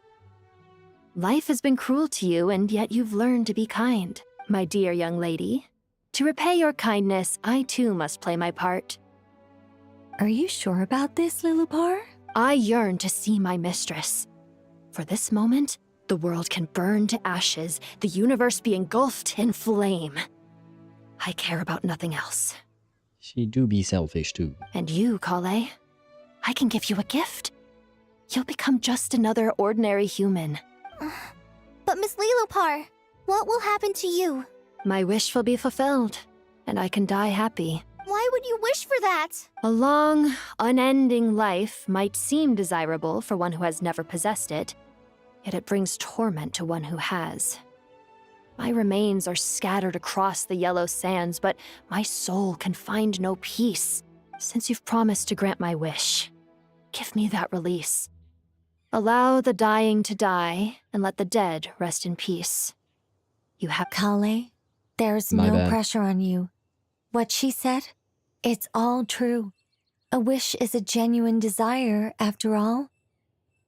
What did she say? You have my thanks. My bad. I do be eager to end this, not gonna lie. At 2:30 in the morning. It's as if you want to use the last of your life to give me a better future. Nothing so selfless. We'll be using our futures to fulfill each other's wishes. This is a noble act. A beautiful and secret transaction between two women. I understand. Miss Lilupar, I'm ready. Close your eyes, Kale. Then open your soul. From there, I will embrace my mistress. The downpour of flowers is your touch. Like returning to the very beginning. Like surrendering to your grace, my mistress. People say that devotion is beautiful, yet filled with pain. How foolish of them. For me, devotion is beautiful, pure and painless. Devotion is my love. Thank you. I guess this is goodbye.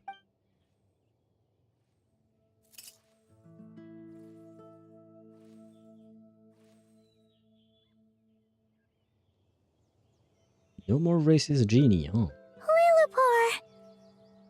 She disappeared? She left, carrying the blessing of flowers.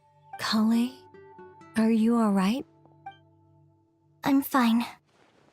Now that the remains are gone, I don't actually feel any different at all.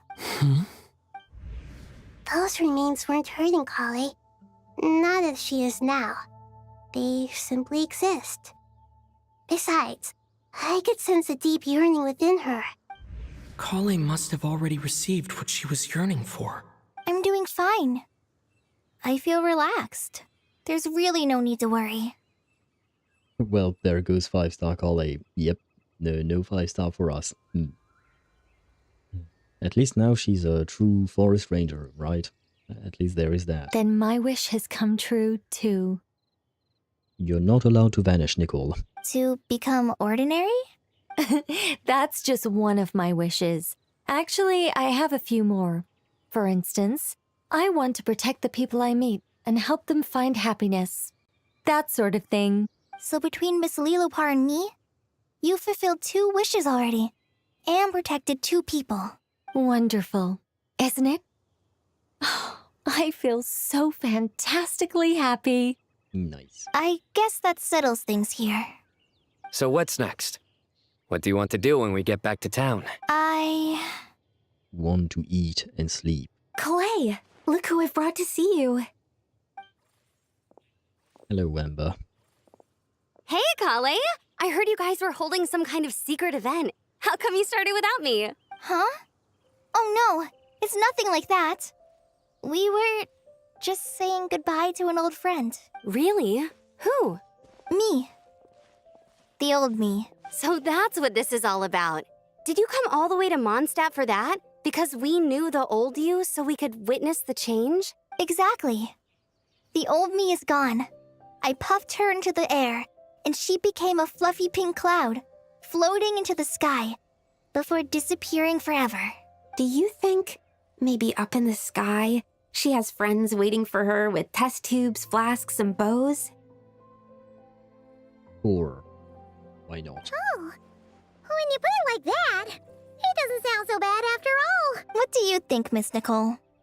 I think maybe that's right. At least, if it were up to me, I'd consider that a happy ending. Dear Sucrose, even though my childhood ended long ago, these past few days have really felt like growing up again. I've become stronger, and I feel like I can finally accomplish things by myself. Surely someone as mysterious as you will find a friend like this fascinating? Always growing, always thriving like a plant. I came to say goodbye to my old self. I know that after this, she'll be gone. Thinking about it makes me feel a little lonely. I know the weakness that kept me company will one day leave me too. But somewhere in my heart, I feel a great sense of joy. It feels like I've always wanted to take this step. To walk towards the new me.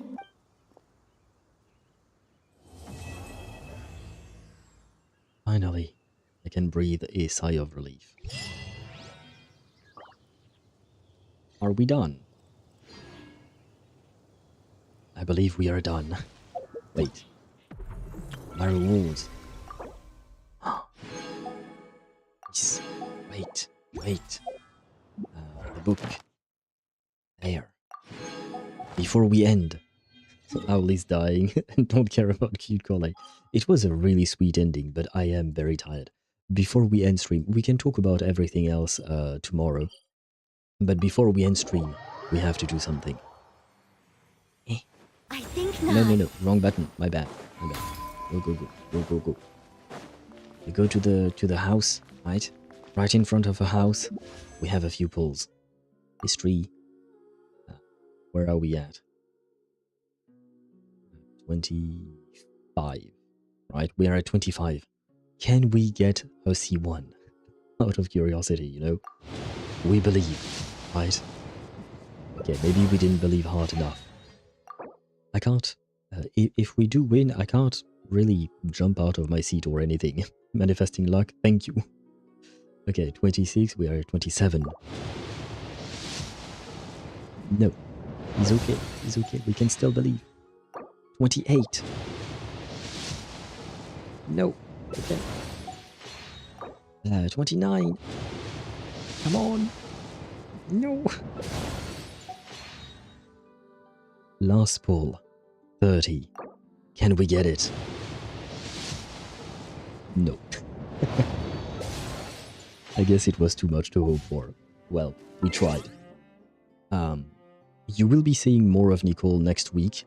I will be streaming, I don't know what exactly we'll be streaming next week, but I will be doing at some point, I will find the time to do our third room, you know, that unlocks for exploration. But yes, this is going to be a very quick ending to the stream.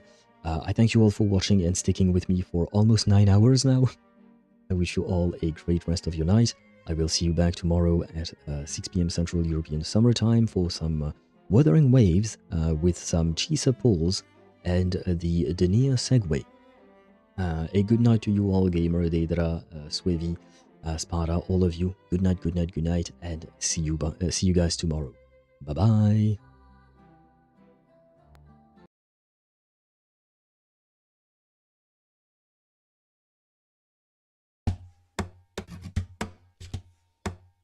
Sunlight through the window, every sound feels so close. Have a safe feet on the floor. Braiding my hair, it's all out. Hesitating, moving slow now. Setting things up and heading out. Opening the day with light. Let the sunlight stay